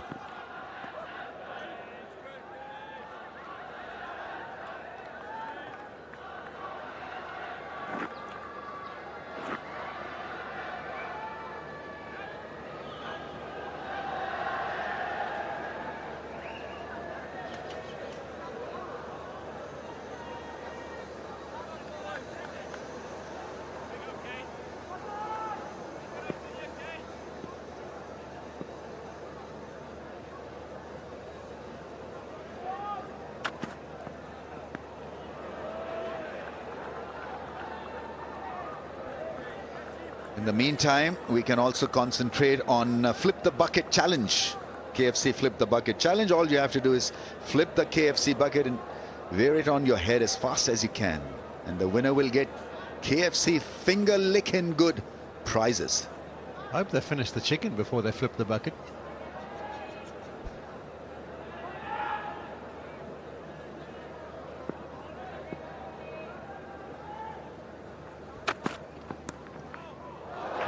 A shot, but good enough to beat the slip cotton for 4.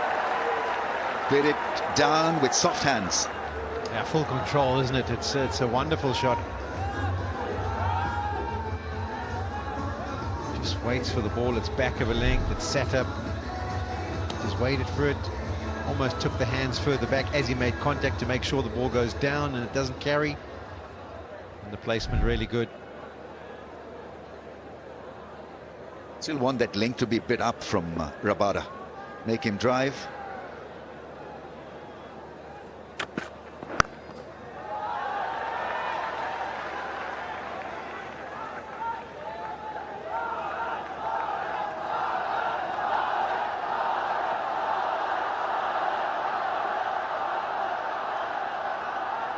He's been cheered, Babar Azam. Must be great feeling, Polly. You would have also experienced it when the crowds and fans are behind you and you hail as a hero, you hail as a winner. Must feel great. I think one of the games I had was in Durban, where it was a game actually against Pakistan where we weren't. Oh, that's close. I think that's gone. I think that's out. Yes. That is wonderful. Reverse swing delivery. He hadn't shaped anything back. All of a sudden he does, and it does for Babar Azam, who's probably going to send it upstairs.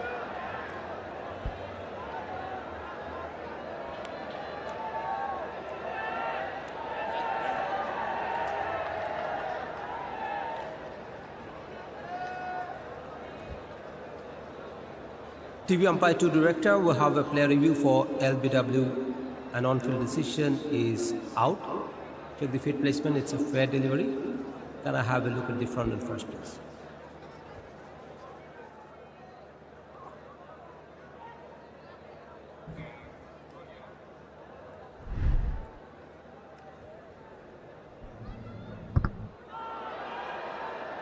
Roll it once again.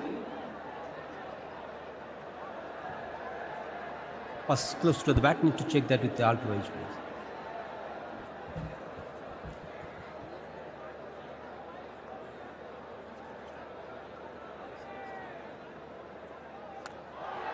Just roll back once again. Yeah, I can see a clear gap as the ball passes the bat. Satisfied. No bat involved. A ball tracking whenever it is ready, please. Original decision is out. Pitching outside off.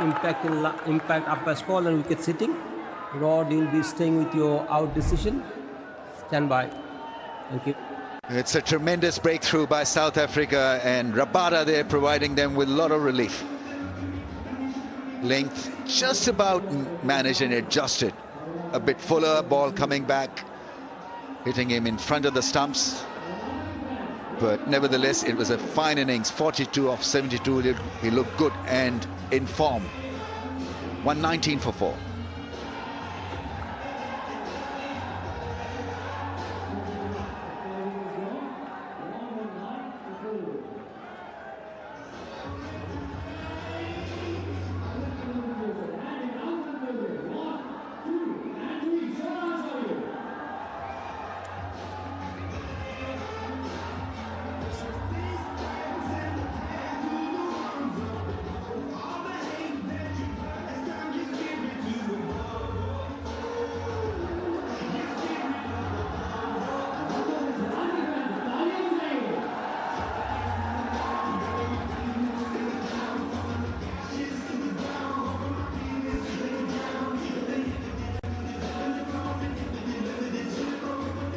Tremendous bowling spell from Rabada. Mohammad Rizwan comes in, replaces Babar Azam.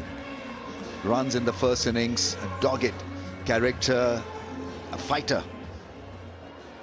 Pakistan lead by 228 runs. They've lost 4 wickets for 119. Yeah, Rabada really deserved this. His first spell with the new ball was brilliant. Now he's getting the ball to reverse just a touch. And that one shown to strike. Umpire's call on the impact, and no doubt about hitting the stumps just below the bails. And there you can see what it means to him. Introduced after the break in order to try and get a breakthrough. They wanted him to have an impact, and an impact he's had again. He really is a wonderful athlete and bowler, is Kagiso Rabada. Bit of disappointment for the locals. They wanted to see a big innings from Babar Azam. Not to be today. He'll continue to bowl that angle to Rizwan also, because at times he struggles with that in-swinging angle. Let's see. 2 slips in place. A short mid-wicket, 3 in catching position. And the slips are really close. You can actually see them. They're standing closer than Calvarena there. I think you'll see Rabada with this reverse swinging ball try and shape the odd one away and then maybe go back towards the stumps.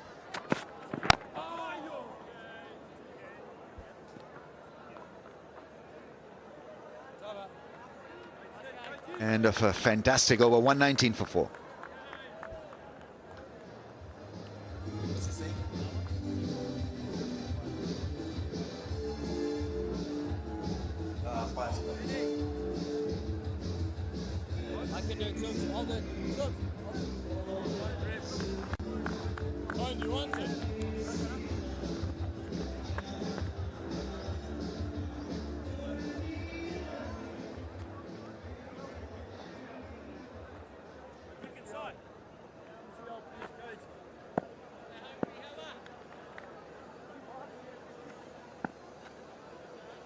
Babar Azam, the last casualty, 42 of 72. Abdullah Shafiq played well for his 41. So a couple of 40s, and then it's Saud Shakil now into the 20s. Always is helpful if you've got a set batsman at the other end for a newcomer. Yeah, it's also interesting to notice it's the breeze that has changed. There was no breeze to start off with, but as the day has gone on, it's picked up. That's why Sen Mutasamy has changed ends. As the left armer, he wants the breeze coming across from, as we look at it on screen, I'll show you now, you want it from left to right on screen so that it drifts the ball away and then it'll pitch and spin back. So what we'll see also, I'm sure we'll see a change of end for Simon Harmer, who operated from that pavilion end. He'll probably also change around. It's a decent breeze and it'll help the ball. And you can see how that'll just help the ball drift in. And that's good awareness from the two spinners that have communicated that with the captain, saying, listen, conditions have changed. Any chance I can have a go from the other end? And Aidan Markham said, be my guest.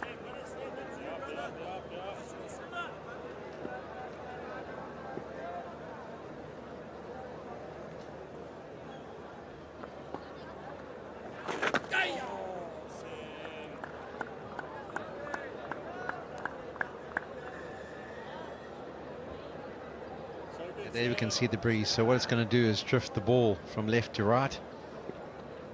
It's got quite stiff out there actually, and much appreciated by the players, I think, because it was quite hot at one stage.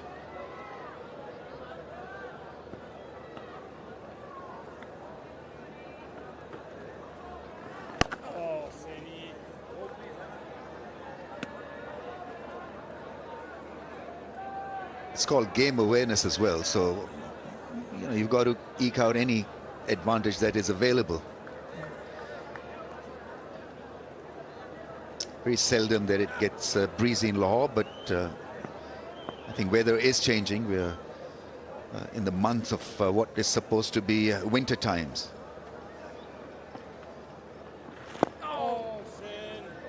Very good testing over for Saud Shakil to deal with. 119 for 4.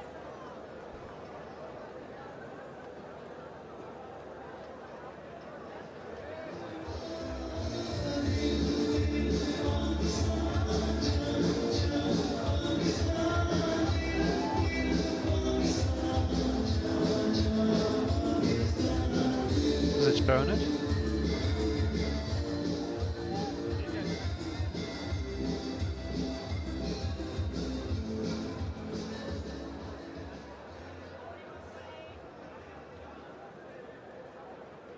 Rabada coming on to bowl is in the middle of a great spell here. Maintaining fitness, the pace is up, and he's hitting the length quite nicely. Rizwan off the mark. And I guess he's gotten into the best position to play Rabada, the non-striker's end. But I enjoyed when he comes to the crease. He brings energy and he's always looking to attack, and it's always an enjoyable time to watch him go about his business. I'm sure he'll be looked to be positive because of the situation. Pakistan 229 ahead. He's thinking every run I can get, and if it happens quickly, it's even more damaging.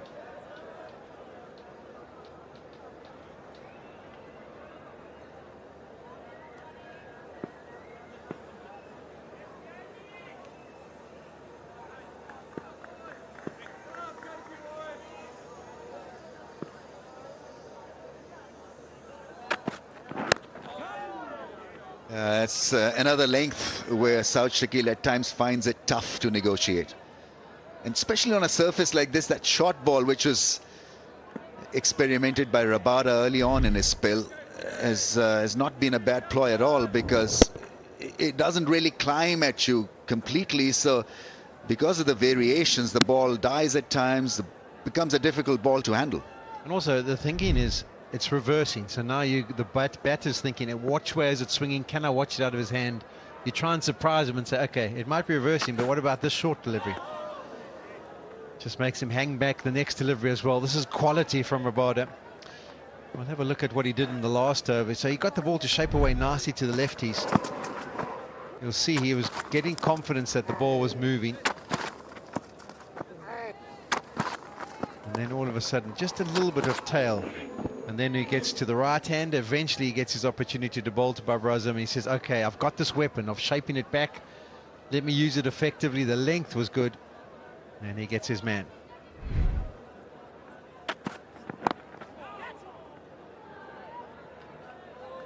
And to get it perfectly in that area to a right-hander, it bowled a few to the left-hander, and then to adjust and to get it on target. It was wonderful from Rabada. This was a short ball that was played with a crooked angle of the bat. Another short ball. Testing his skills against pace. Rabada testing his footwork. I'm sure he'll float one outside the off stump. He's out of the crease. And that's a dramatic stop from the left-hander. Yeah, that rubs up fast bowlers when you just decide to now use your feet. And you might get a comment like, why don't you just stay in your crease and I'll bowl from where I bowl from. I think just the nature of the pitch, you can end up doing that because it's flat, it's slow. But this has been really good again from Rabada. Exactly what South Africa was searching for.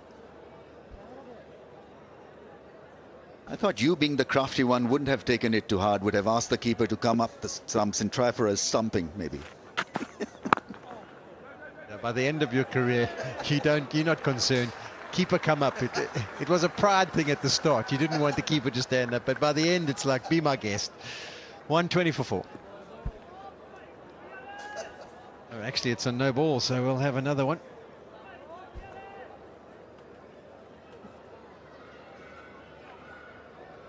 That's probably the last thing South Shakil wanted to hear, because it's been troubling times for him against Rabada.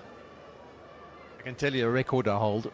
I don't know if it's me or Glenn McGraw, but by the end of our careers, we'd both lost a little bit of pace. And in the one-day games, people used to run at us plenty. So we used to get the keeper up the stump. We hold the record for the most wickets before getting a stumping.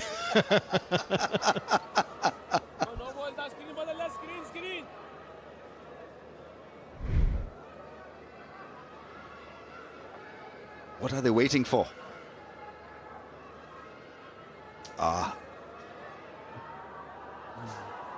Technology. Press the wrong button, I think. Or probably they thought that was the end of the over, but it was a no ball, so side screen being addressed.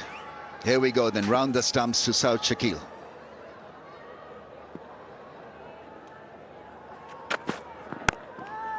Trying to create his own length, South Shakil, once again walking out of the crease. 121 for 4.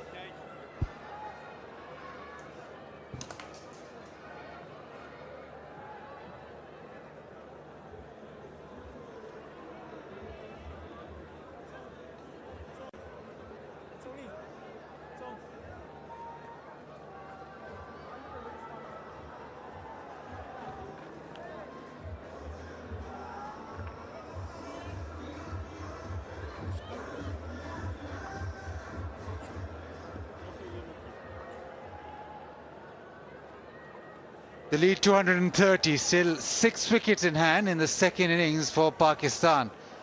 Rabada has been magnificent in this second innings. He wants support now. It is the time for South Africa if they want to keep with the game. It'll be a tough chase right now, but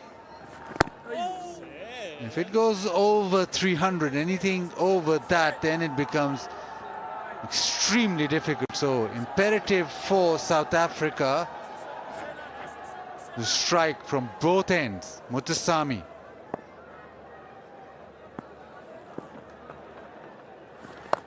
That's the shot that has brought him so many runs throughout his career, but especially on this surface. We've seen the batters prosper with the sweep, the reverse sweep, the paddle sweep. And when the ball is turning and when the ball is stopping on a surface like this, that is the shot that most batters go to. If you're proficient with that shot, you're able to rotate strike and you're able to just get out of trouble.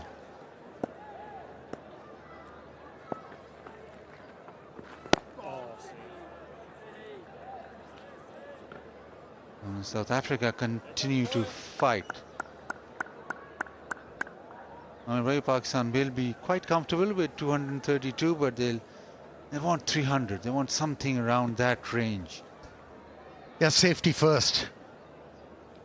And that's what we have seen from Shan Masood so many times in test matches, that he wants his side to be in the safety zone and then thinks about declaring. But at the moment, Pakistan is not out of woods. You know, remember South Africa, they do bat well in the fourth innings.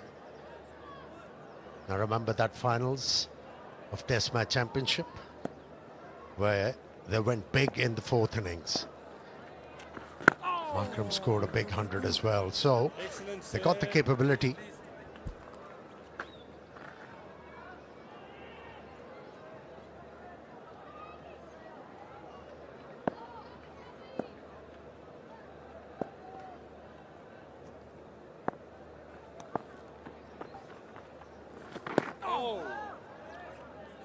Turns, but nicely managed. 123 for 4.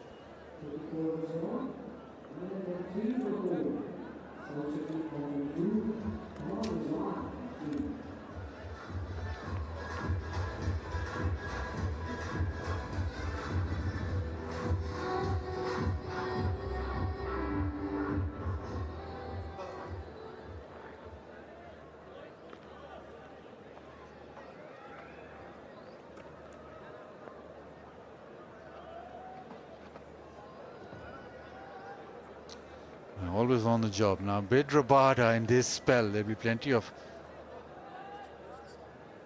photographs being taken because it just seems as if every delivery something's going to happen. And on this kind of surface, it is high quality from Rabada. A little bit of reverse. And he's keeping the batters honest. Round the wicket, the South Shakil. Now Shakil trying to get at the ball. Doesn't want to be stuck at the crease. But he started off Rabada with the new ball and got to 140. He even wanted to bowl more. He actually bowled another over, convincing Markram that no, I'm not done yet. Now he's come back. He's taken the wicket of Babar. And he's just hitting that hard length and just a little bit of movement, which is enough.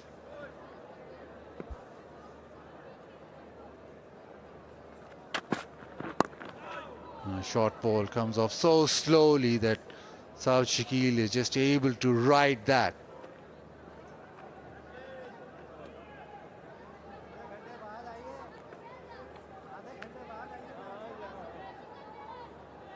Yeah, he so knows how to score runs in a test match, South Shakil.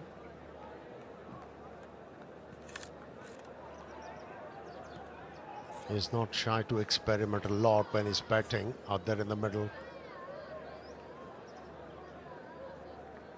He's got plenty of methods for different surfaces to be able to meet success. Now Rabada versus Rizwan.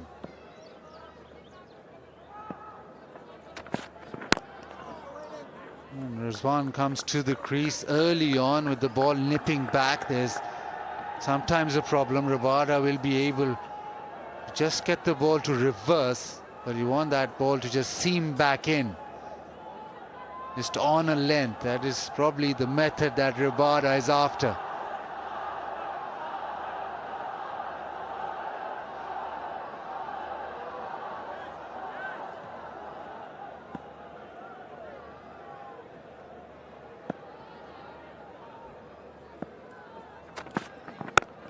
Just about there, seam back.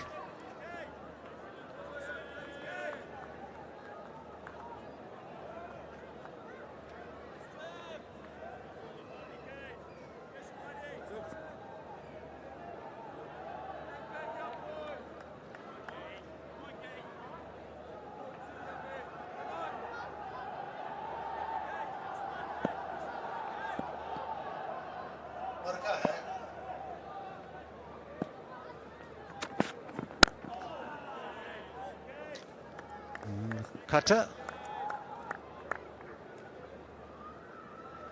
It's been a very chilled morning.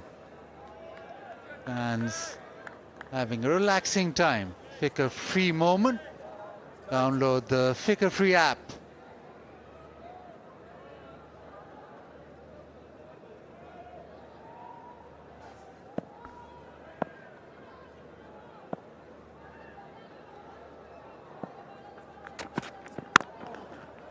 Punches it through the offside. The timing's good and the placement's even better. Boundary from Rizwan. 128 for 4.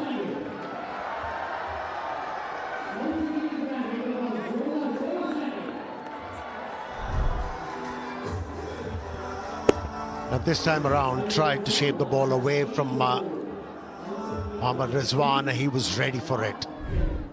The line was good. Length was good to execute that stroke. Managed it well.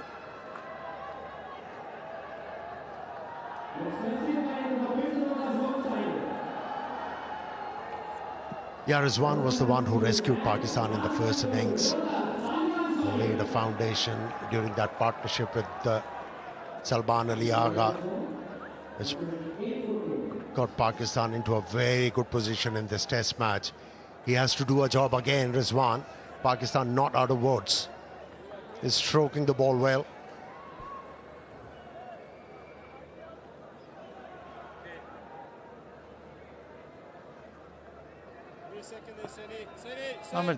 There is a little bit of turn. There is that element on the surface, but still it's held up well together.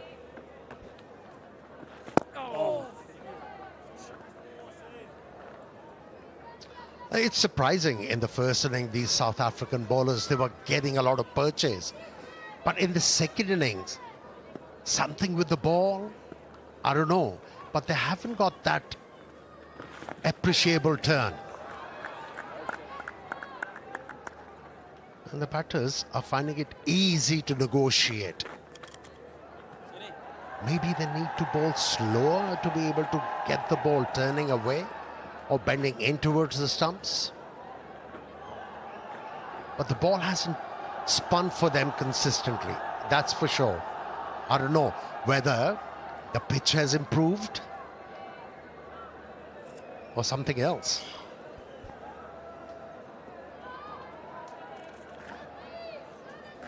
Normally in Lahore, you've got pitches which don't break up. This started off extremely dry, which is not something you see often.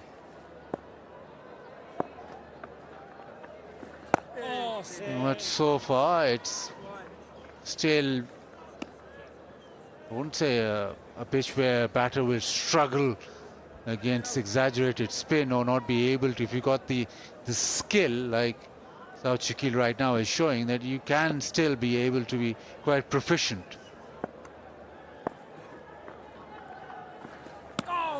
As I say that, the ball spins away. That can be dangerous. You commit yourself as a batsman with those straighter deliveries, and then something like that where you don't get to the pitch of the ball. Always in danger. Nicely bowled. Slows it up. Nice variation with the pace. Communication now. Rizwan just saying that maybe I was too far forward.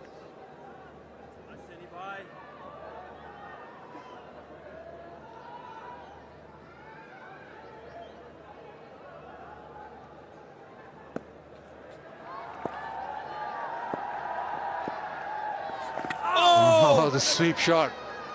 Bit ungainly, but gets it down to deep square.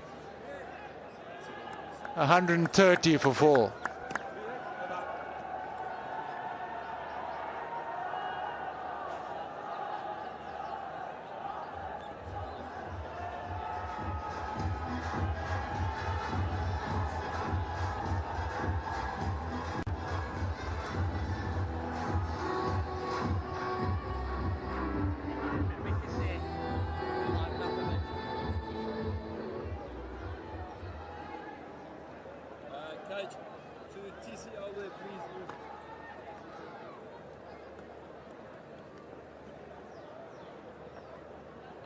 Vara 10 overs for 33. Those figures don't do justice to how well he bowled. South Africa, they want to stay with the game. They don't want to be batted out of the game in this third inning. So, yes, keep the runs down, but just be able to just pick up wickets, not let Pakistan run away. They have picked up wickets. 4 already, but they need to pick up wickets in bundles, not scattered ones. That's what will bring pressure on the Pakistani team. Slowly but steadily, Pakistan are gaining in this test match. Harmer now.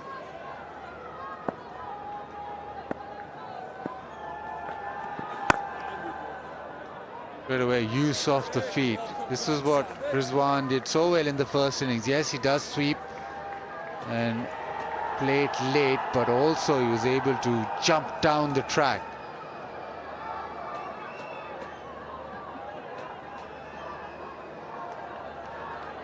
And he's the one Pakistani batter who does bat very well, even in the second innings.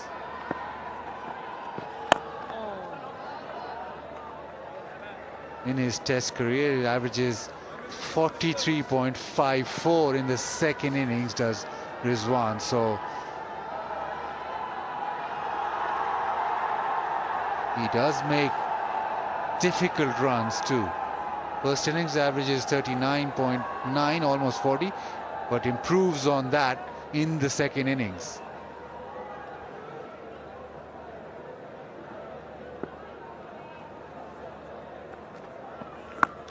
That's a shot that he's played extremely well throughout this innings as Shahid Shakil sweeps it away.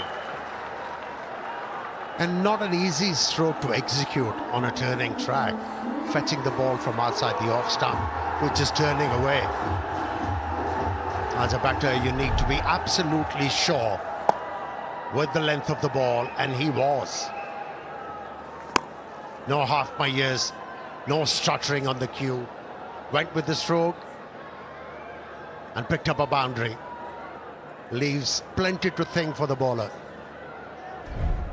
Yes, straight away a change in the field. That gully now goes to square leg.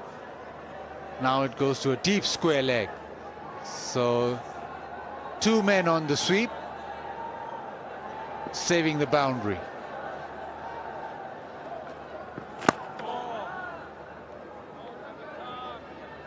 And now Shahid Shakil is in his zone. He's very good at just picking the gaps with the spinners. Very good square of the wicket especially.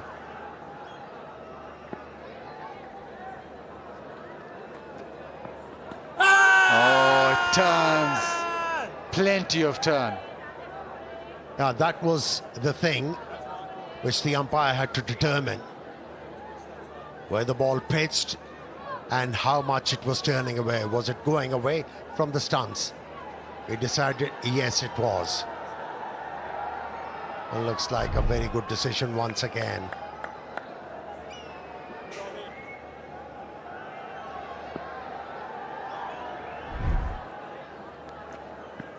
Oh, 135 for 4.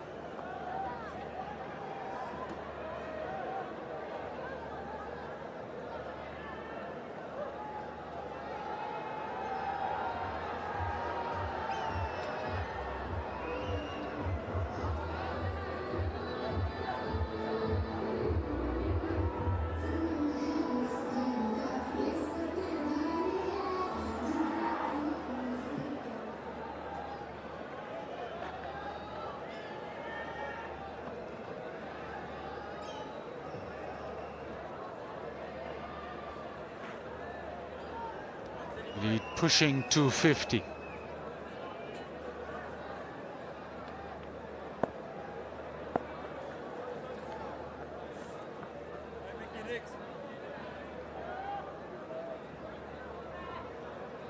Rizwan wants everything to be perfect. I don't know if it's a side screen or he thinks that the fielder hasn't yet taken his position.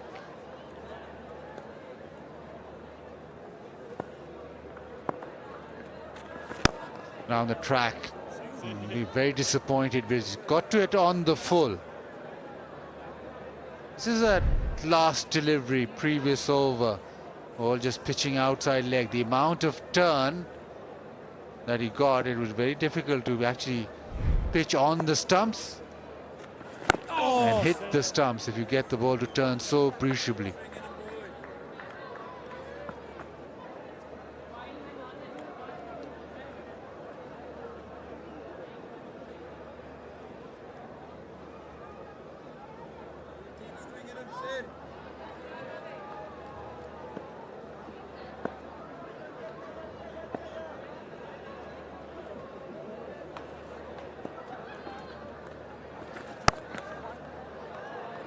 Slightly short, so easier for Rizwan. This is always very easy for the crowd. Vigo Tel mobile selfie moment. Plenty of those through the test match.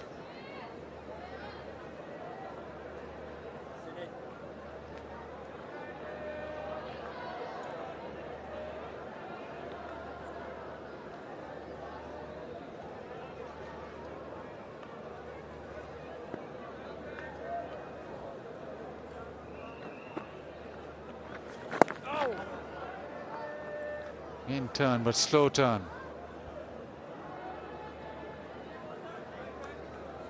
Now there is another thing we have witnessed in the second innings. In the South African spinners, they haven't been consistent with their liner lengths. Maybe that is the reason why they haven't been able to give full tweak to the ball.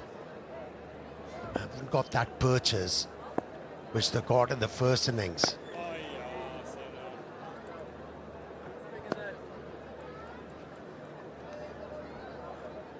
Maybe it's time for the captain to rotate his arm. Here's another option South Africa has in this test match.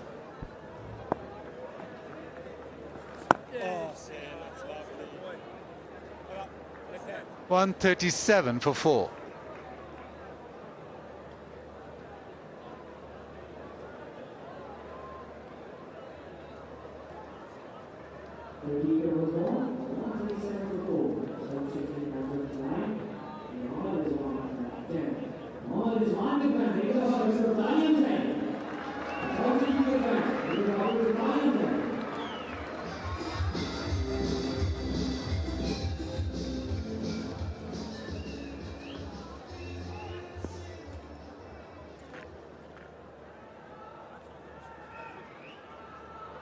He's got an excellent test match, very good at short leg.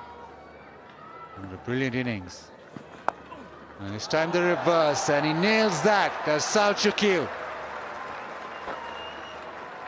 Yeah, South saw Zazorsi executing that stroke consistently in his innings of 100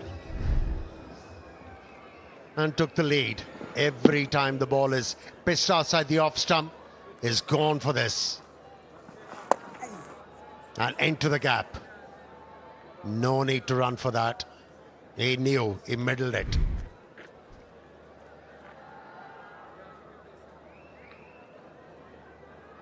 Just looks very settled now, South Shakil. 33 or 47, but he's looking untroubled.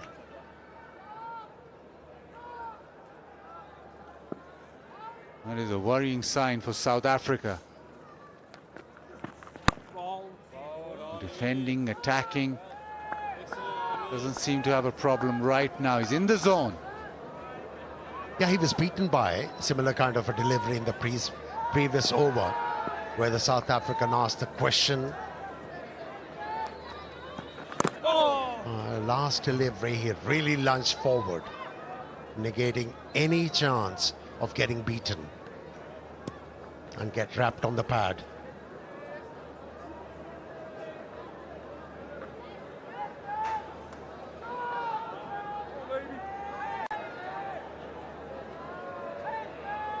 It just seems for South Africa's sake something has to happen, some dismissal just to get them back. Right now just maybe a lull from their fielding unit too.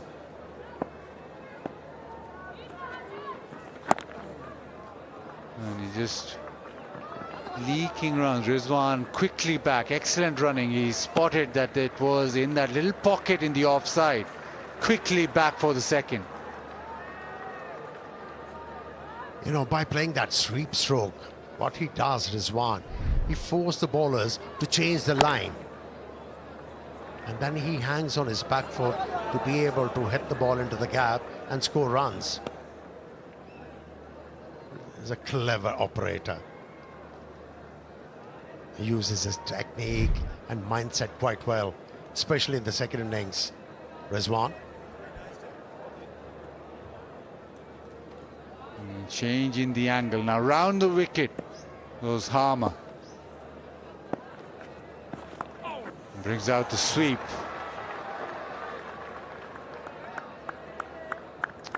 And this is partnership now 27.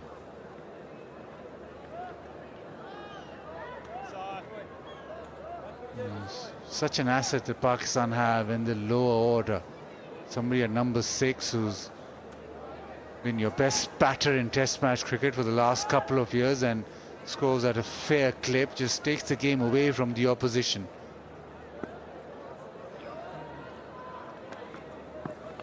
Edge but doesn't carry. And it is rolling away down to third and will make the fence. It was the edge but just almost rolled away. Boundary conceded. 149 for 4.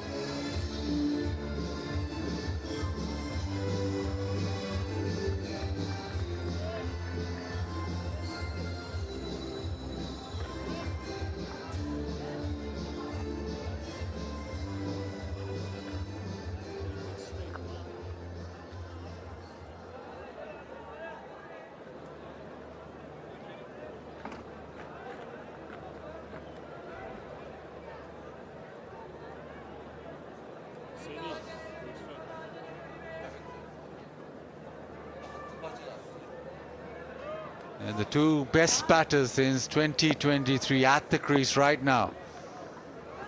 Muthusamy, he swept away.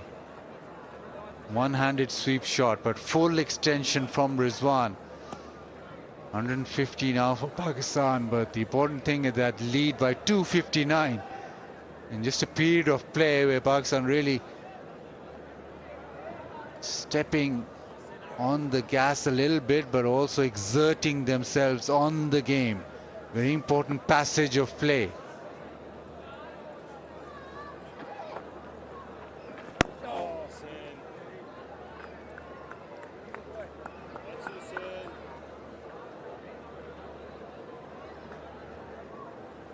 Yeah, about 4 minutes to tea. Maybe this over and another one.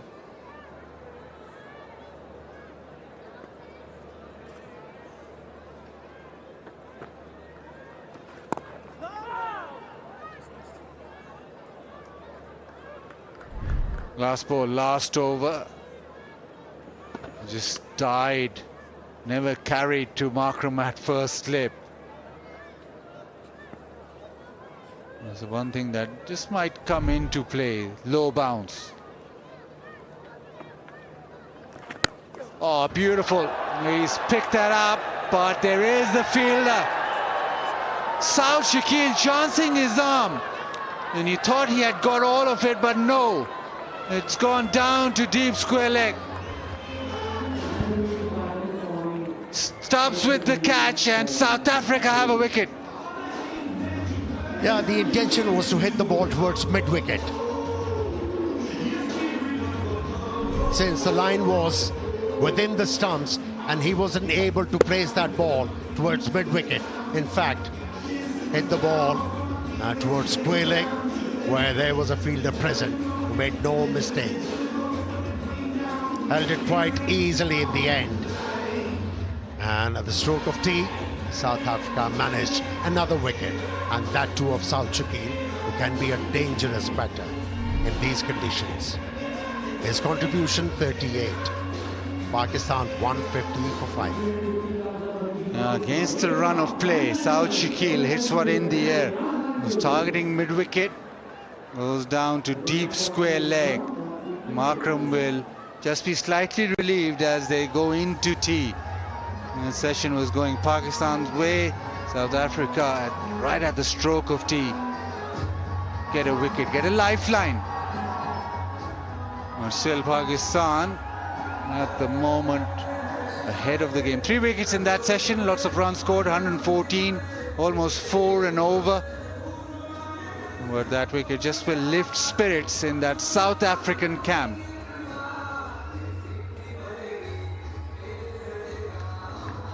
Now, what was good for Pakistan in this innings, that they were looking for runs all the times. They were positive, and that's why in this session they were able to score 118 runs.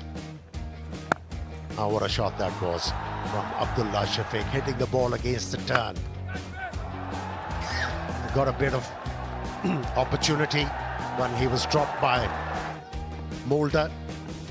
Tried to hit aerial once again, but this time around the bowler was lucky.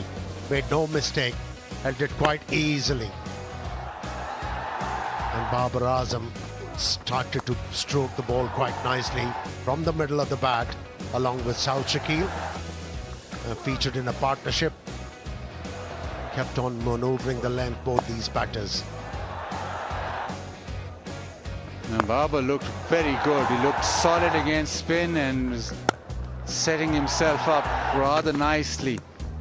But it was Rabada who came back in the attack and produced a beauty. The ball nipping back in appreciably outside off stump. An animated Rabada removing Babar Rizwan came in, and this partnership really threatened with a reverse sweep from Saud Shakil. On that edged away down to third to the fence, and looked as if Pakistan will just now have full control on the game. But right at the stroke of tea, it was a good hit, but it was a fielder placed exactly at deep square leg. Disappointment in the Pakistan camp, relief for South Africa. Saud Shakil dismissed. Abdullah Shafiq getting 41, Babar Azam 42, Saud Shakil 38. And 150 for 5.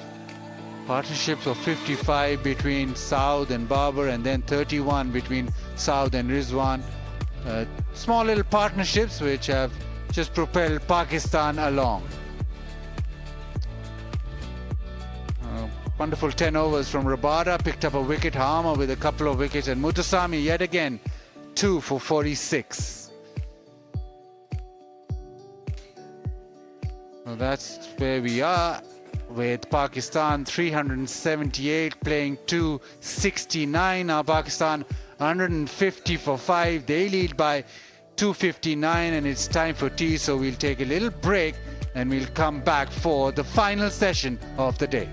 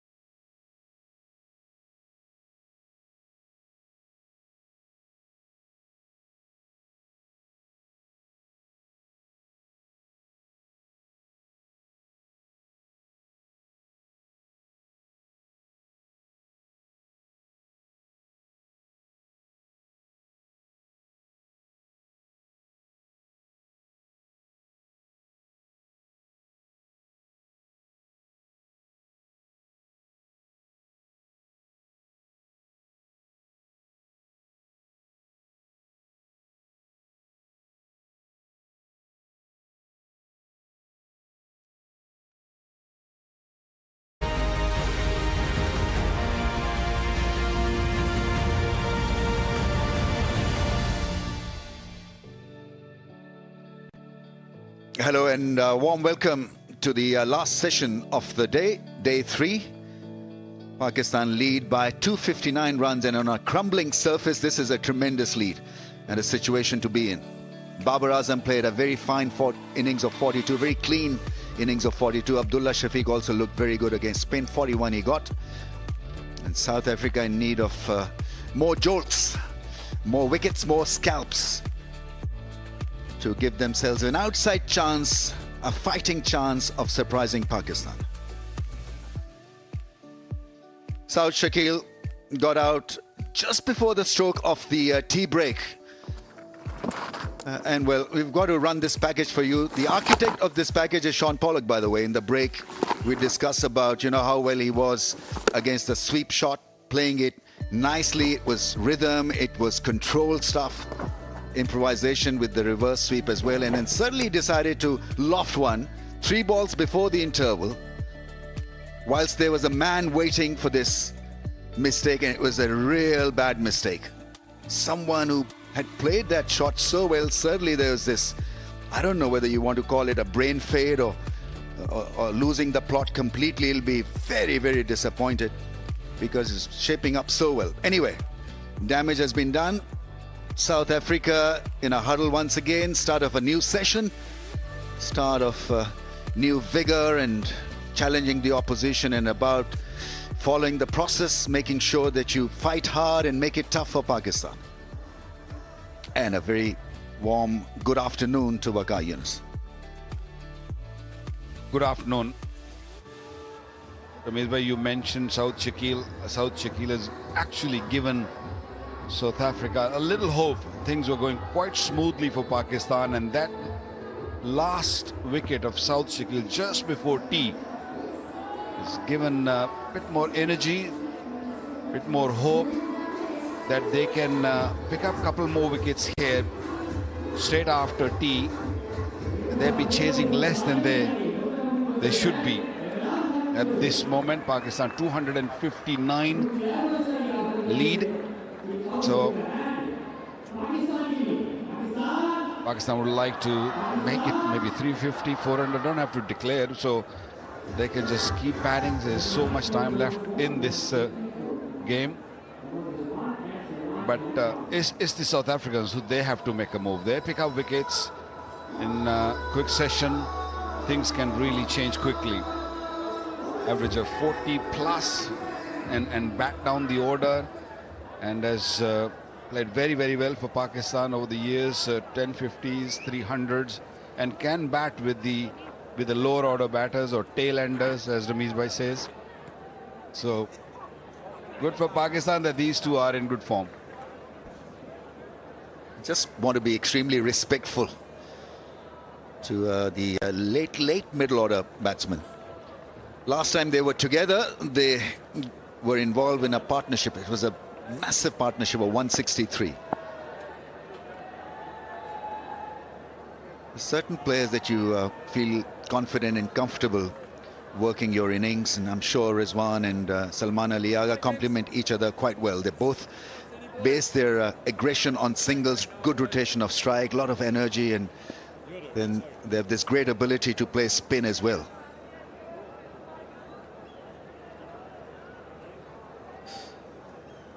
This pitch in the third inning hasn't played badly.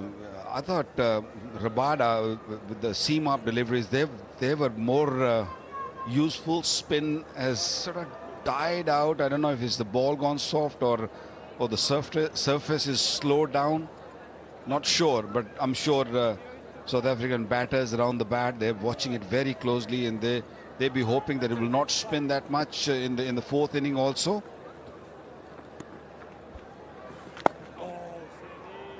Slow, very, very slow. 82 kilometers an hour was speed behind the ball when it left the hand, so it didn't really do much. A little bit of spin, but can be manageable.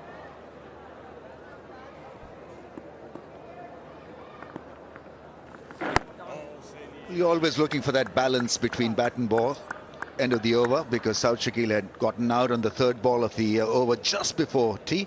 150 for 5.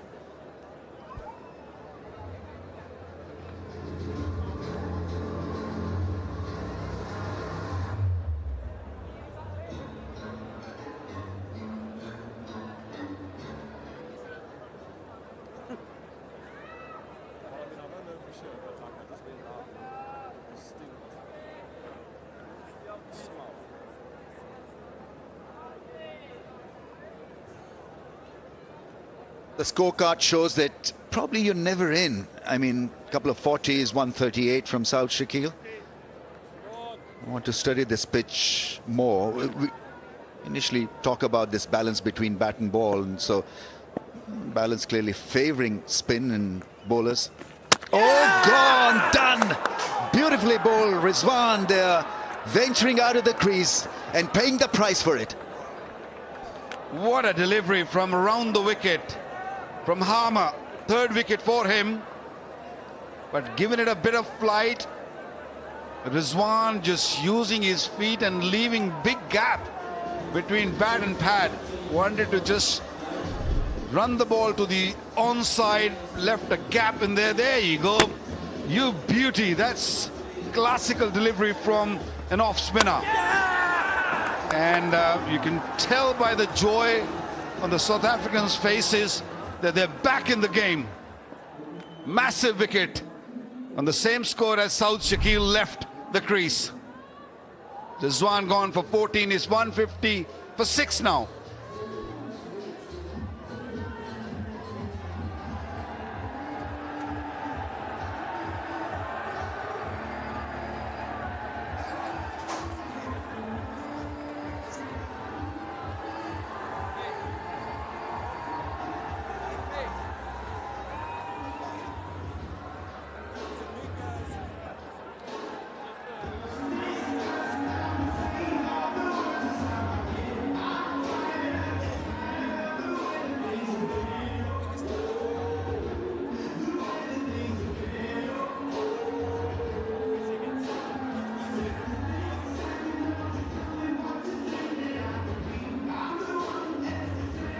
It's a promotion for Shaheen Afridi. Noman Ali was supposed to come in. I think we were assuming that he'll come in, looking at the batting positions from the first innings scorecard, but it's Shaheen Afridi who's walked in. A couple of very good, very fine strikes from or by South Africa. They're out of the crease and then not to the pitch of the ball, and beautifully deceived by the offie. He'll clearly be regretting that.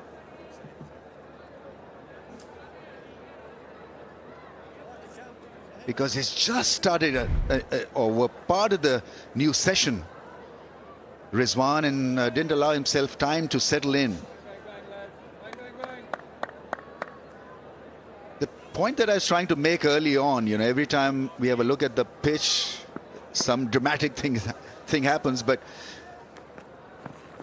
oh, that's spinning a mile. So, you know, because this pitch is not a regular Gaddafi Stadium pitch, I was just expecting or hoping that it may not be that devious a pitch to bat on come day 4, day 5. It may just subside a little bit, but this last session and the early indication is that it may not. It probably will have more spin for the spinners. Oh. Let's have a look at that wicket, Rizwan's wicket, one more time. Watch that flight and watch the foot and where the bat is. On a track where there's so much for spinners, you can't leave such a big gap. And then also you're playing the ball with the spin. Your pad has to be closer to the ball and then look to play straighter. This is trouble. Beautiful delivery, taking nothing away from the bowler. Oh!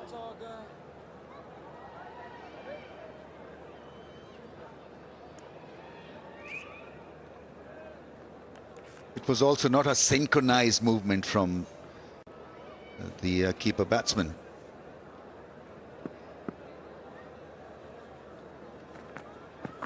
Oh, how close was that to off stump? Tremendous over from Harmer. 150 for the loss of 6.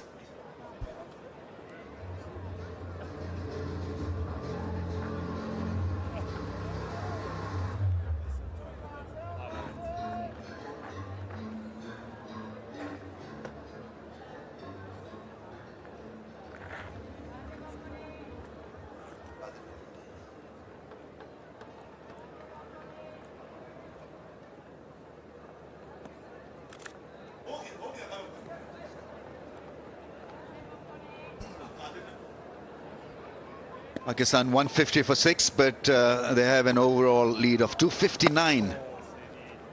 And they still have Salman Ali Agha at the crease. And he knows a thing or two of batting with the tail. Well, they both haven't opened up their account yet, so both hands are available for the spinners. They can attack both hands because doesn't matter how good a batsman you are, you do need to see few deliveries before you start scoring runs. Yeah, watch that. Yeah, I mean, it's not a perfect out of the crease kind of a shot from Rizwan. Wanted to block in the end, but he was beaten by the flight, and the footwork was all over the shop, all over the place. Yeah, disappointing end.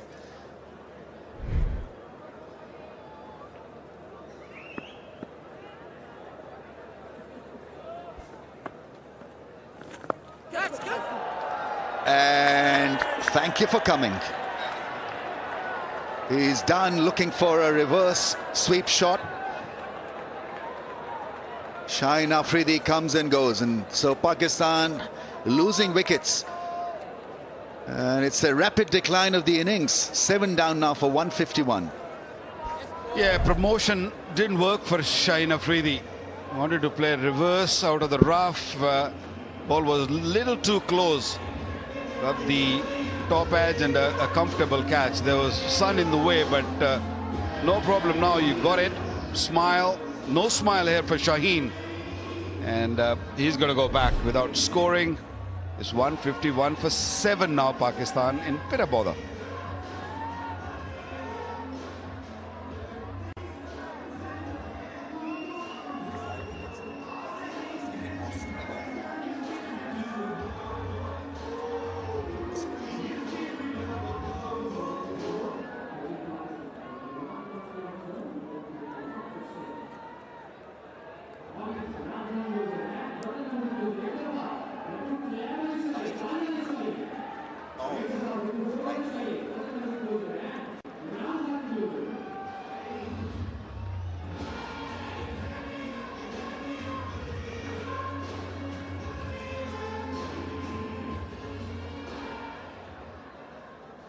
He's had a wonderful time with the ball. Now his turn to bat well with Salman Ali Agha.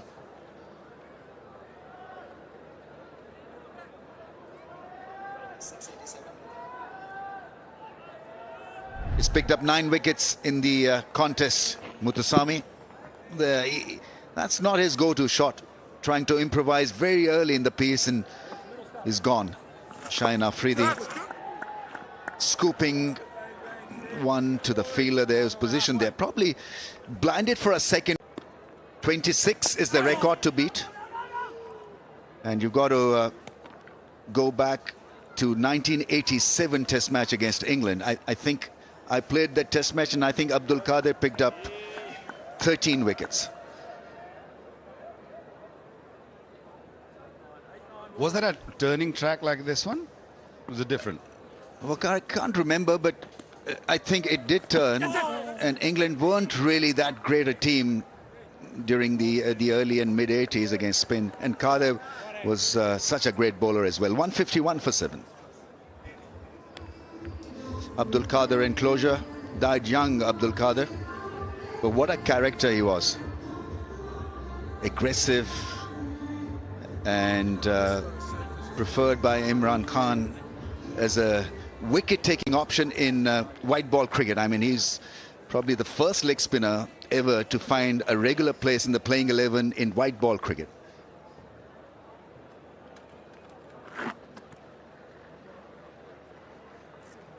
Yeah, session 3, 2 wickets in 2.2 overs. So this pitch is not going to subside. Spinners hold the key to success as we move forward in this test match.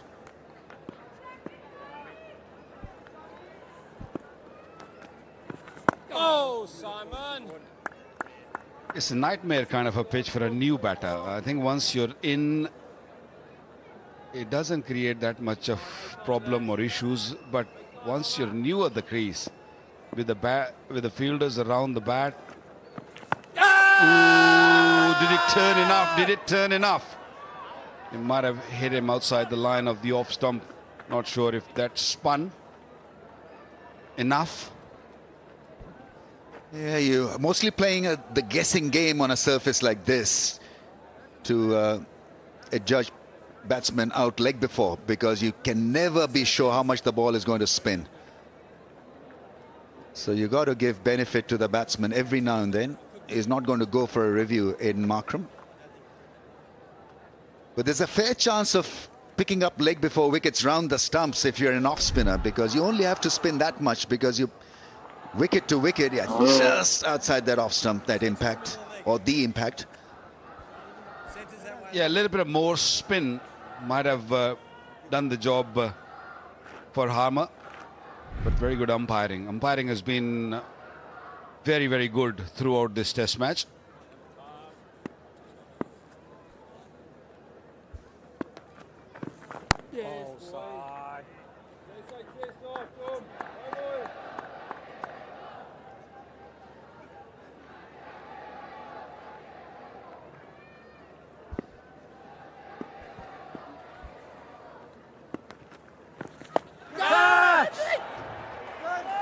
It's up in the air but away from the fielder and beaten by extravagant spin.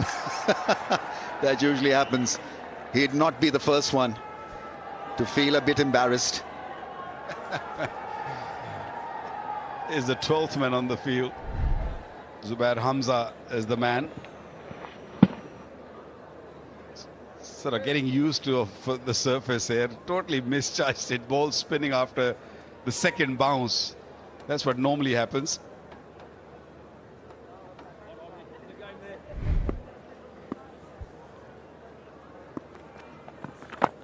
No.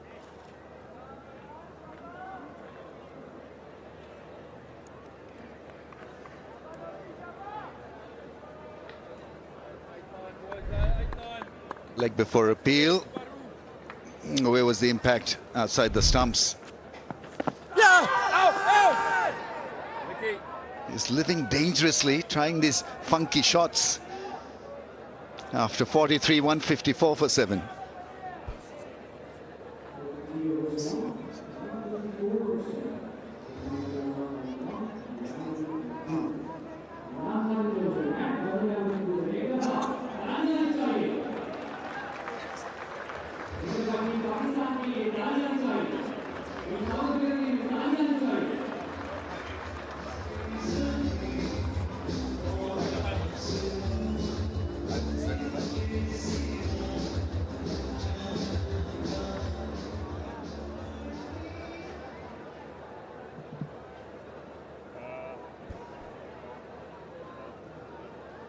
Match summary of that test match we were talking about, 1987, where the great Abdul Qadir was all over England like a rash.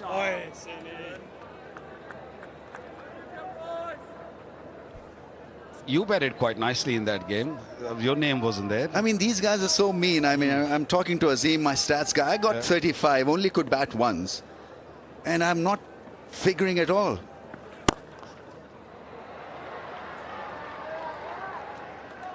It was an entertaining 35 made off 135 balls.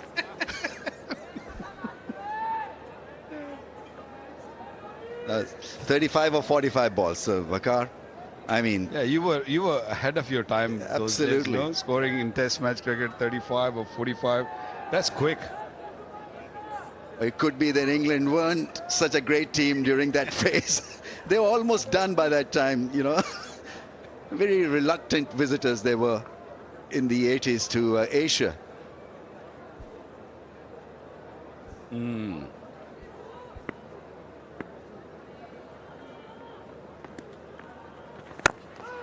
Oh, that's a heavy shot. And that's a 6.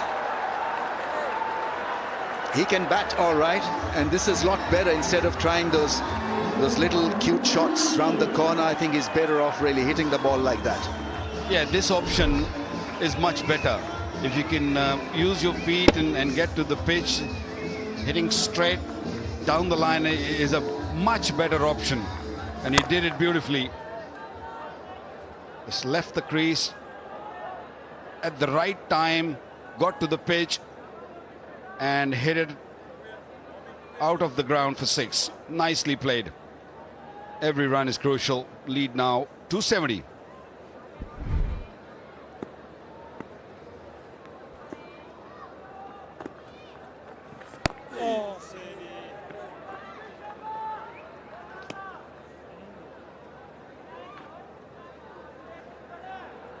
I like the fielder at leg gully a couple of times in previous over from Muthuswamy. This ball went toward that leg gully. The ball a little straighter, maybe a little slower. Well, he's decided that he's going to go after Muthuswamy. Not a bad choice to target because he'll get that natural angle into the stumps. This is a beautiful 6. Got to the pitch and airlifted it effortlessly, fetching it from a little wider of the stumps. It's just about an ideal delivery if you are in that mood to hit a straight 6.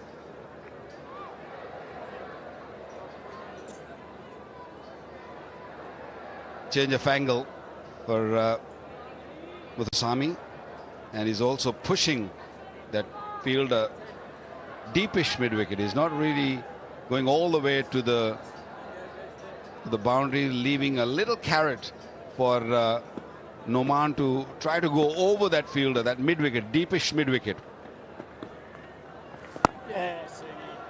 He's a strike away of picking up 10 in a match, Muthuswamy. 163 for 7.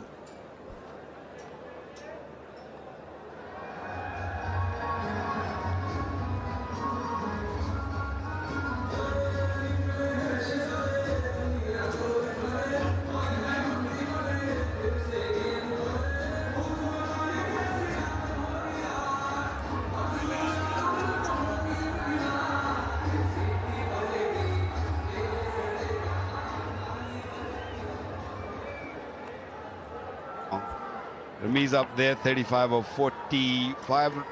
Malik didn't get a run. First ball dug. I mean, some would criticize that 35 because why would you want to get out after scoring 35 when you're well settled? Very true. I'm not going to win this, Wakar.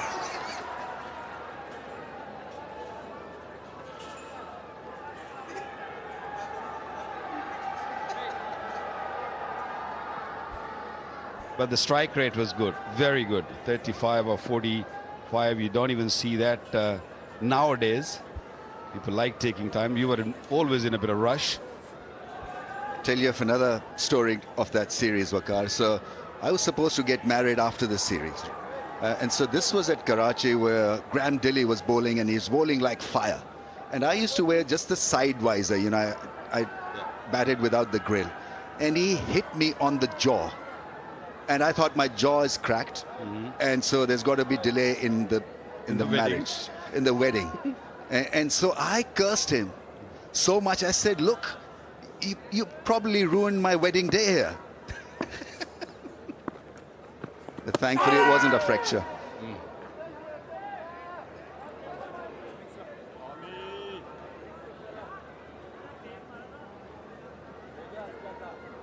Right, that's the pitch map of Harmer. He's been on target generally. I think he's looked a little better when he's come to bowl round the stumps. He completes his action a lot better.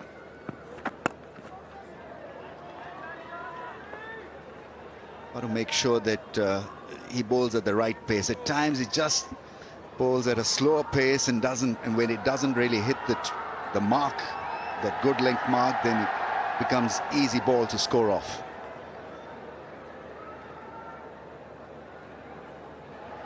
Yeah, first inning I thought you needed to bowl a little slower.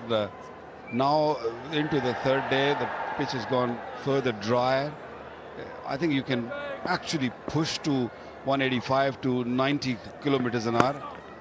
More flight is easy to sort of handle now because off the surface the ball's still coming very slowly.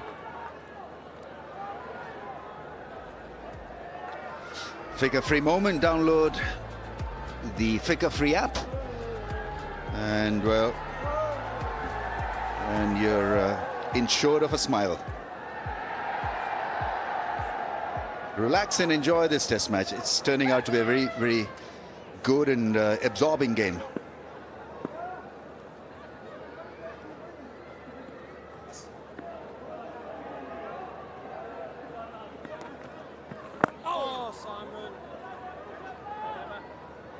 Only a select few from South Africa have, I'm talking of South African spinners, have taken 10 wickets in a match. Hugh Tayfield 2 times, Keshav Maharaj, Paul Adams. Oh, that's a beauty. He's gone. Fingers gone up. Well, he's straight away gone for a review.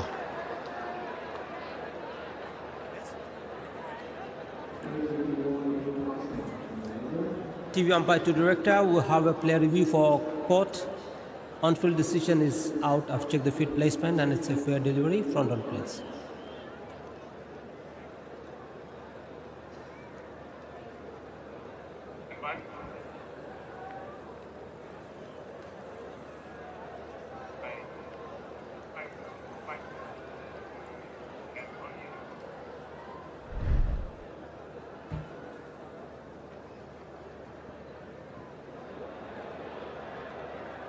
I can see the ball passes close to the bat.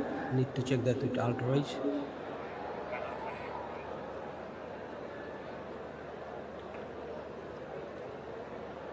Keep rolling.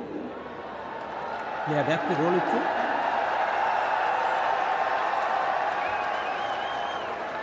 Didn't make any contact with the bat and nothing else. Thank you. Rod, you need to change your decision. Your screen. Stand by. Your screen signal now. Yeah, it's a clean slate. Didn't touch it. That's why he went upstairs straight away. Noman Ali.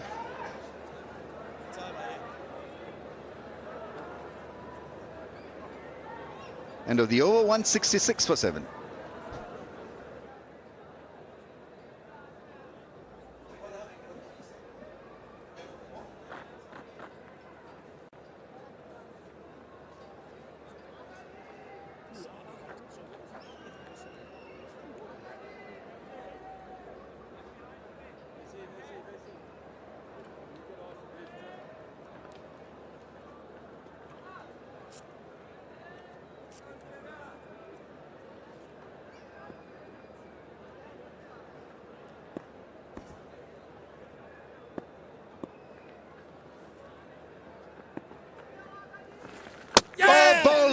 That's his 10th. Fantastic piece of bowling from the left armour. Becomes the 4th South African spinner to achieve that milestone, and it is a massive milestone, a brilliant milestone for someone who is young in terms of test match experience. Adjusted so well to the conditions. Not easy for a rookie really to be bowling with so many men close to the bat. It needs a special kind of temperament and effort, and he's put in the hard yards and he has delivered. And it's Salman Ali Agha is the prize scalp always. He's been dismissed. He deserves every bit of it with the Swami, and Agha decided to plant his front foot way too early. Has given Muthuswamy a chance or a place to just go through from behind his legs, spinning a little bit, not much, but really, really good pace. 84.5 kilometers an hour, and Salman Ali Agha gone for 4. 166 for 8 Pakistan.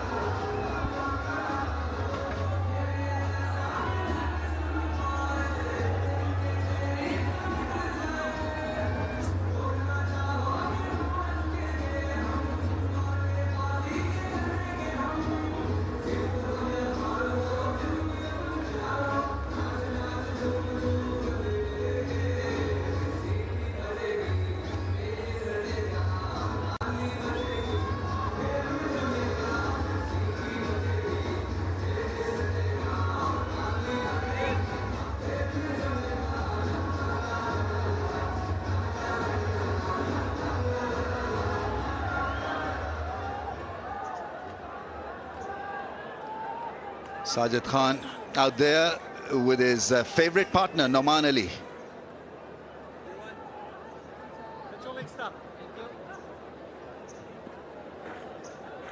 Both have sewn a web with the ball against mighty opponents. Now they'll have to bat together as a pair. What a performance by the left-arm spinner. Only gets a handful of chances, and Waqar really to then stand out.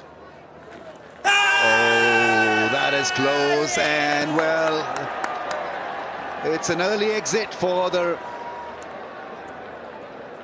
Sajid Khan. Is gone for a review. Pakistan have got 3 reviews left. TV umpire to director, we have a player review for LBW. On-field decision is out. Check the field placement, it's a fair delivery. Can I have a look at the front first, please?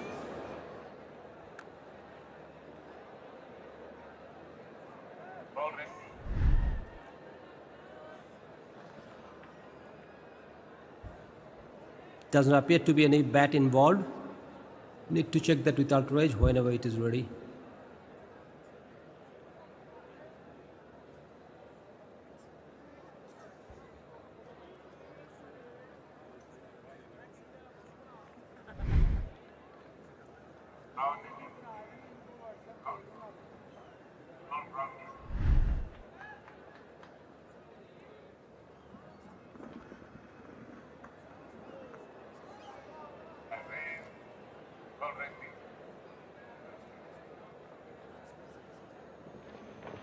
Pre-outrage is building.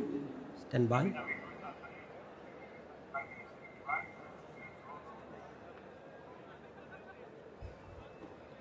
Keep rolling. I can see a clear gap as the ball passes the bat. Keep rolling through to the bat. And no bat involved. Ball tracking, please.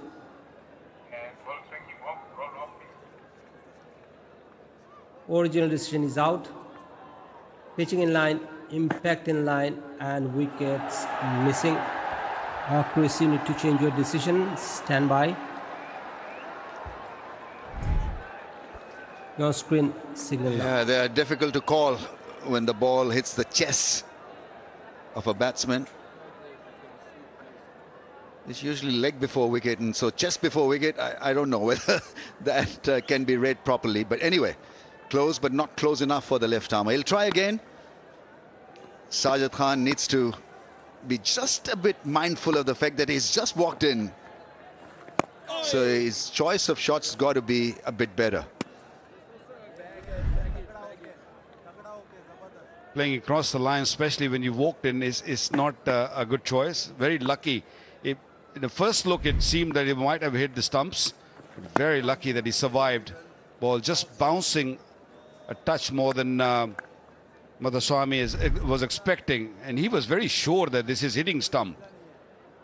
But disappointment for the South Africans. He's bending low.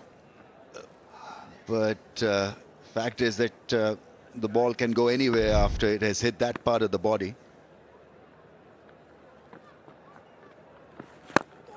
Nicely played through the offside. This is a lot better from Sajid Khan.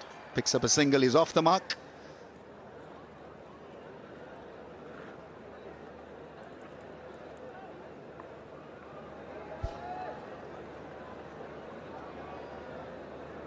Wonderful performance from Madhuswami. There's always a pressure when the wicket is helping you. You have to be very disciplined, and he's shown that his experience at the domestic level is really paying him off. It's up 10.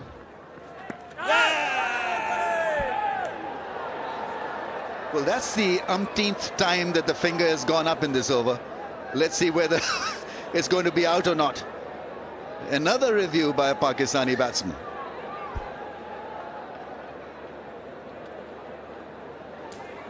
TV umpire to director, we have a player review for LBW. On-field decision is out. Check the field placement, it's a fair delivery. Front and first, please.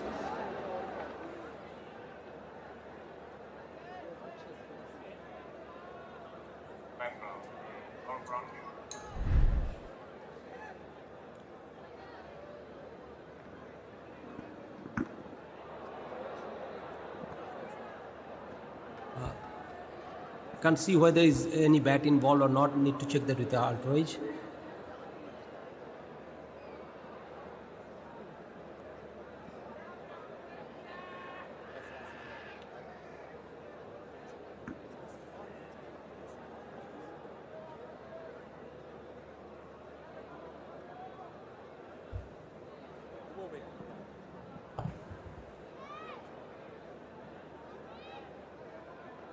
Ultra Age is building to Chris.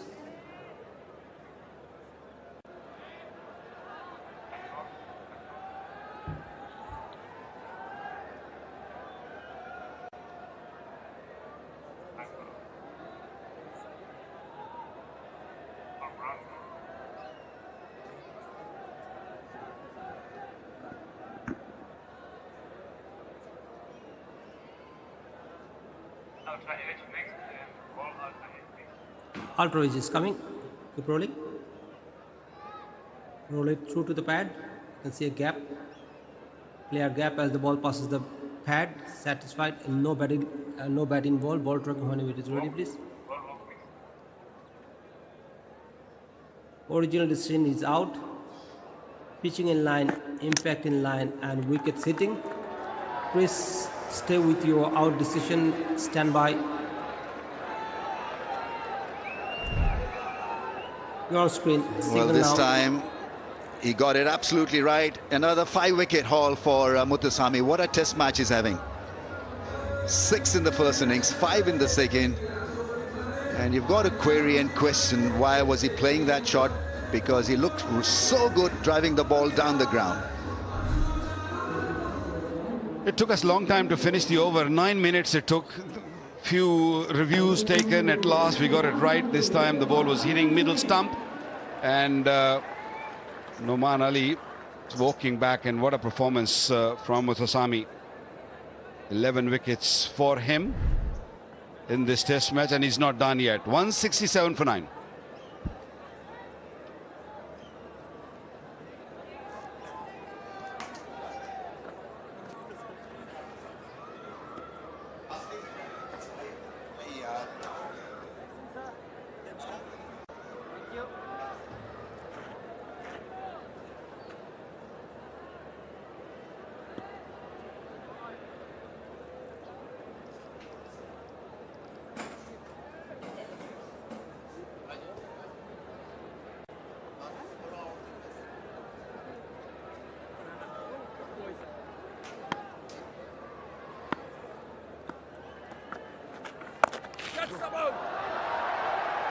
Sajid tries his luck, tries his hand, but that is it. Brevis with the catch. South Africa bowl Pakistan out in this second innings. They will need 277. Harmer gets his 4th. That's some sort of a collapse. Now once again Pakistani team showing inability to bat well in the second innings, especially in these conditions. Seems like they were in a hurry. The way South Shakil was picked up, it gave you an impression that Pakistanis were looking for quick runs, and the other batsmen followed the suit and kept on losing wickets in bundle, eventually giving a sniff of a chance to the South Africans in this test match. And once again it was that man with stellar performance, Muthuswamy. 10 wickets haul for him. Altogether 11 wickets for him in this test match. Brilliant performance. Leading his side out of the park.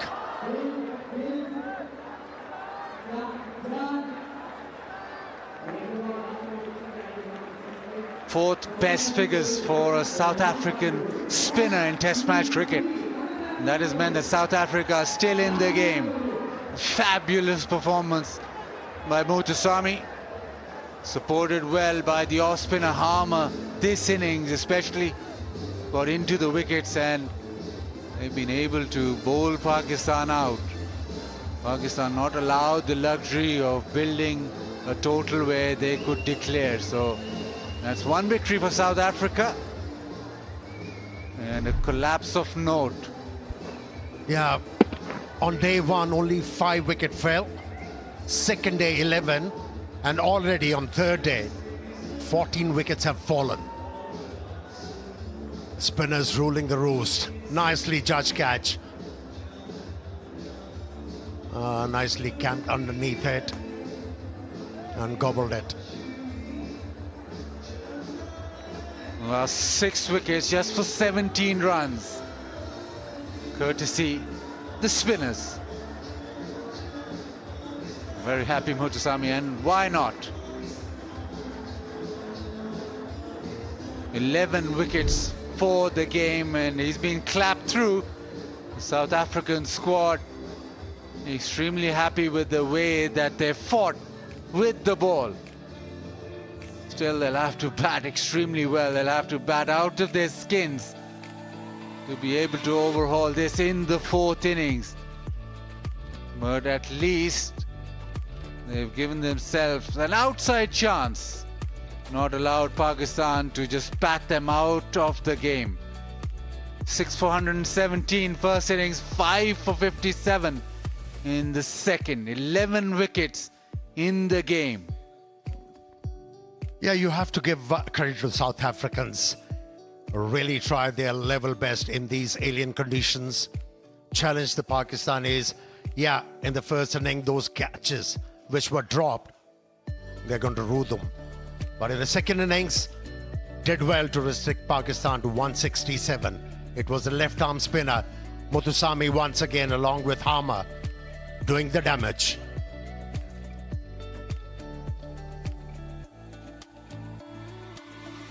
Pakistan started off with a few partnerships up top. 31, Abdullah and Shan. Abdullah and Babar 31, Saud Shakil Babar 55, Saud and Rizwan 31. But after that, it was just batters coming and going. At 167 all out.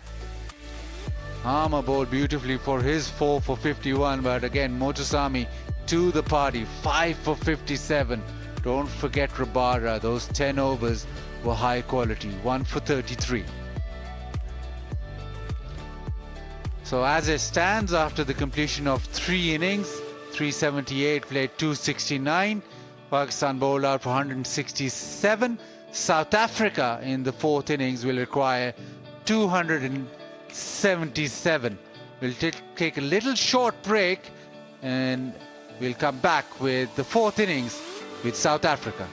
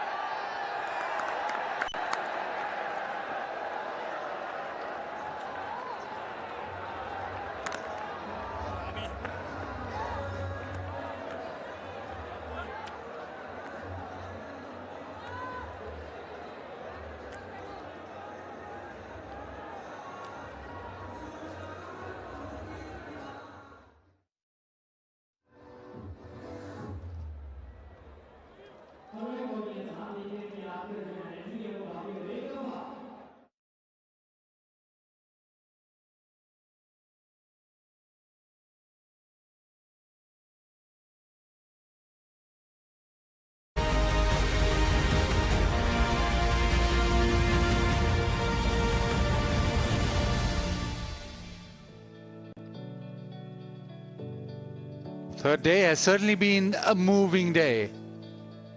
Mutusamy, 6 for 117 first innings, and then a 5-for in the second innings too, 5 for 57.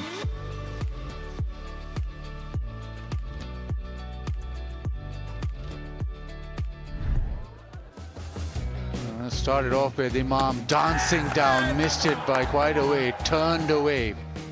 Then a flatter arm ball which Shan Masood missed. A hit back toward Mutusamy. It was a good catch, hot and bold. This is where Pakistan were building quite nicely. This was a terrific delivery. Rabada getting the ball to seam back into Babar. It was a fantastic spell of bowling from Rabada. All was going swimmingly well when this happened. Just before tea, it was South Shakil taking the aerial route. A poor choice of shot.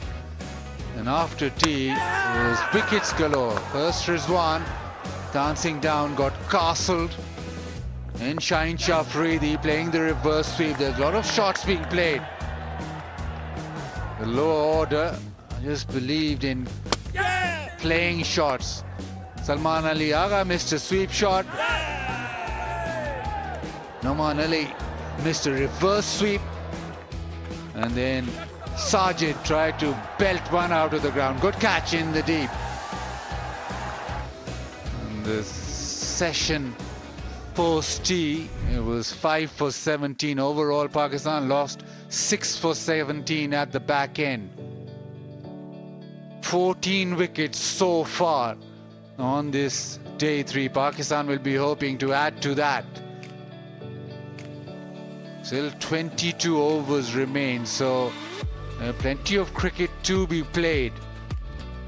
And you'd think that Pakistan will be hoping that they again reassert themselves when it comes time for stumps. Now for South Africa, they need a good start. They need a solid start.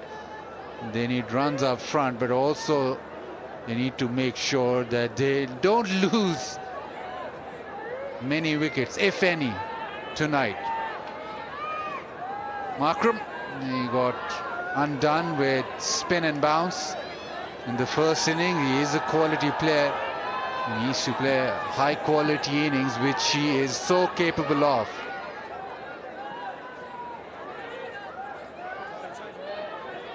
Ryan Rickleton, who batted beautifully in the first innings, like playing against Pakistan. He'll have to replicate that innings that he played in the first innings to give the Proteas a chance. Hassan Ali, he's been given the new ball and he's going to go around the wicket to the left-hander Rickleton. Bowled a few overs in the first innings, got the ball to reverse. Now he's got the opportunity with the new ball. Couple of slips and a gully. Right, South Africa require 277 runs. Pakistan, obviously 10 wickets. Hassan Ali with the new ball.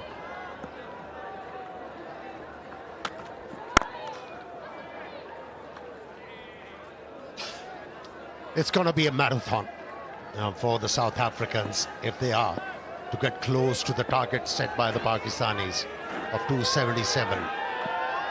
It cannot be achieved with a sprint. They really have to show discipline out there in the middle. And for the Pakistani bowlers, they need to be patient.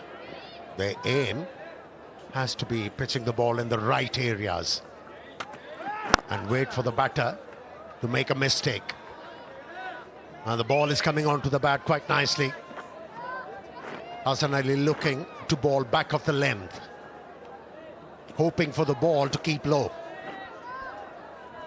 And also Rabada found a bit of seam movement off the surface. The ball sort of dug into the dry surface. The spinners will come into play, where Pakistan will be hoping that, yes, the seamers just give them a wicket up front. Quite full.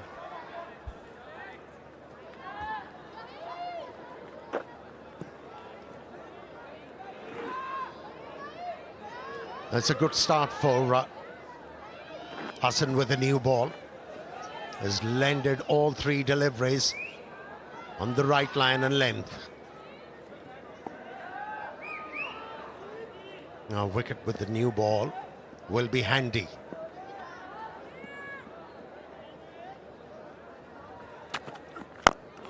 That's better, just back of a length, attacking the stumps. That's what Hassan Ali is hoping for.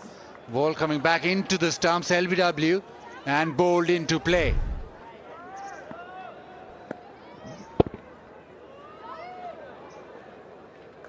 Now it won't be a bad idea to have a short leg in place.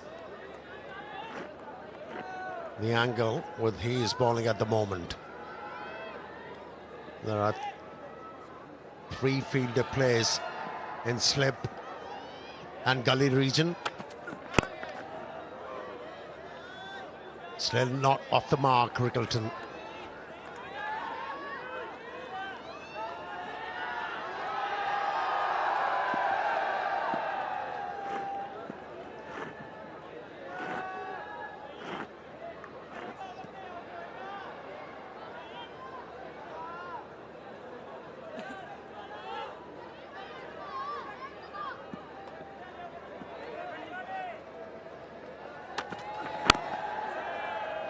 Just gets that into the offside. He'll get a single, get off the mark. South Africa won without loss.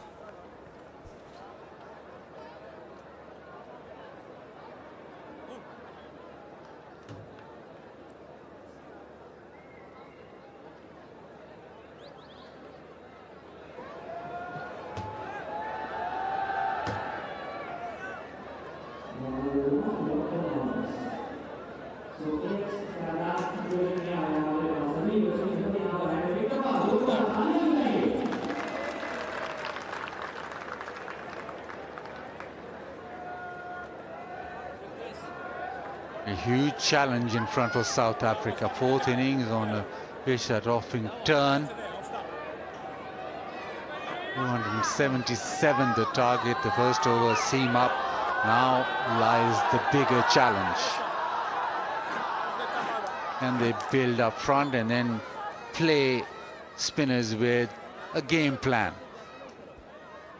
Yeah, in the first inning, Rickleton was hanging on the back foot, especially against Oman, and did it quite well. With the new ball in Oman Ali's hand, will he afford that tactic? Short pitch delivery, easily negotiated by the left-hander, is off strike.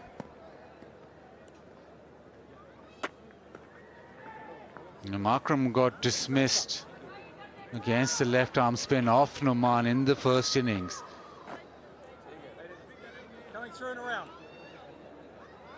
Noman Ali will be thinking of that again.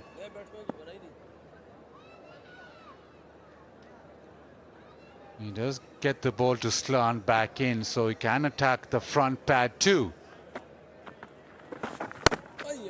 Slow turn. Yeah, in the previous innings, South African captain was playing from the leg stump. His guard was leg stump, but this time around, the guard has moved to middle stump. The reason why he has done that, because he was picked up by Noman Ali with that delivery which was pitched on the off stump. Just to negate that turn, he has changed his guard. It was a no ball from Noman Ali, not the first time in this test match. That's the sort of length he wants to be bowling. That's a no ball. There's nothing behind that white line.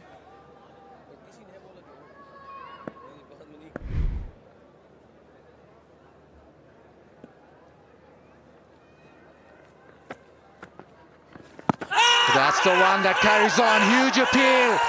Is it just going down leg? There'll be a discussion. Yeah, it pitched on the leg stump. And it was sliding down with an angle. They're still conferring. Noman Ali hasn't been able to convince the captain. And they have, rightly so, decided not to go for a review. This is the challenge with the new ball. Left arm spinner is getting the ball to turn, but the one that doesn't turn just skids off the surface. And started off too straight. Huge appeal. Trying to convince the umpire. Couldn't.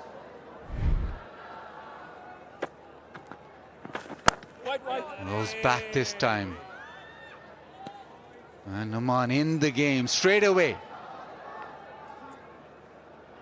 Yeah, he's a clever and wily operator, Noman Ali. He takes note of little things. He must have realized that Markram has changed his guard, and that's why he's been bowling those arm deliveries. And that's where he makes the difference. A slowish delivery on that occasion from Noman. Straight away challenging the South African captain with different lines and lengths. South Africa, if they want to give themselves a chance, they need to get through the period of the new ball. The harder ball with the spinners has reacted more. A sweep shot, and you get a couple. It's a good piece of fielding. And Markram gets off the mark. 5 without loss.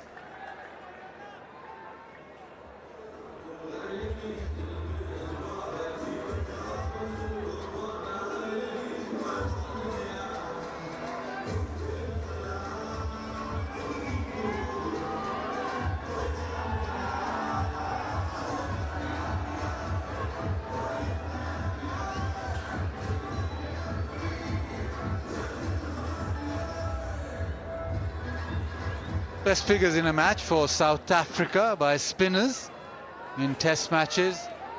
New name added to that list. Muthuswamy 11 for 174.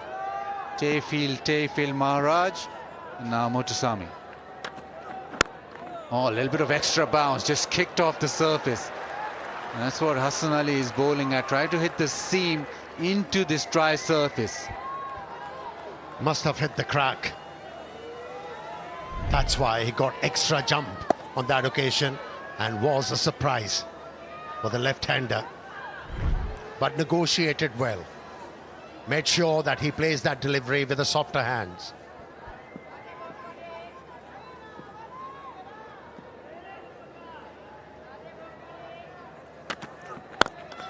Full and drives it quite comfortably. And just working his way through the length that he wants to bowl, Hassan Ali. Yeah, this is the third time he has timed the ball so well, but managed to hit the ball straight to the fielder. It's a Ficker-free moment. Download the Ficker-free app, insurance app.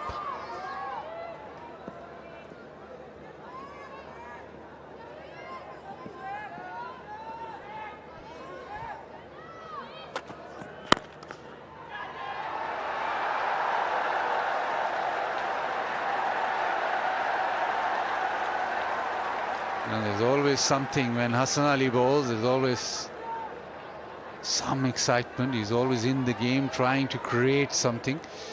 He's bowled 2 deliveries now which have been full. A little bit of byplay, but probably want to just, yeah. Just drag the length back. Like that.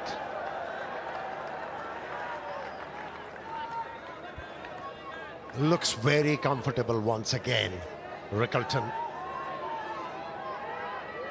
From the word go, he gives you an impression that he has established himself at the crease. Playing everything with the full face of the bat. He hasn't been able to hit the ball into the gap so far.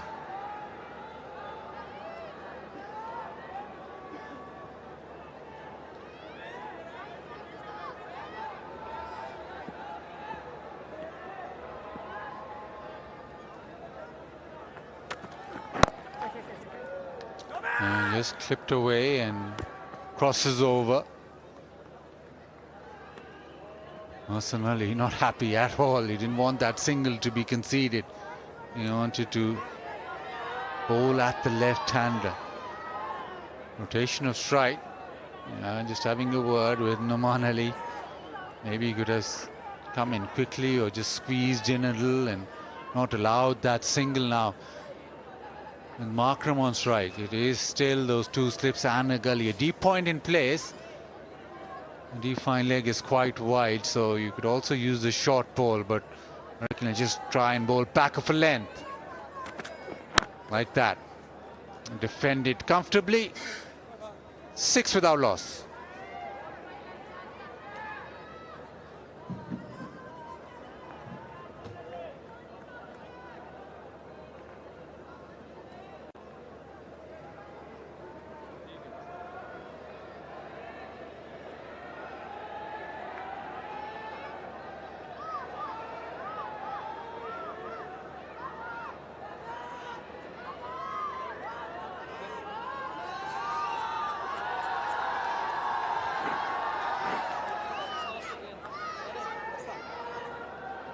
Pakistan will feel that they've dominated the test match. South Africa will need to do something special in this 4th innings.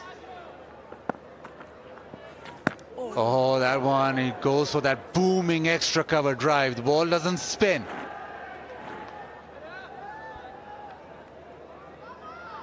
Risky, can be risky, this kind of a stroke on a pitch like this, especially against Noman Ali. He was lucky the ball didn't turn back to the stumps.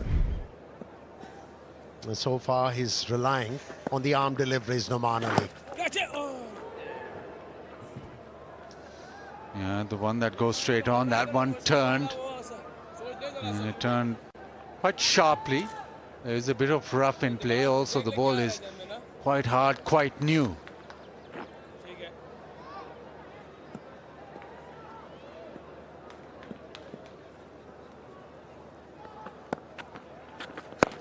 Down the track.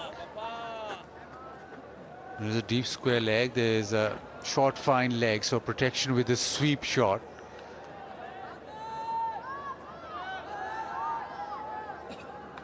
If he doesn't get the sweep shot correctly, there is that chance of 1-2 short fine leg. Goes back, plenty of turn, huge appeal.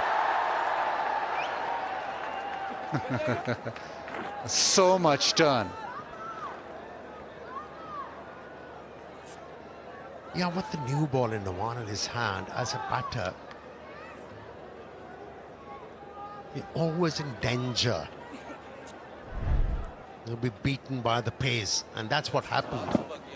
That zipped off the surface. Lucky the ball was turning enough to miss the stumps.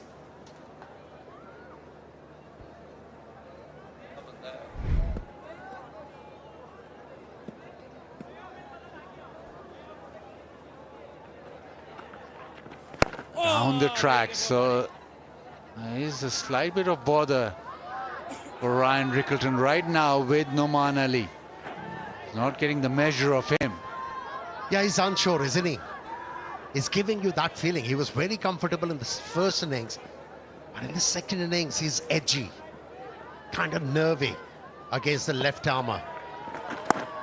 He's okay against Hassan Ali. Well, 4 overs done. It's 7 without loss. South Africa.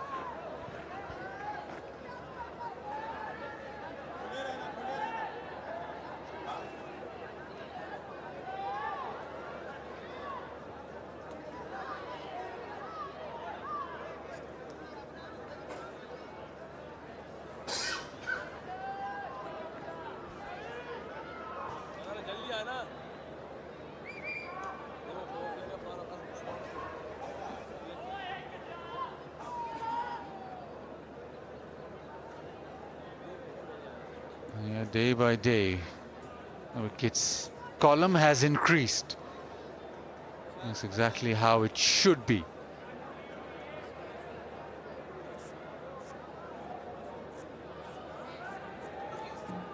Just a couple of overs for Hassan Ali, and it's back to spin.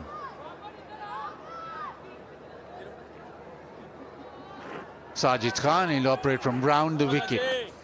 Rickleton on strike. The new ball, just give him a little bit of pace off the surface too. And is very short and thumped away. Oh, diving. No, Babar doesn't pull that back. That's gone to the boundary. Oh, they'll be hoping for plenty of such deliveries, South Africans. Shot outside the off stump, sat nicely for Rickleton. And he thumped it through covers. And Babar Azam was unable to stop that one. Yeah, Sajid Ali was all over the shop, Sajid Khan, beg your pardon, in the first innings. But he's got the reputation to be more destructive in the second innings. Again, a long hop.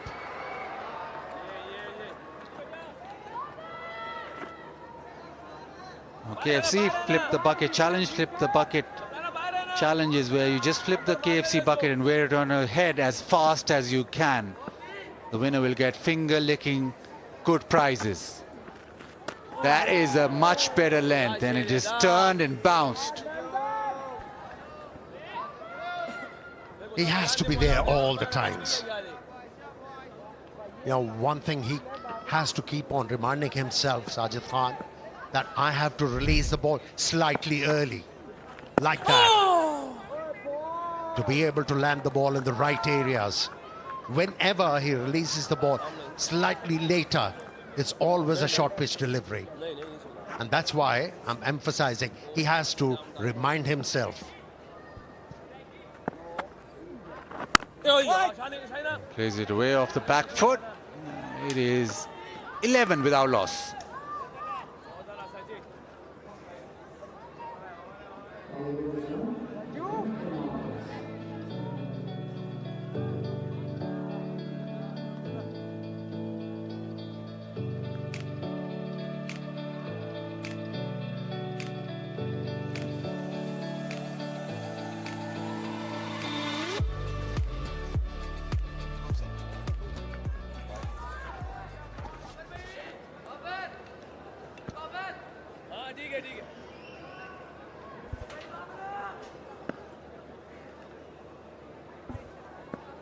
.282 was the score South Africa had to chase down in the World Test Championship final. This one is .277. Slightly different surface, I would say, a bit more conducive to wicket taking for the spinners in particular. But I suppose as a team personnel, those kind of discussions happen in the dressing room. Guys, we did it not so long ago under the pressure of a World Test Championship final. Let's believe we can do it again. And how does that belief grow? Well, I'll tell you how it grows is if you get to the close of play with not too much damage done. Waka Yunus is not going to believe me, but I'm just saying that's I what am believing you. That's what the only thing is you had to remind us this.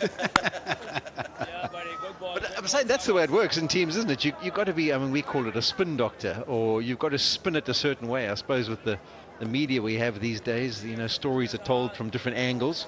And as a team, you've got to tell your team the story from a different angle. Like, come on, we can do it. And then Pakistan are saying, oh, in their change room, they're saying, there's no chance, no chance. There's no way any team can chase down 277 on this pitch. Yeah. That's just the way you try. They're right. They're probably right.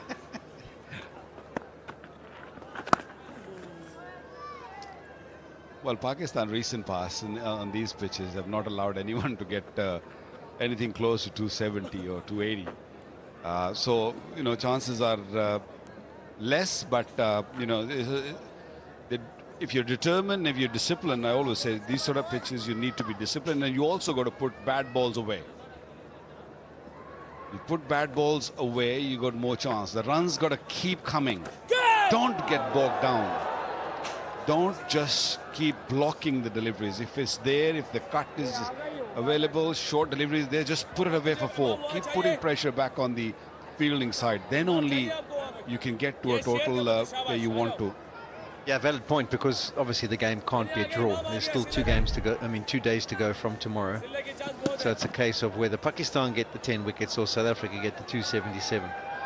So the South Africans must think that way. We have to get to 277, so if an opportunity presents itself, we need to cash in. Second slip goes in. Aidan Markham got a similar kind of delivery and was knocked over in the first innings. Not much he could have done about that. Oh, this time he tries to be aggressive, but I don't think the ball was in the right area. He'll feel that as he walks back to the dressing room, that was a touch loose, and Pakistan have their first. That fielder from the deep coming into the gully has really created that uncertainty in Markram's mind. That's why he's gone to play that slog sweep. Ball didn't spin. He was expecting the ball to spin. That's why he wanted to go mid-wicket. Once again, cross bat shot did not work on this surface, especially against a new ball. First blood for Pakistan, and Naman once again among the wickets. First for him, first for Pakistan, and that too an important wicket of Markram. Gone for 3 now, 13 for 1.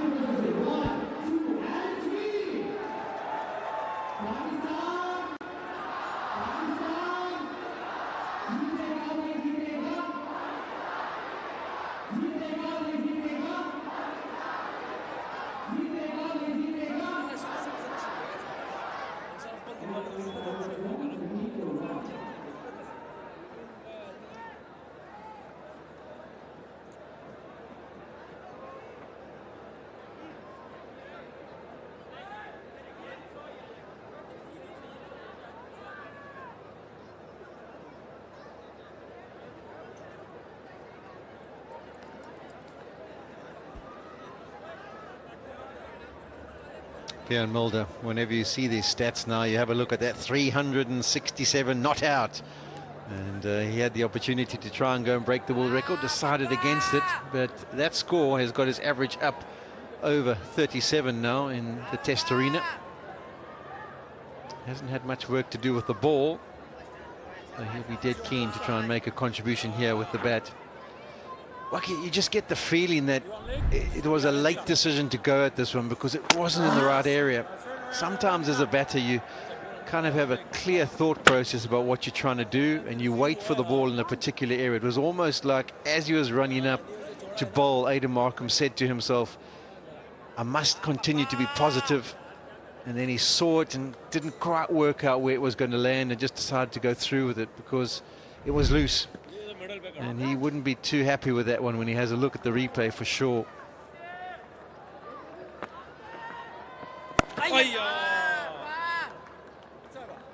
Wicket in the over, the first one for Pakistan, 13 for 1.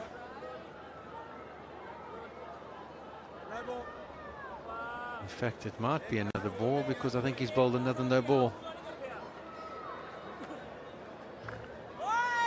We've had that happen a couple of times today where bowlers have bowled no balls and over is called.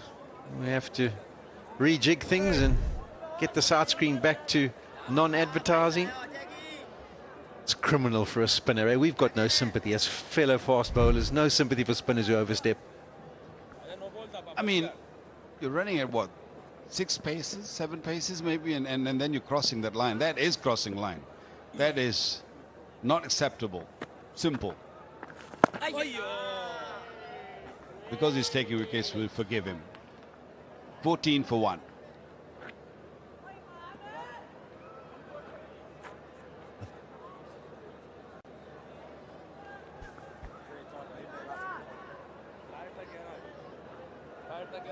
It's a huge blow, Aidan Markham. He's a class player, and having played the way he did in that World Test Championship final, they would have believed that if he stuck around, all things were possible.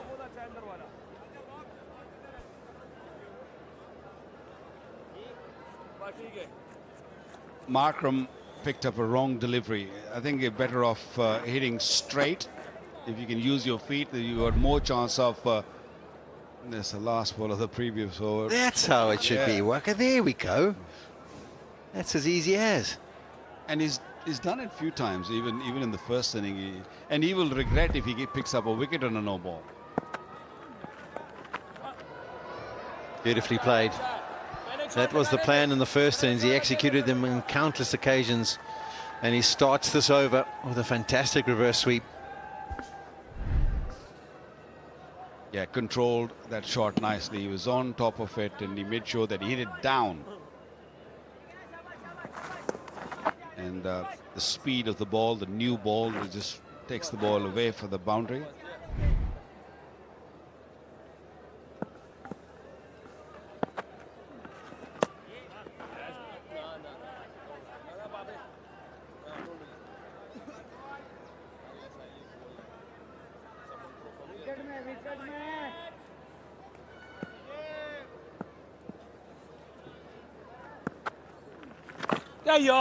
Sweeps again, this time picks out the man behind square. Have a look at Markram's dismissal one more time. And he missed the ball by a fair distance. He was not anywhere close to the bat. Oh, the bat was close to the ball. He was hoping the ball to spin maybe. His leg was way too outside the leg stump. What's that? Yeah, he missed it by at least 6 inches. Rush of blood. Yeah, by the fact that he cleared that front leg tends to suggest he was thinking slog sweep the whole time, whereas he'd been better served to try and go straight down the ground. Way away from it. Catch it! Reverse sweep to end the over. No runs this time. 18 for 1.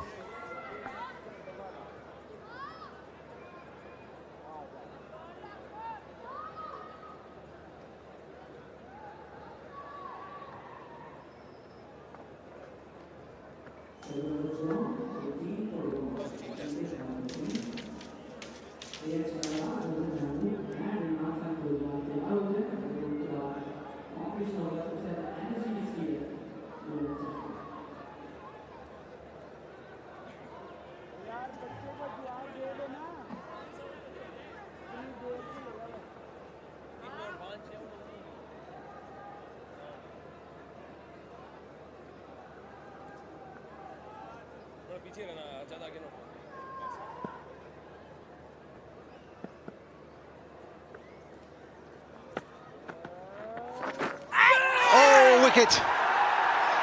It's almost like Vian Mulder was not trying to play a shot at that. He's still trying to work out what happened. But he looked to shouldered arms, it turned, it took a hold of the bat, and South Africa now 2 down.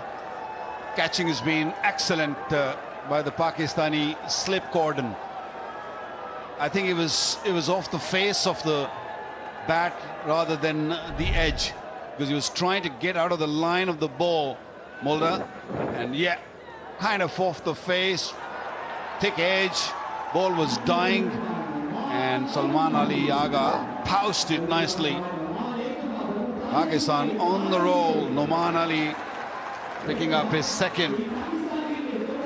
What a season he's having. A couple of excellent seasons, and he's rolling it beautifully. Mulder gone without scoring. 18 for 2 South Africa.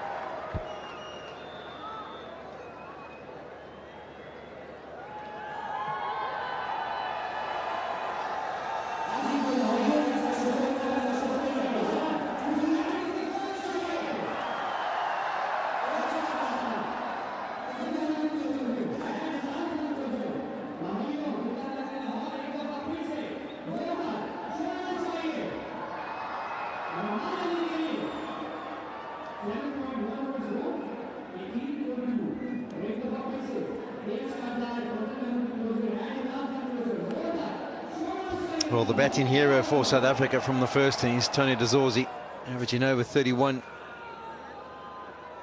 You'll feel like he's had his helmet on for absolute an eternity.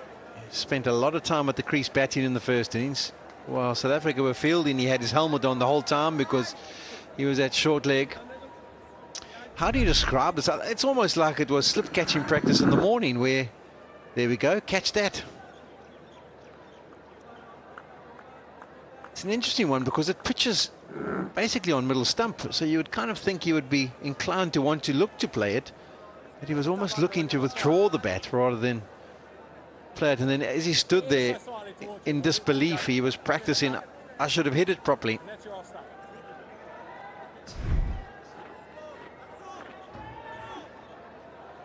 Anyway, all of a sudden, Pakistan are now fully in control. 259 still for South Africa to try and achieve to win the game.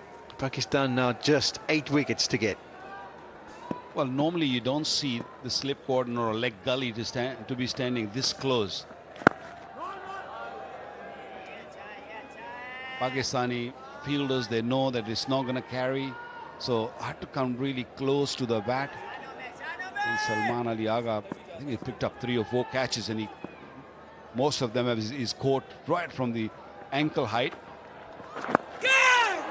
Oh, that one just falls short.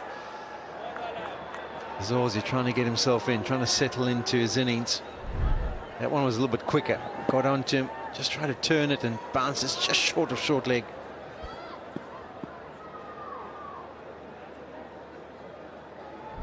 Got to stay low.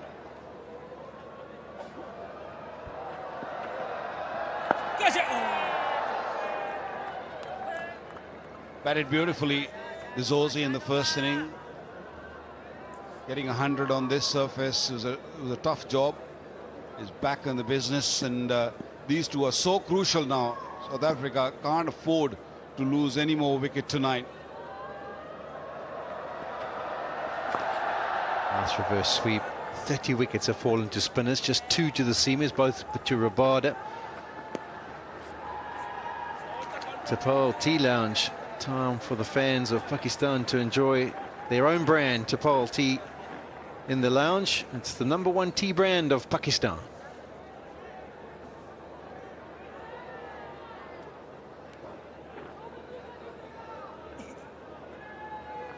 Yeah, for Pakistan fans, that tea's tasting a little bit better, isn't it, now that they've picked up the 2 wickets?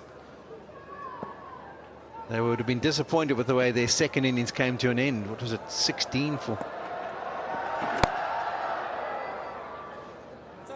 17 runs, 6 wickets, but they'll be happy that it's now 19 for 2 for South Africa.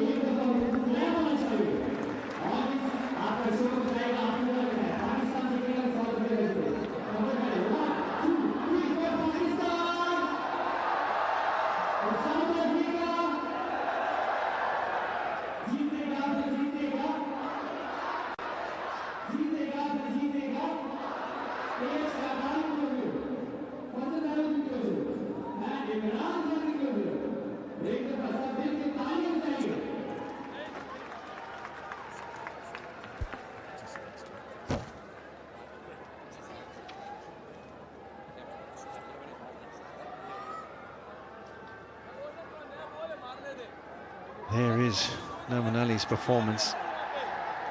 What did we see? 11 wickets from Mutasami. We've now seen 8 on Nouman Ali.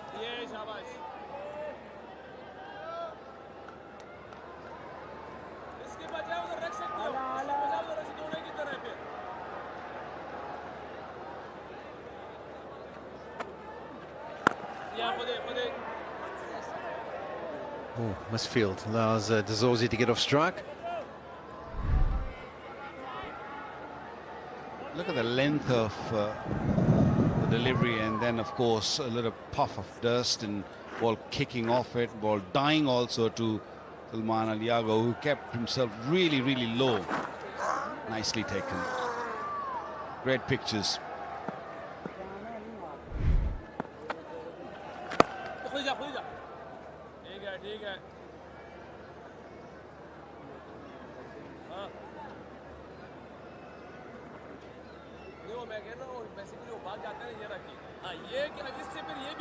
Look to ball and land the seam on the surface. It's a dry surface. When the seam lands, it just grips. And then that variation in the bounce. And that's the line.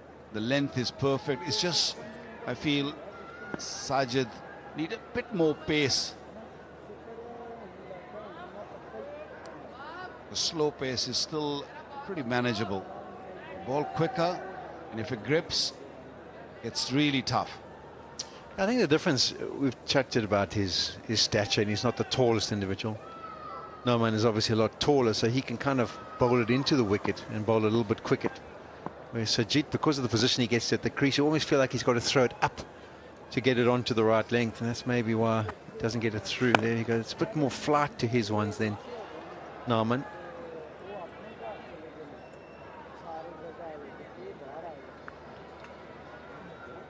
We heard in the interview, though, he likes bowling to the lefties. He feels like he's more effective against them. The stats tend to suggest otherwise, that he's more effective to the right-handers, but it's interesting that mentally he believes he's better prepared to bowl to the two lefties.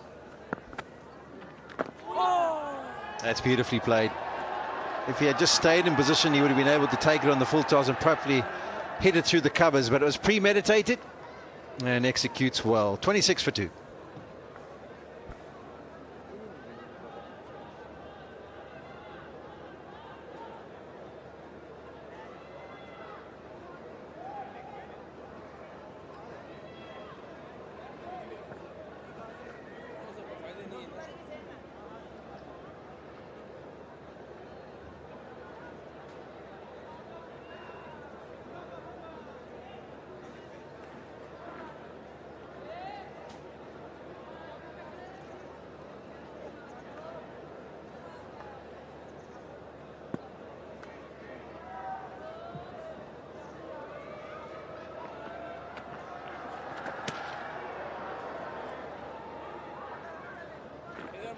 Yeah, talking about leading brands in Pakistan. Super Asia is your leading appliance brand and also a sponsor of this series.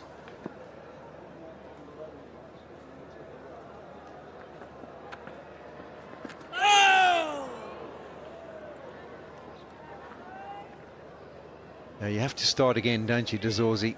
It was brilliant, and he'd found the pace of the wicket and his rhythm of his batting, got himself to 100, but everything starts again.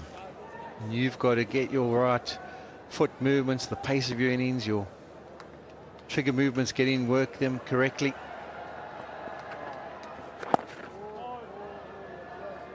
He's a pretty fit guy, isn't he? You know, being in the field for that long and batted for that long too, being on the short leg where you have to be actually sitting most of the time, and then coming and batting again. He was batting this morning.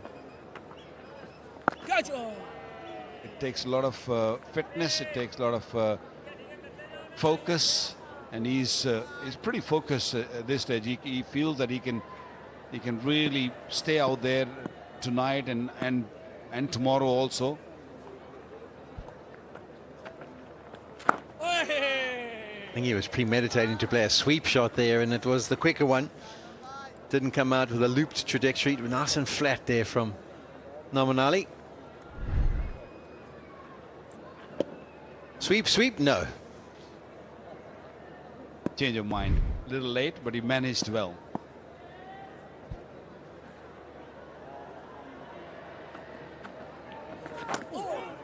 That one stays down. Also a very quick delivery over the 90 kilometers per hour. 26 for 2.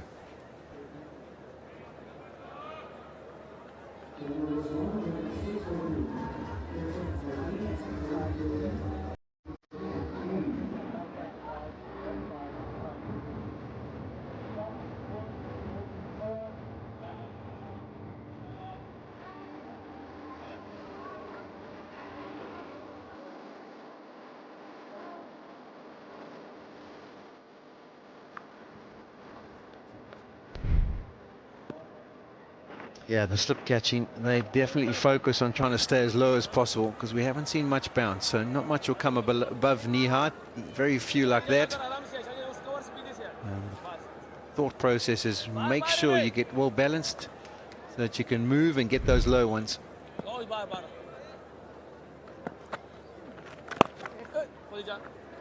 Let's work the leg side. If they run well here, they could get back for 2, and in fact it ends up being comfortable.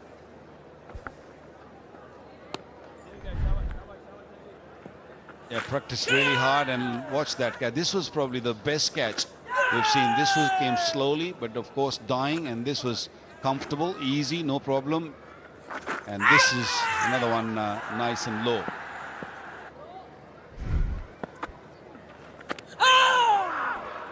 Yeah, all 4 of those catches were basically ankle high, if that. And that's the challenge. You need to know and position yourself. That's why they try and get as close as possible. I think the best out of the lot was Babar's, wasn't it? Because he literally caught it with one hand and the ball was dying and also coming quickly. And to his right. Oh, yo, Sajid.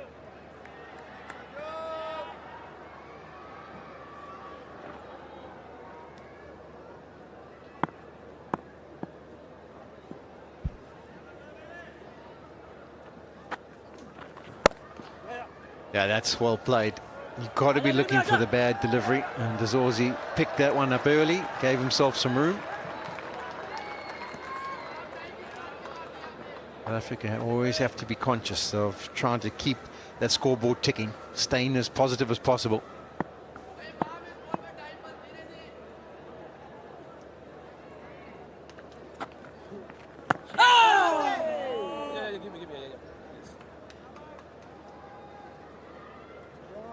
I don't know if you noticed there, Waka, there was the ball just popped right before his eyes there, Tony Dazorzi, and he just asked if he wanted them to pick it up, and he did. He picked it up and threw it to the keeper.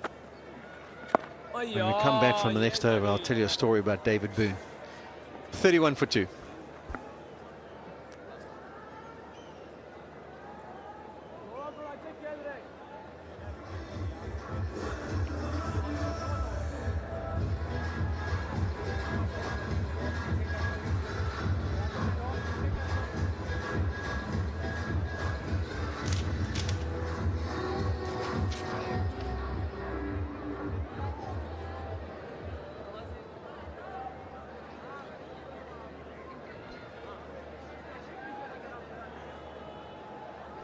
Okay, so my story is, as you saw Dazorzi, he blocked it and it stayed by his feet, and he kind of said, "Can I grab it for you?"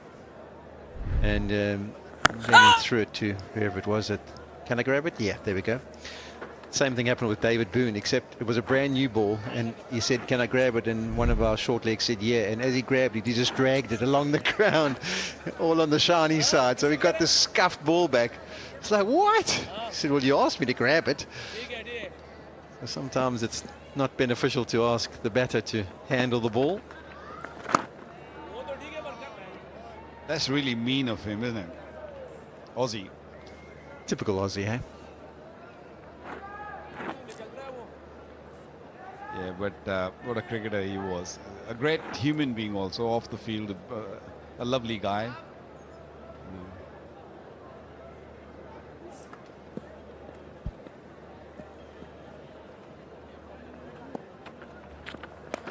Use of the feet, doesn't quite get to it, but goes through with a shot. He actually made the suggestion, did Ryan Rickleton, that that was definitely a lot more slower. As he got deceived, he managed to make contact. And if you go to him, he goes, "Oops, yeah, I was done in the flat there."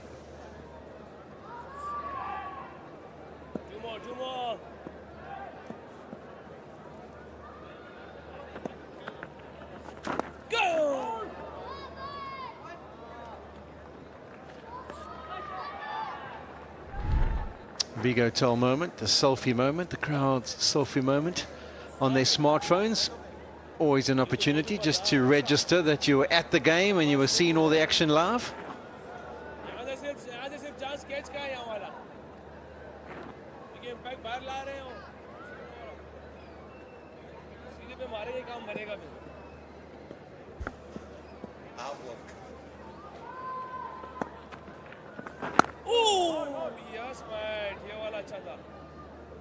Yeah, you get the feeling, the fact that these two played so well in the first innings and were part of a big partnership, that Pakistan would be dead keen to try and break this partnership. South Africa would be hoping that they could repeat the dose and have a good partnership together again.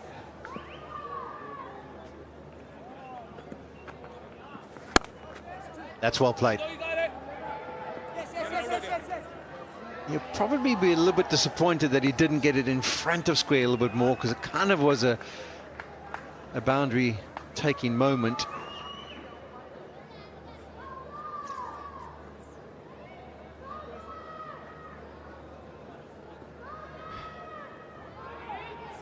Sometimes it's hard to pick the length. That's a smart bowler, Noman Ali. Yeah, nice and full, little slow. 33 for 2.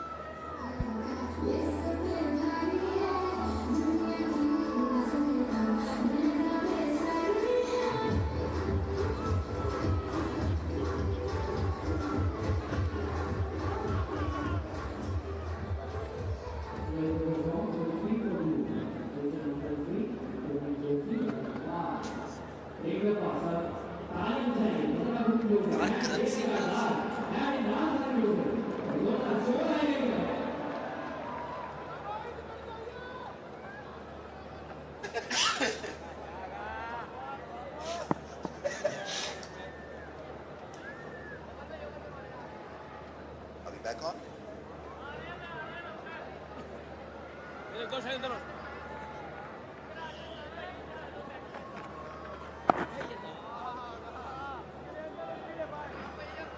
Salman Ali Agha was the surprise, kind of a surprise wicket taker, because the focus was so much on Noman Ali and Sajid Khan, but he produced a couple of beauties, so he's engaged once again by Shan. Oh, almost gets the result. Yeah, he bowls well to left-handers. And especially when he goes round the stumps, lowers his arm and get the ball to turn. It can be a difficult bowler to handle for the left-handers. And he's bowling the right pace as well.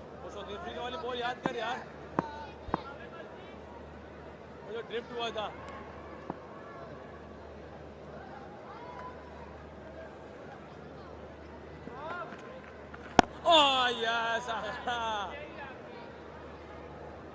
That becomes such a good angle, the straighter angle on a spinning track.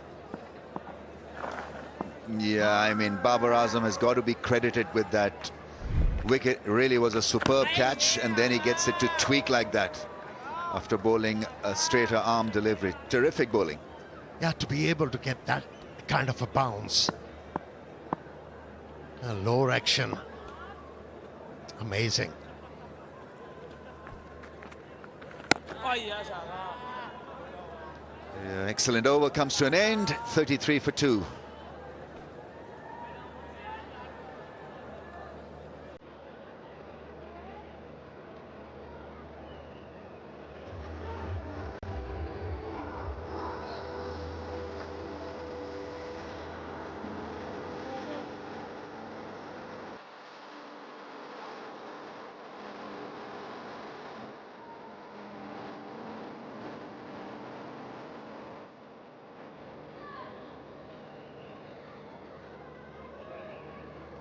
South Africa need a lot of runs, a lot of luck, a lot of batting skills to get to 244. In the meantime, it's Noman Ali once again tying South Africa in knots.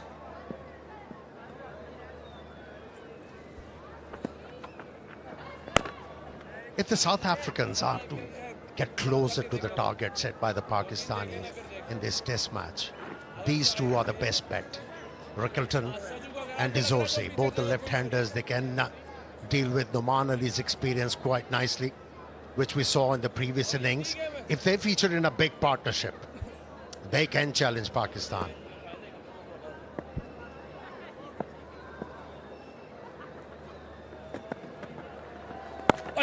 Talking of experience, I've got an interesting stat to share with the viewers. 61 times a bowler has managed to take 5 or more wickets in an innings aged 39 or more. That is in Test cricket. But the only bowler from Pakistan to claim a fifer in Test aged 39 or more is the guy on the screen, Noman Ali. So some blossom young at an early stage of their career. Some get the accolades a bit later in life, and we'll credit to him for really persevering with the craft. And his shirt number is also 61. Beautiful, beautiful. Yeah, he assesses the conditions very well. He takes note of the opposition and comes out with the right strategy to be able to pick up wickets consistently for Pakistan. That's in the air. Very lucky. He wasn't able to middle that one. Ball's in more no man's land.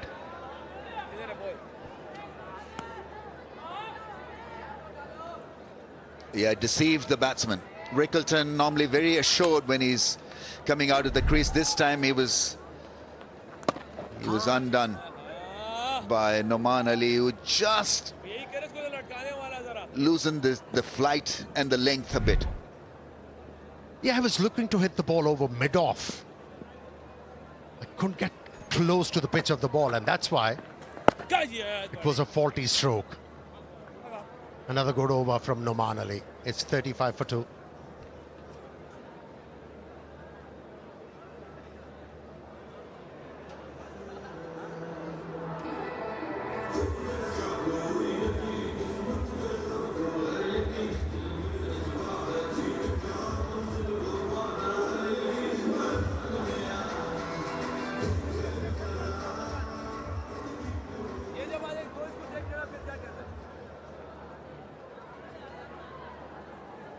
Successful chases in Pakistan. If you're a South African fan or watching this coverage in South Africa, look away.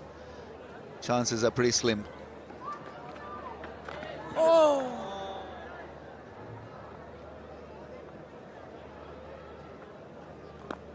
I've given Azim another task to accomplish. Is this the most wickets in a test match by left-arm spinners? Got to be a record of some sort. Has to be.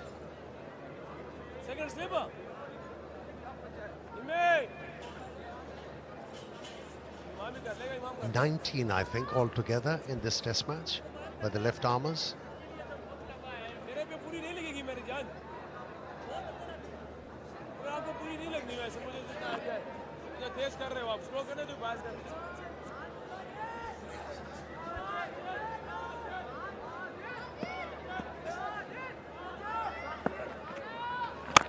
Well, I've been reliably told by Azim that the count in this test match is 19, and the highest ever by two left armers or left arm spin department going through a side is 24 wickets in a test match.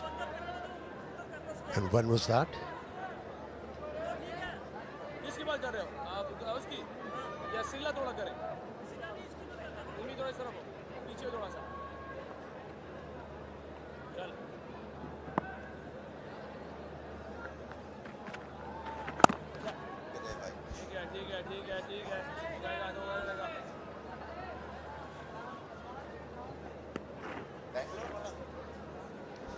Tapal tea lounge time for the fans to enjoy cricket with Pakistan's own brand. Tapal, the #1 tea brand of Pakistan. Ramesh bhai, talking about left arm spinner picking up wickets, heaps of wickets in a test match. One, you featured him in 1987. Remember that test match? Oh, in Bangalore, is it? Oh, the famous one. I remember Iqbal Qasim picking up wickets. And from India, I'm not too sure who did the damage. Ravi Shastri, Maninder Singh were playing.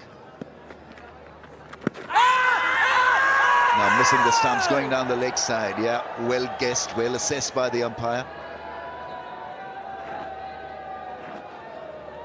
Yeah, so in that Bangalore test match, Ravi Shastri took 5, Maninder Singh took 10, Iqbal Qasim took 9, and what a test match.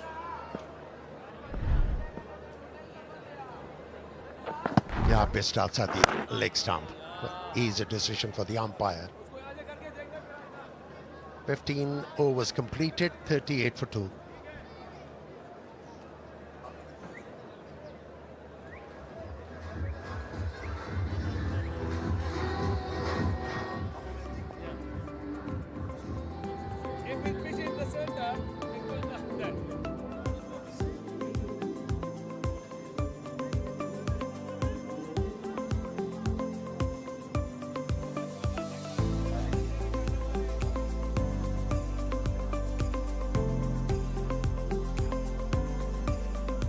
Pakistan sailing smoothly in this contest. South Africa up against it, 38 for the loss of 2.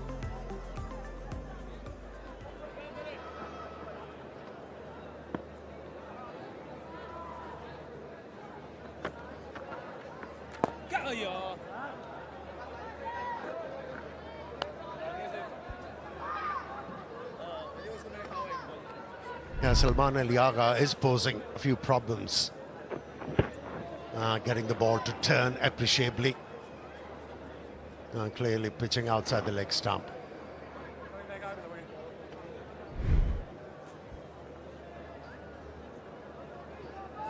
On a surface like this, I think umpires need to be given hardship allowance. Really is tough call for them. Not only is the ball spinning like a top, but also to judge whether it's pitched within the zone or not takes extra bit of care and surveillance. Yeah, seldom they get a chance to supervise a game in such conditions. Catch it! Yeah, he's growing in confidence, Rickleton. Started to fend off these deliveries off the back foot now.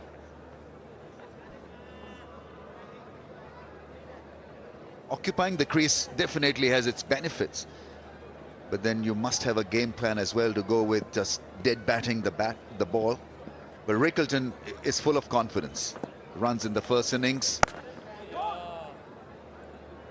And not easy. I mean, it must be mentally so tough, really, to block on a surface like this when you know that anything can happen. An explosion of the straight can get you out, and so you got to be so absolutely right every time.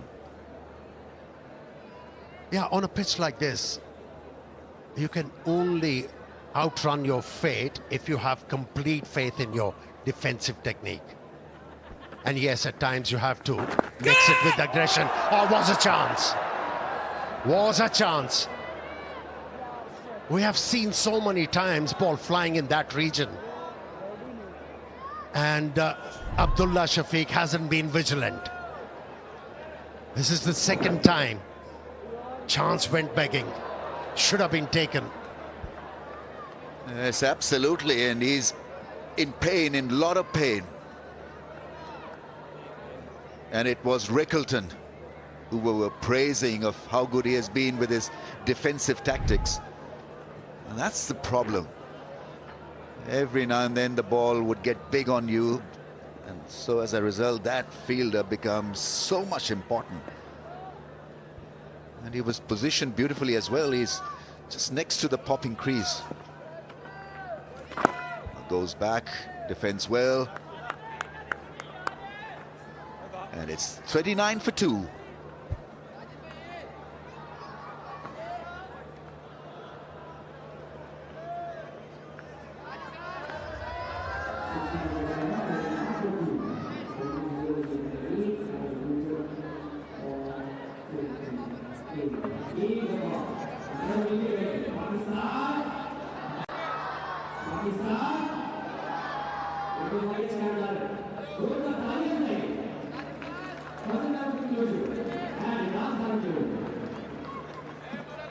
It's a hard task for South Africa, but bat they must and try their best.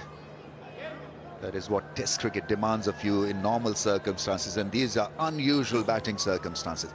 Very tough pitch to bat on. See, I was trying to figure out why he hasn't been able to hold on to the catches coming his way. Abdullah Shafiq's, his weight is on his heels, and once as a fielder you take your weight on the heels, it's very difficult to move forward or sideways. Now somebody has to tell him that bring the weight on balls of the feet rather than on the heels. Also, you're not threatened a great deal because you... Zoysi on the other end, very clever. Catch! He not only adjusts but moves with the angle of the bat. Some look at the feet movement, some look at the bat movement when they're fielding at short leg or in the slip cordon. But he's been a star for South Africa over the years in that short leg cordon.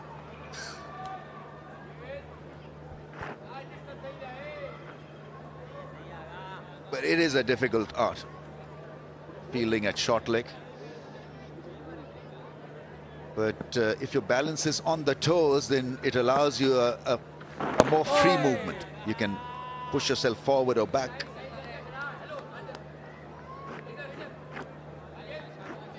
You fielded at that position for the longest. Yeah, I mean, it's a tough gig, but you somehow need to enjoy it also. And especially on a surface like this, you're always in as a fielder. And you want to be a hero. You want to be part of a winning deal. And so that's why, you know, at times it becomes joy to field at short leg or silly mid-off.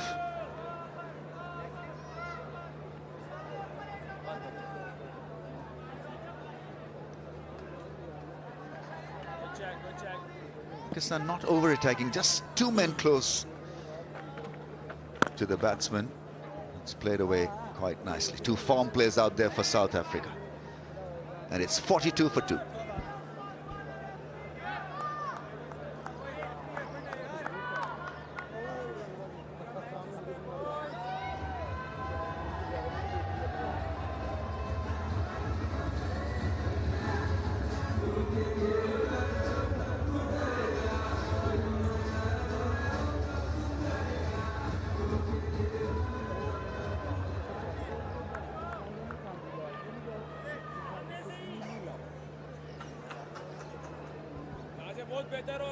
There's always a selfie time.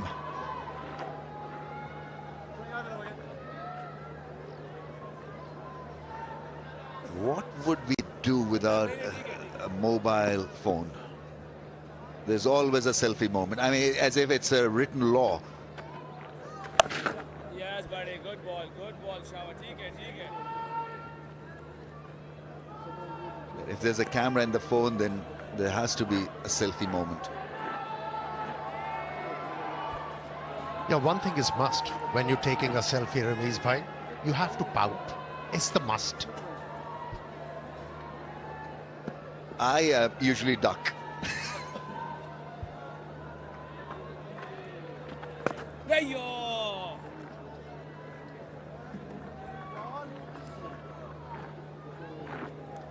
Hello hair. 100% confidence with dandruff-free hair.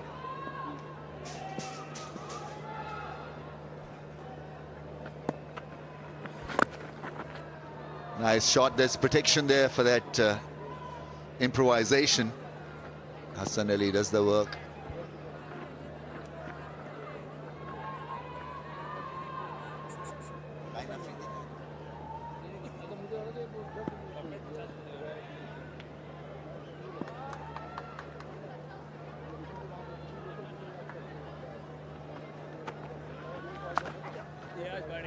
Yeah, nicely played. But they still only want a single. It has been a tough gig for the Pacers. Shaheen Shah Afridi hasn't bowled today in this innings. This waiting game could be a killer. It's like an opener being asked to bat at number 6 position. You're just not geared for that weight. You want to be in ASAP.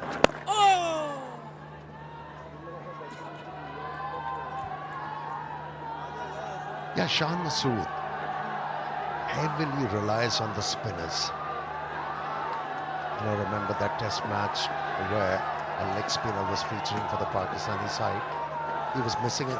He was a missing person. And it's a similar case with the faster bowlers in this test match. 18 done, it's 45 for 2.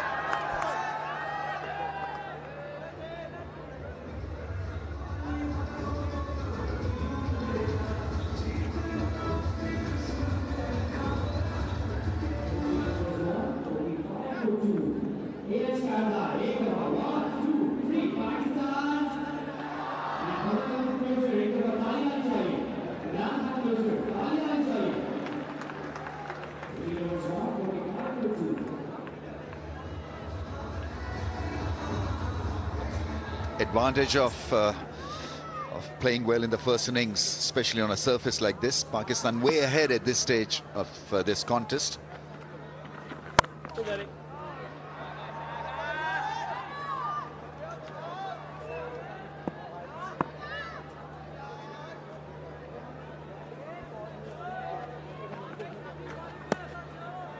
He doesn't leave a lot of time for analysis. Salman Ali Agha it takes about a minute to finish the over. Now the difference between Noman Ali and Muthusamy maybe just an inch taller, and different revs on the ball as well.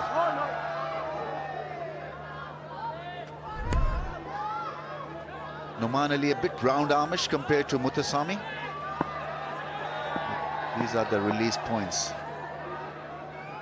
More upright, upward seam for Noman Ali.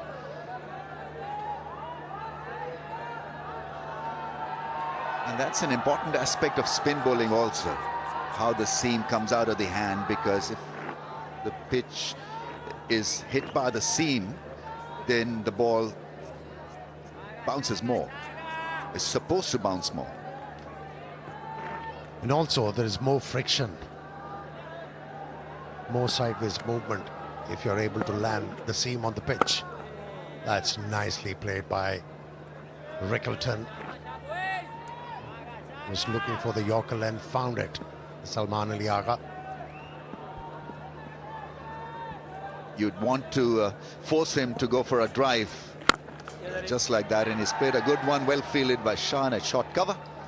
46 for 2.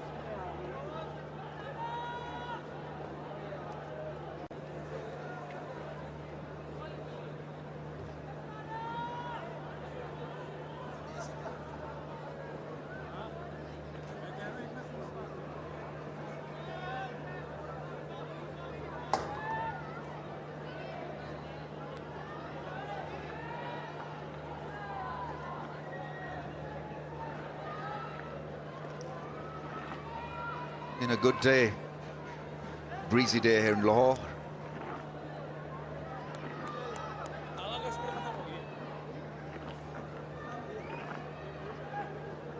Once again, good crowd in.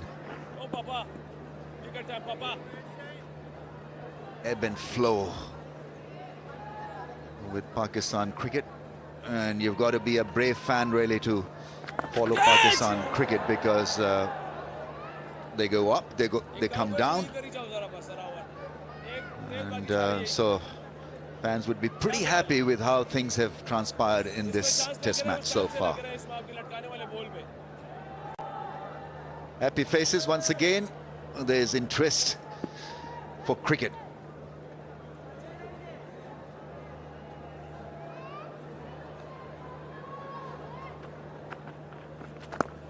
Nicely played.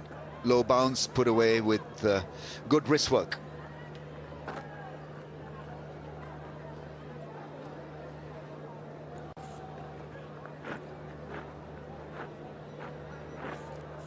Wow, what a shot.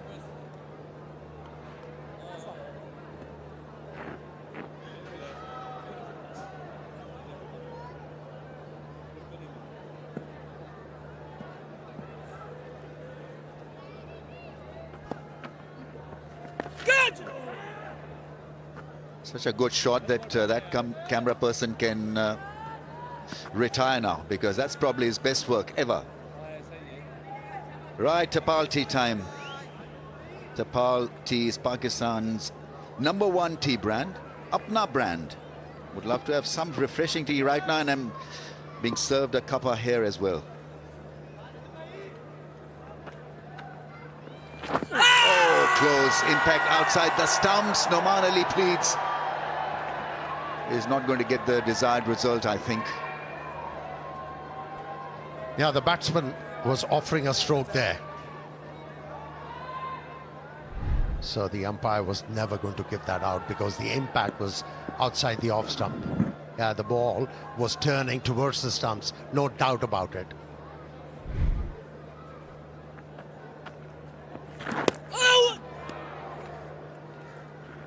How tough is it, Amir? I mean, it's only a ball left for a left-hander to play a spinner out of the rough. It can be a nightmare when you're looking for the ball to turn like that, and the next one holds this line. You're always unsure as a batsman.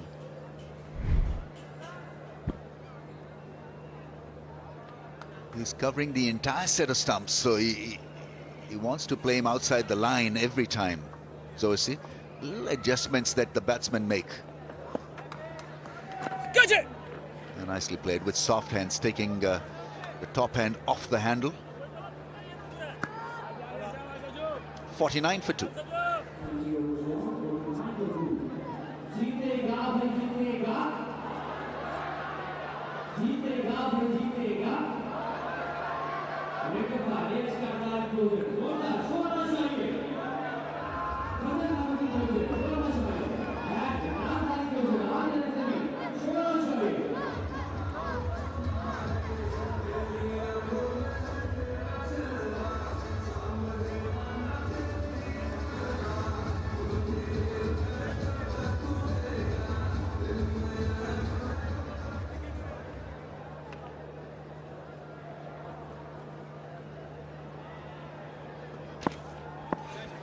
Yeah, once again, these two left-handers putting up a lot of defiance. Being very watchful, trusting their defensive technique.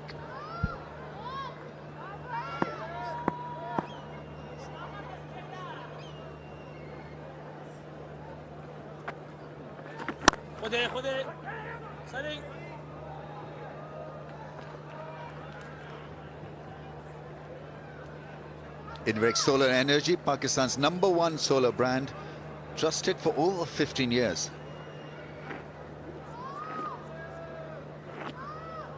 This partnership now worth 32. Hanging in there, 79-ball effort. Gully's been positioned, so he's got to pitch the ball almost the Yorker length to force a drive. Otherwise, he'll be quite happy playing like that off the back foot.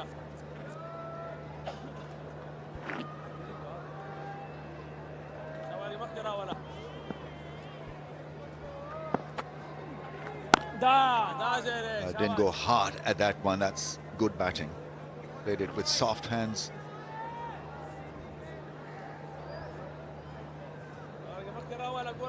Yes, Sajid should tell himself to release the ball early. He's delaying the release. That's why he has become very easy for the batters to negotiate. And he hasn't been able to turn the ball appreciably.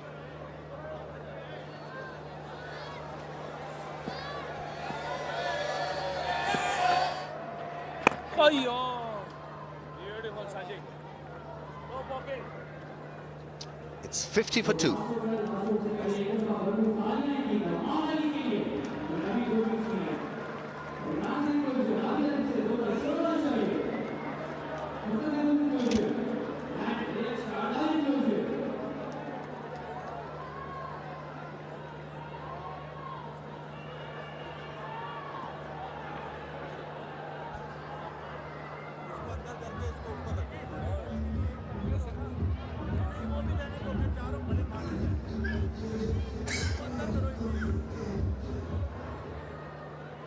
Pakistan would be a happier camp. South Africa have got things to do. But this effort should fill them with a bit of hope. It's about trying your best. And this pair is trying hard.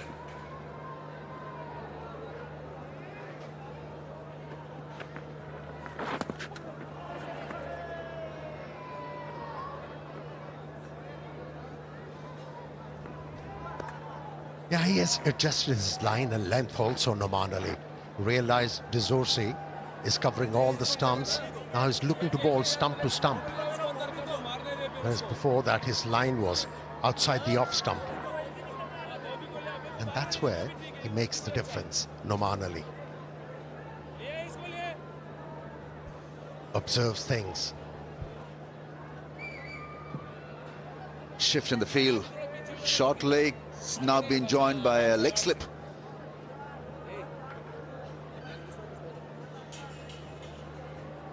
Last over of the day. Pakistan trying to create an opportunity by shifting the field. So he'll have to shift the line a little as well. Emphasis will be to make the batsman play through the leg side.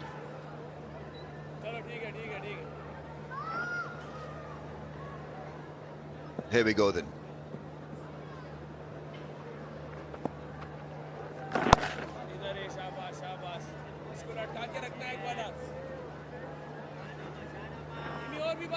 Another great day for Noman Ali. Wickets, and we've seen it all from him. Guile and consistency, discipline and magic. He wants that ball to spin viciously. That line is right. It's just that he's not getting that extra bit of lift to use those two men close to the bat on the leg side.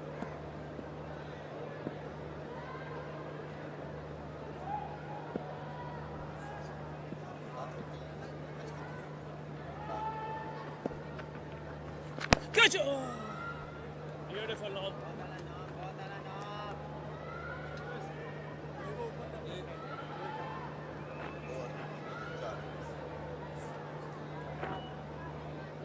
4 wickets for him today, Noman Ali.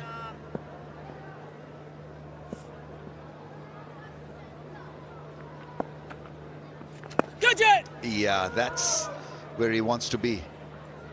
Played well in the end, away from that short leg fielder. Last ball of the day. It has been an excellent day for Pakistan. There's a little pause here,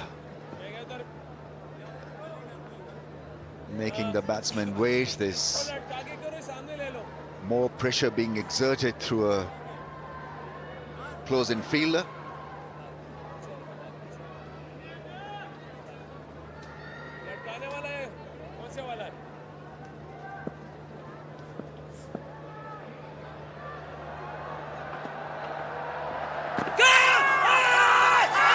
It's not going to happen. The ball is spinning, not out as a call. What are they going to do about this? He's trying to explain it to the keeper. Shan Masood doesn't look too interested. It would be wishful because the impact was outside the off stump. Still trying to convince Noman Ali. I decided against it. So that is the end of the play on day 3, with South Africa 51 for 2 in pursuit of 277 to win this test match. Field day for the spinners. 16 wickets fell today. Not only a moving day, but a destructive day. You've got to say 51 for 2. South Africa looking to fight right till the end, take this game into the 4th and probably in the 5th day as well. But the man of the moment, champion performance from Noman Ali. Zoysi with a great 100. Rickleton batted well in the first innings. And so they are together as a pair, and South Africa will be back here to fight for sessions. Pakistan bossing this now, this test match. Hassan Ali briefly used. Shaheen Shah Afridi hasn't been used at all in this second innings. Pakistan rolling and South Africa on the mat.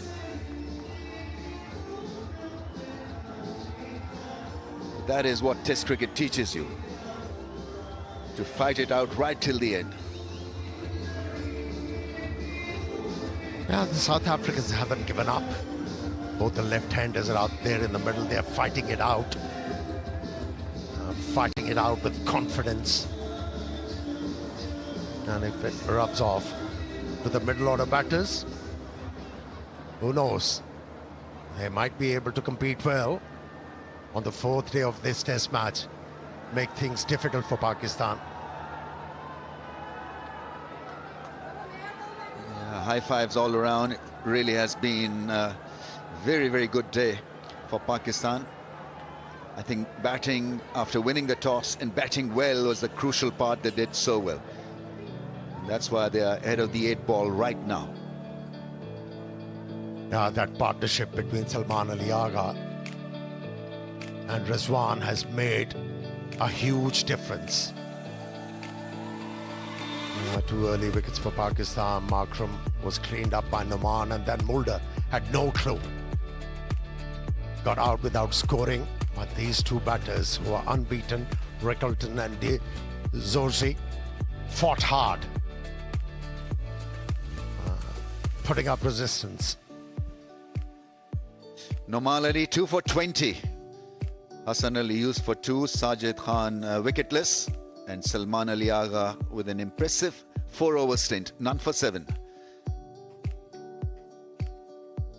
South Africa losing 2 wickets rather early in the piece, and that's the match summary then. Pakistan 378 and South Africa will conceding a lead, 269 all out, and in second innings Pakistan were rolled over for 167, and there was light at the end of the tunnel. South Africa had to begin cleverly, solidly. They lost 2 wickets and now on road to recovery. This partnership is now worth 33 between Rickleton and D'Souza, but they still need a lot of runs, a lot of magic,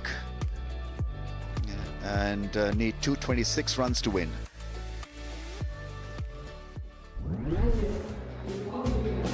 Yeah, plenty of wickets fell in this session.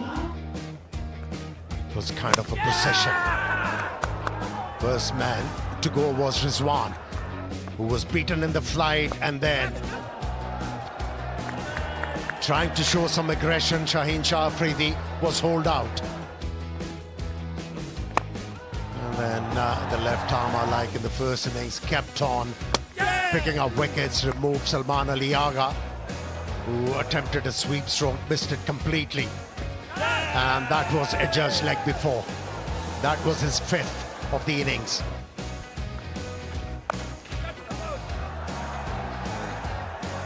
Tried his hand at hitting a 6, not to be. Sajid Khan perished.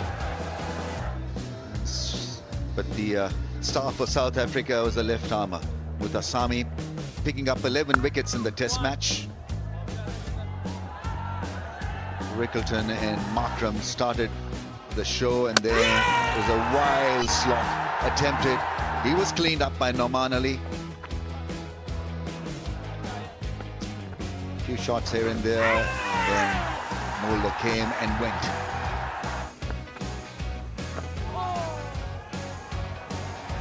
It's become a very good option for the bowlers.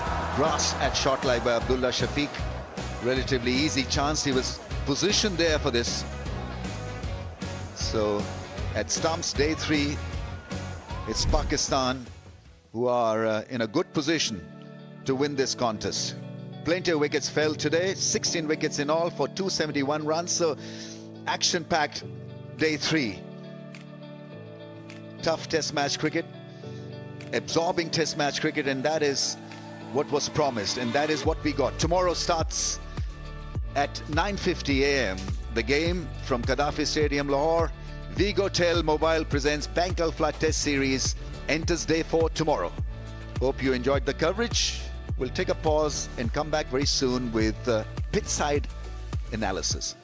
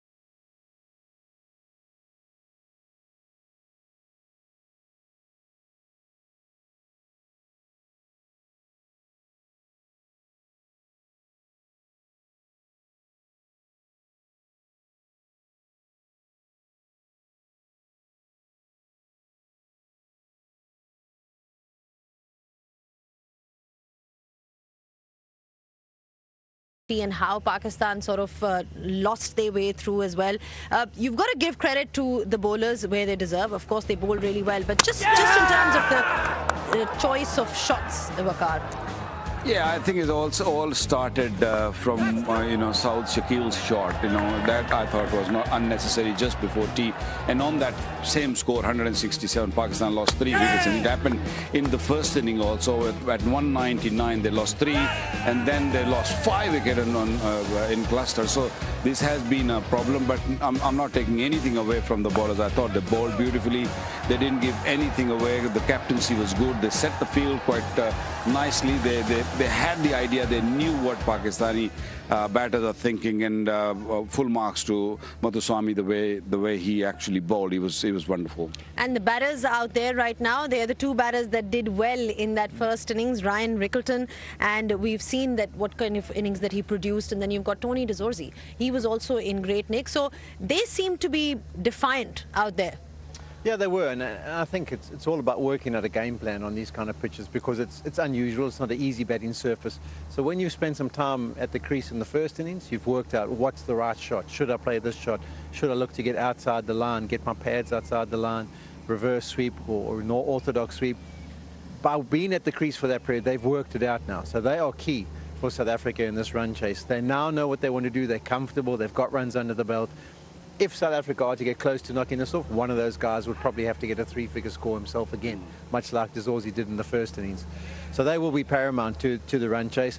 I mean, as a South African team, you're going to sit there and you're going to say, okay, we need to get 220-odd runs. What does that mean? It means 2 batters probably have to get another 40. So if these 2 got 40 each, and then there were contributions of 20s and 30s from the other top order, and some 10s and 15s, all of a sudden you can get close. I mean, your maths is really good. Well, you got to give them this idea of what it's going to be. So it's 229 batters are going to go to the crease, 25 each. If you each get 25, you win the game. Yeah. And that's the thinking it's got to be. I mean, it's unlikely because that surface is difficult and new batters coming to the crease have struggled, and some of the guys haven't been in the middle, like Stubbs and Brevis haven't spent any time there whatsoever. But these 2 have given them a chance. They're there tomorrow. And if they can play it a similar way to they did in the first innings, you never know for South Africa. Well, they can take inspiration from that World Test Championship final in your own words. So if you're a South African fan, there's every reason to be optimistic, judging by what we've seen in the last few months. Taking a short break, and we'll be back just in a bit.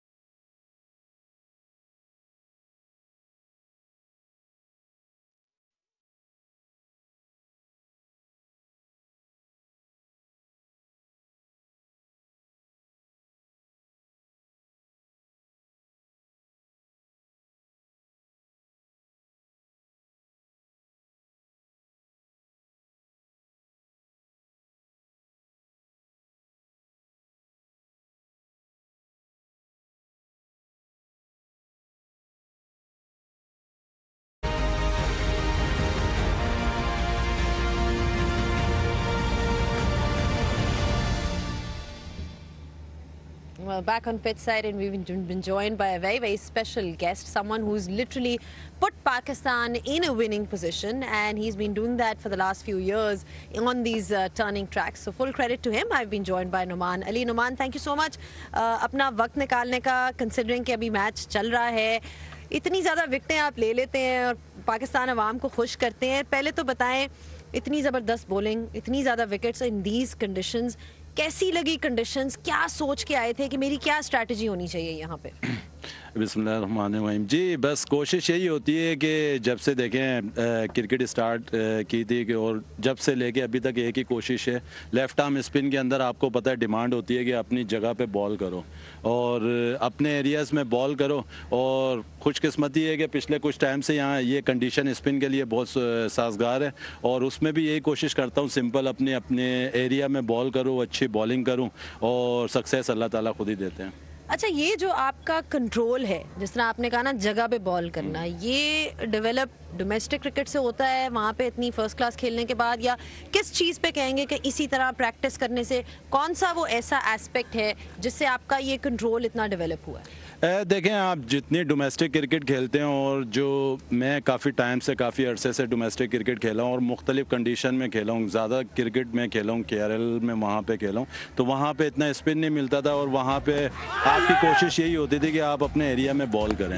वहाँ पे अगर अपने area में ball करेंगे तो आपको success मिलेगी. और फर्स्ट क्लास और लंबी रेड बॉल की जितनी भी क्रिकेट है, आप जितने फर्स्ट क्लास क्रिकेट खेलेंगे, मैचेस खेलेंगे, लंबे लंबे स्पेल करेंगे, डिफरेंट कंडीशन में स्पेल करेंगे, आपको एक बार मुश्किल होगी लेकिन आप वहाँ से करके ही आसानी आएगी और आप मतलब सक्सेस आपको वहीं से मिलेगी और आपके एरिया भी पक्का होगा बॉलिंग का.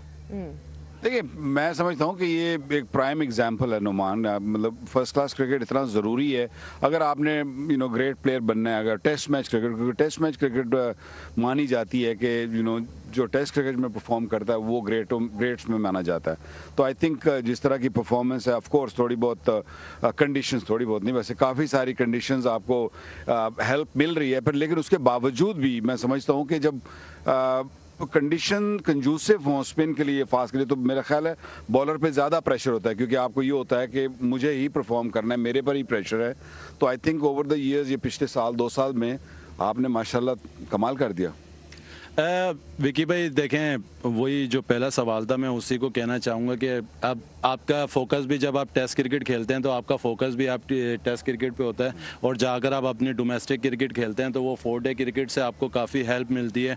और पिछले 5-6 महीने से मैं यहाँ NCA में था, आकिब भाई NCA में और अब्दुलरहमान भाई, माना भाई के साथ मैंने बहुत ज़्यादा काम किया पिछले 6 महीने से.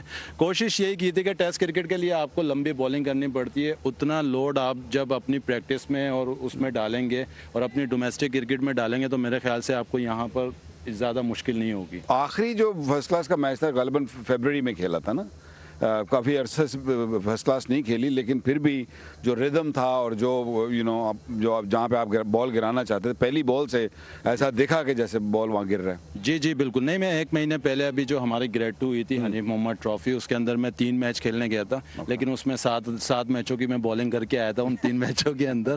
तो वहाँ कंडीशन इसी तरह की थी. कंडीशन ऐसी नहीं थी, लेकिन ये था कि उससे ये फ़ायदा मिला कि आपको एक तो मैच प्रैक्टिस मिली और सबसे अच्छी चीज़ ये थी कि वहाँ पे अगर इतना स्पिन नहीं हो रहा था लेकिन उसमें आपको एरिया का ज़्यादा अच्छा बेहतर तरीके से पता चला. अच्छा, आपके लिए इन कंडीशंस में या generally as a spinner pace variation कितनी इम्पोर्टेंट है और किस तरह से उसको आप इस्तेमाल करते हैं?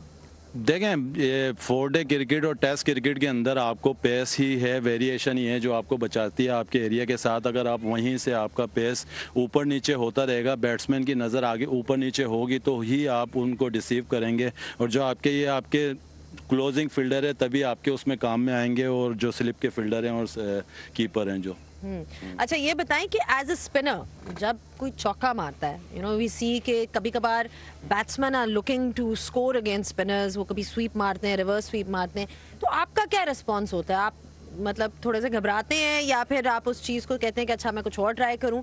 किस तरह से रिस्पॉन्ड करते हैं? देखें, एक चीज़ तो अब जिस तरह की कंडीशन है आपको इससे मेंटली आप इस चीज़ के लिए रेडी होते हो क्योंकि आपको सीधे बहुत कम खेला जाएगा यहाँ पर और आपको स्वीप और रिवर्स स्वीप लगेंगे, तो उसमें कोशिश यही होती है कि कंसिस्टेंट अपनी लाइनों लेंथ पे बॉल करें और पेस वेरी करें कि उसके अंदर आपके पास कोई चांस है, पेस वेरी करें और कभी तेज़ या कभी स्लो बॉल करें, तो उससे बस ये आप अपना चेंज करते हो, लेकिन मेरे ख्याल से अपनी लाइनों लेंथ चेंज नहीं करते हैं। आई थिंक सवाल कुछ इस तरीके से होना चाहिए था कि चक्के चौके तो स्पिनर्स को लगते ही रहते हैं, सवाल ये होना चाहिए था कि जब आपके जो फील्डर हैं, जो करीब में जो फील्डर, जब वो कैच गिराते हैं तो तब आप कैसा फील करते हैं? विक्की भाई आपको मेरे से ज्यादा बेहतर तरीके से इस चीज का पता होगा। देखें उस वक्त आप, क्योंकि आपकी कोशिश यही होती है कि जो टाइम चल रहा था, अगर वो वहाँ पे हमें विकेट मिल जाती है, अनफॉर्चुनेटली कैचेस तो मैच में ड्रॉप होते हैं, लेकिन वो विकेट मिल जाती तो जो टाइम वो था, नया बैट्समैन आता मेरे ख्याल से, एक तो वो उसने पिछली इनिंग में भी रन्स किए हुए थे और जो नया बैट्समैन आता उस पर भी प्रेशर होता और जितना टारगेट है उसके अंदर मेरे ख्याल से वो बहुत ज़्यादा फायदेमंद होता। ये जो पार्टनरशिप है, ये दो जो बल्लेबाज हैं, इन्होंने ही रन्स किए हैं पिछली इनिंग्स में भी, तो इनको आउट करना सुबह कितना ज़रूरी है और कितनी जल्दी आउट करना ज़रूरी है? मेरे ख्याल से देखें, कोशिश यही है कि कम से कम इनको रन्स दिए जाएं, आप बाउंड्री बॉल इनको कम करें, बैट बॉल कम करें। सबर का गेम है और प्रेशर का गेम है, जिसने सबर से और प्रेशर को हैंडल किया मेरे ख्याल से उसको सक्सेस मिलेगी। नहीं, आपके पास तो माशाल्लाह बहुत सबर है और आप जितने सबर से आपने इंतज़ार भी किया इस मौके का, क्योंकि इतने अरसे से फर्स्ट क्लास क्रिकेट खेल रहे थे और ये इतना मौका बड़ा आपके हाथ में आया और आप माशाल्लाह पिछले 3-4 साल से डोमिनेट कर रहे हैं इसको, और आप भी और साजिद भी। I think you both done a wonderful job, well done. Thank you Waqar भाई। अच्छा, साजिद का आपने मेंशन किया, हम काफी आज देख रहे थे आप बार बार जाके उनसे कुछ बोल रहे थे थ्रू आउट द इनिंग्स, हम देखते रहे, क्या कोई टिप्स एक्सचेंज हो रही थी, क्या बात चल रही थी? साजिद को क्या समझाने की जरूरत है, मुझे समझ नहीं आ रही है। साजिद से तो मैं साजिद से खुद कोशिश करता हूँ कि मैं उससे कुछ सीखूं। बात यही हो रही थी, देखें आपको जिस तरह बैटिंग के अंदर पार्टनरशिप चाहिए होती है, बॉलिंग में भी आपको पार्टनरशिप चाहिए होती है, तो उस टाइम पे यही कोशिश थी कि उसको सिर्फ सिंपल एक ही बात थी कि हमने अपने एरिया में बॉलिंग करेंगे, क्योंकि वो रिवर्स स्वीप हमें ज़्यादा मार रहा था। उसकी कोशिश मैंने उसे यही कहा था कि आप बीच में ही बॉल करेंगे, वहीं से एक हमें अगर एक कोई बॉल आगे पीछे हुआ तो हमारे पास चांस है काफ़ी, ये सिर्फ बात हुई थी। चलें ठीक है, आई होप कि सारे प्लान्स जो हैं सक्सेसफुल हो कल भी, but thank you so much for your time and of course we wish you all the best for tomorrow's game and all the viewers in the UK. Remember, it's not just this coverage is going all around the world, and in particular the UK viewers can catch all of Pakistan cricket. Sign up for live.pcb.com.pk. We've got a tri-series coming up. There's South Africa. There is all that action lined up for you ahead. All right, don't forget it's day 4 of this test match, which could essentially prove to be a decider in this Vigotel Mobile Presents Bank Al Falah Test Series, and our coverage starts at 9:30 a.m. tomorrow from Gaddafi Stadium, Lahore. All right, thank you so much, Vakar bhai, to you as well, and you, Numan. Once again, best of luck. All right, it was a great day overall for Test cricket. We saw a bit of fight from South Africa. Pakistan also leading. They've got an advantage. They know their conditions really well. So tomorrow is going to be an interesting one. Until next time, it's goodbye.